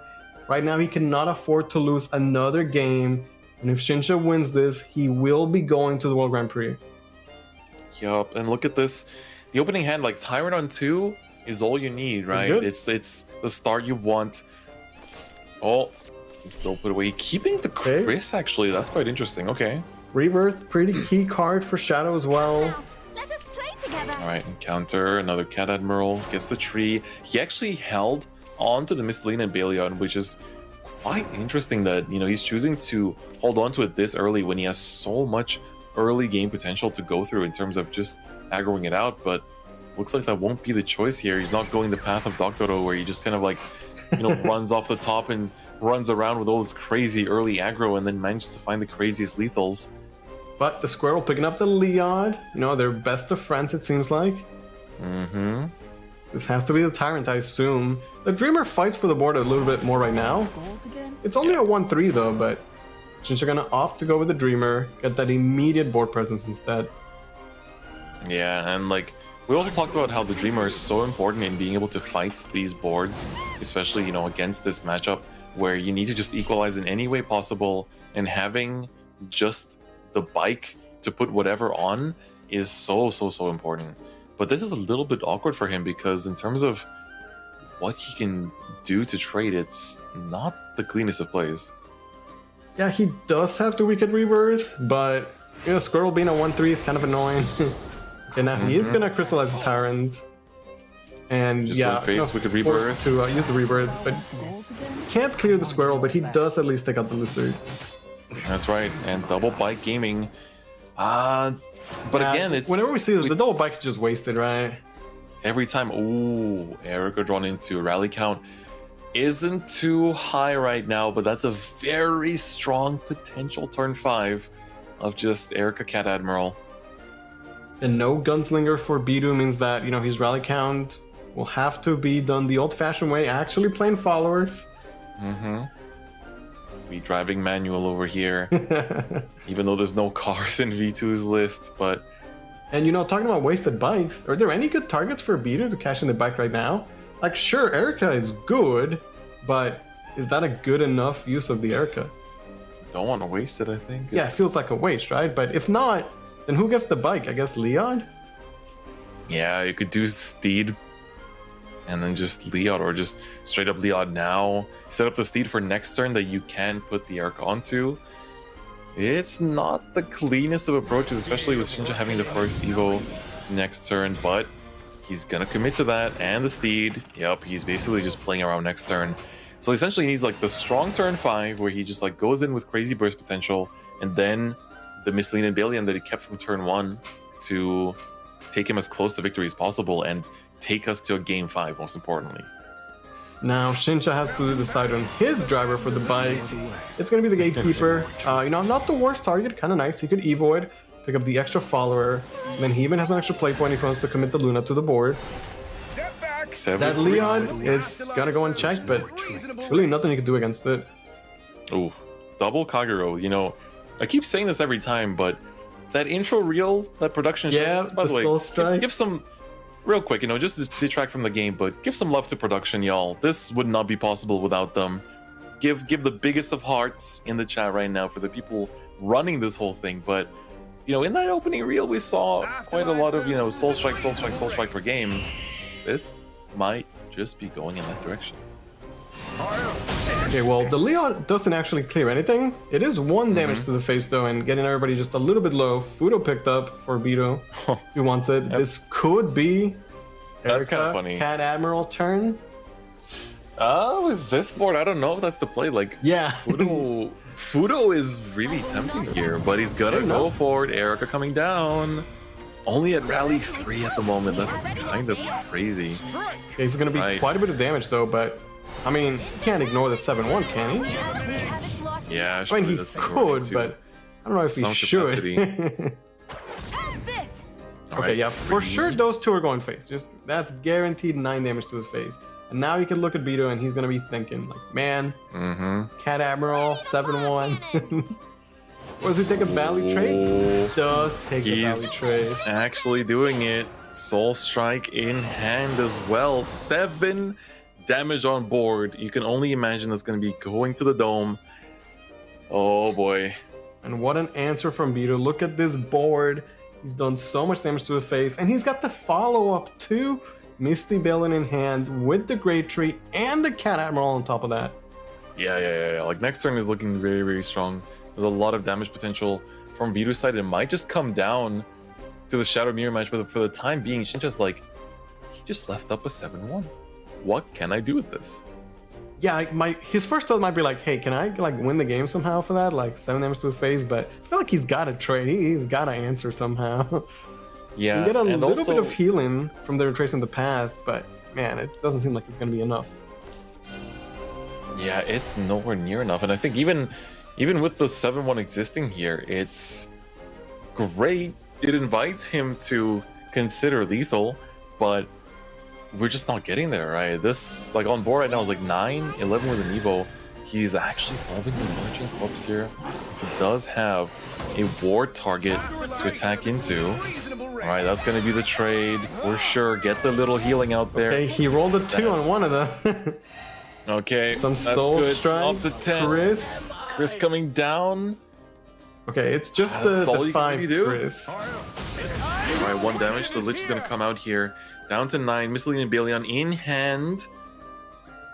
Okay, so I mean, I like this because if he plays Misty and Balon, there's a chance that it hits the corpse, and then the corpse will destroy something. Or it hits the ward, and then the rider can pass the ward to the corpse. Yeah, that's gonna be tricky regardless. I think that this play sets up a pretty big... None of this is guaranteed. There's a big random component to it. Oh! What does it take out? The Leon. Okay. Right, hold up. We're not happy about that.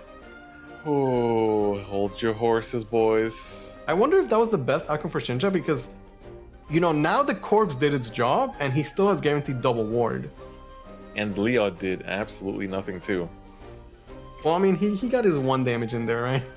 Oh my god, this might be it for V2. I can't see a way out at this point because he can't even fully clear this board if he tries to, because I mean, that's not exactly the worst thing because he's still at 18 health, but man, that's really rough. He out of resources to close the game out. But that's the thing, if he does, that's it. This is the decisive game potentially. He has to evolve. He won the Heavy Knight. That's an awkward trade though. It does clear. Go for it. And then Cat Admiral. 2 damage to the face. 2 damage. Oh my god. It really feels like this is Shinja's time to take over this game, close the set out. What does he have? He can't let up. He can't let up because there's still potential lethal top decks that could come through for V2 and you can't relax too much. Shinja is probably still scared, but you know, we could see the beginning of the game running away from Bidu's hands and into Shinja's control here. I mean, he held this Balion as well early on, not going for that early aggressive start. Oh, just the Tyrant? He's gonna able to phase. Tyrant clear. Evo the face. I like it from Shinja. Sure, he doesn't have any defense, but he's making the read that Bidu is out of steam. He doesn't have any more damage. But that still felt so risky. Like, I like it. 1 inconvenient top deck and that could have been it. Like, that's what's scary. Oh my god, are we gonna see the Victory Blade actually come down for the body effect? This does have rush that can attack 2 times in a turn. Twice. And it reduces damage dealt to your leader. Oh my god. So now you can only take damage 3 at a time, right? Ooh, Enhanced Bone Fanatic. There's Luna available as well. Oh man. I couldn't have it any other way. Like, this level of chaos is just perfectly representative of everything we've been through throughout this weekend. Like, this is what the West Contenders Cup has been all about. And now Shinja, he's showing that Bidu's not the only one that could play to win, right? Shinja's line of play here is 100% play to win. I don't know if he expected the victorious Belator, though. Now he looks a little perplexed. Yeah, it's like, wait, what does Scar do? Okay, how is he going to answer it? His hand is honestly not the greatest, but he does have options.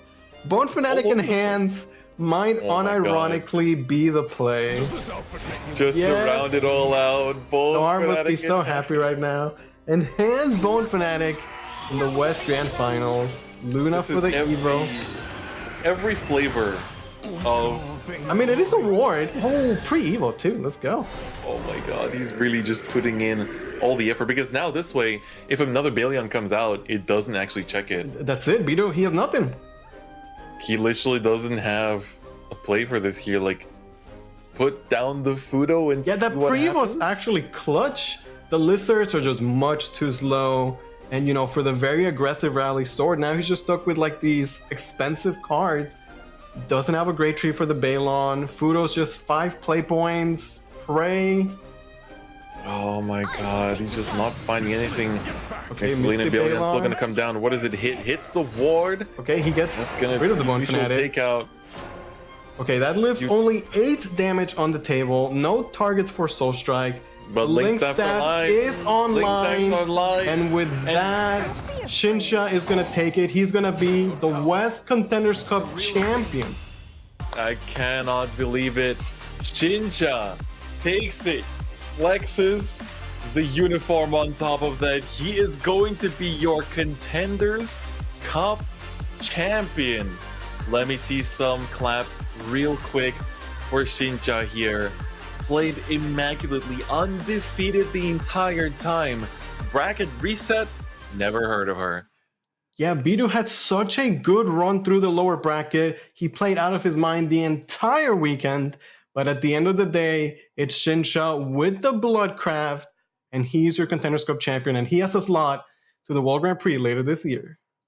That's right. Like, that's literally his slot secured, and he was one of the favorites. I think both of these two players were a lot of people's favorites to win the entire thing. And you know, before the show started, I'm pretty sure we predicted this finals to actually like happen between these two players, you know, between Shinsha and V2. And V2, man, it's like he had such a rough run through the losers bracket, but he still managed to, like, you know, claw his way into the finals. But things just didn't look as good for him here. Like, so many of these games just felt kind of shaky. And for Shinsha, like, it was just basically that one blood game, and that was it. Once that switched off, he's just like, all right, nonstop, let's keep rolling.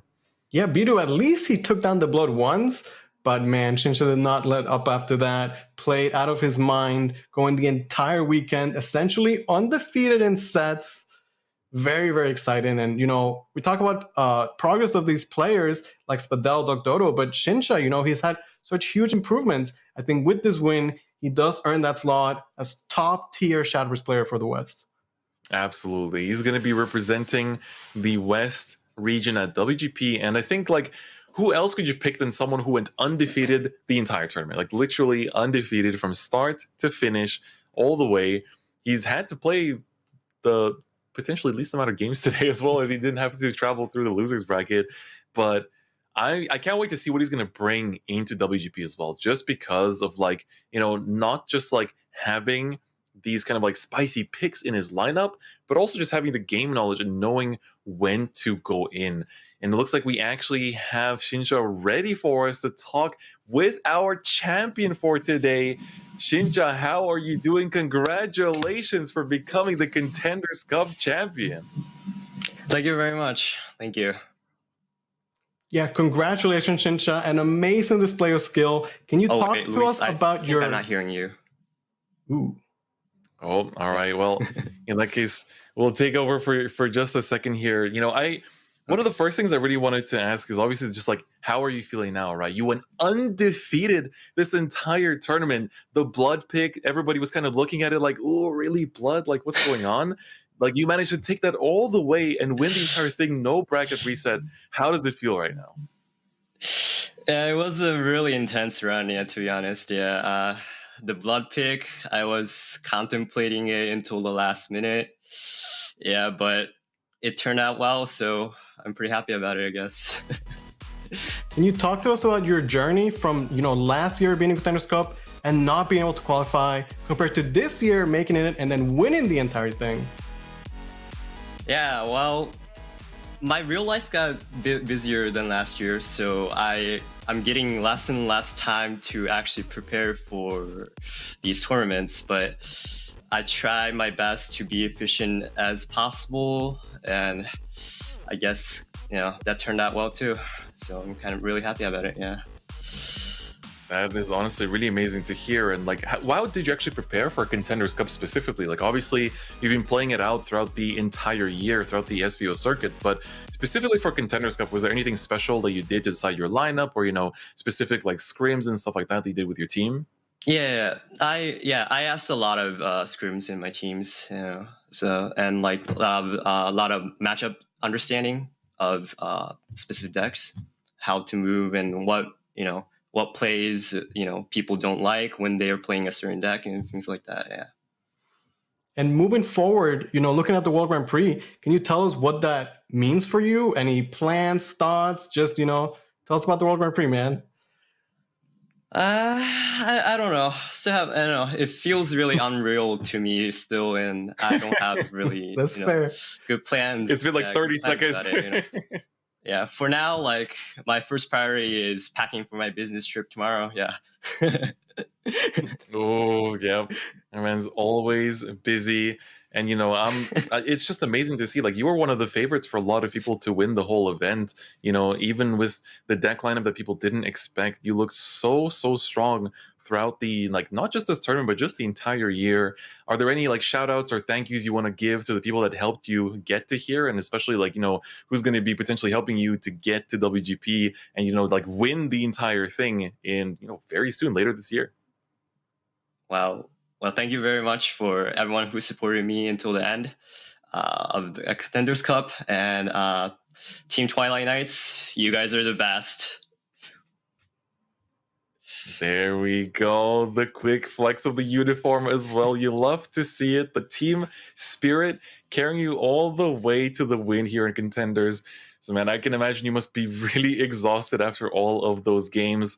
Once again, 100 times congratulations for winning it all, getting the grand prize, getting that trophy. We hope to see that on the social medias very soon as well.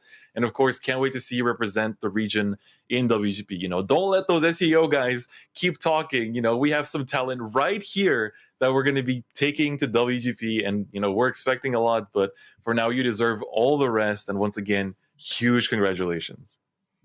Yeah, thank you so much, Kishinsha. Congratulations to him. This has been an amazing year for the Shadowverse Open.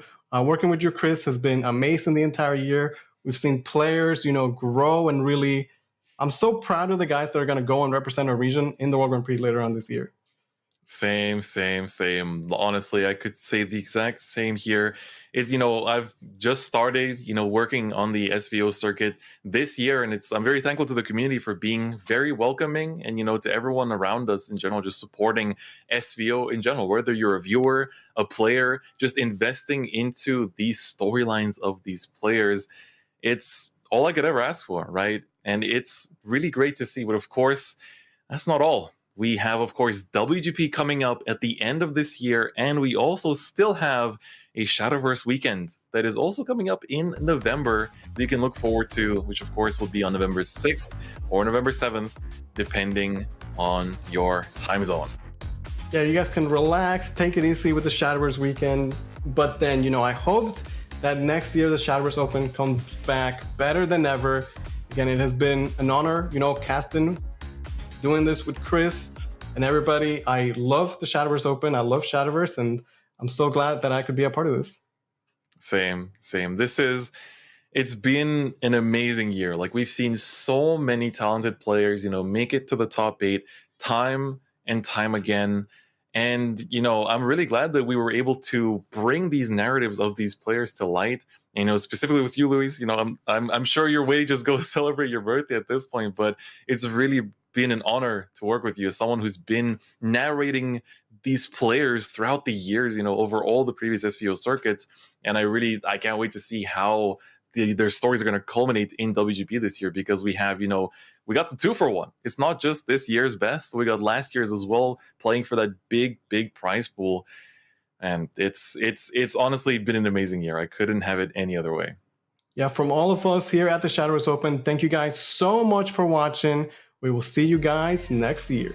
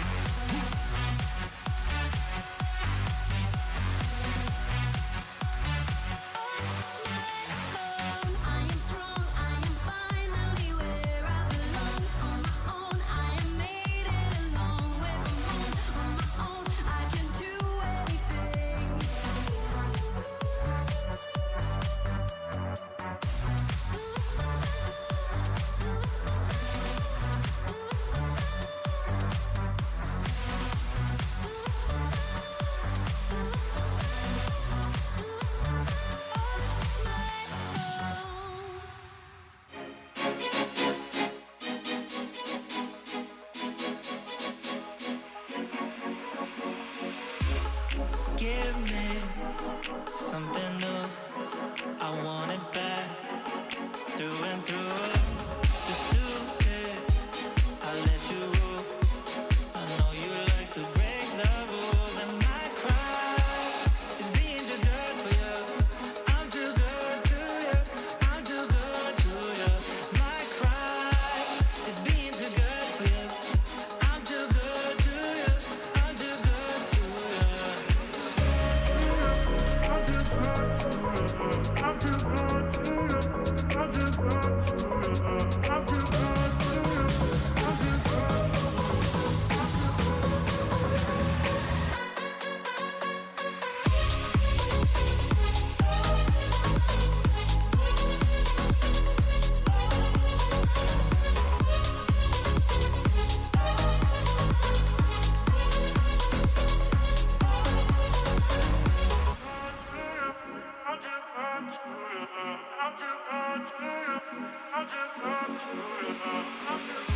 Got power over me.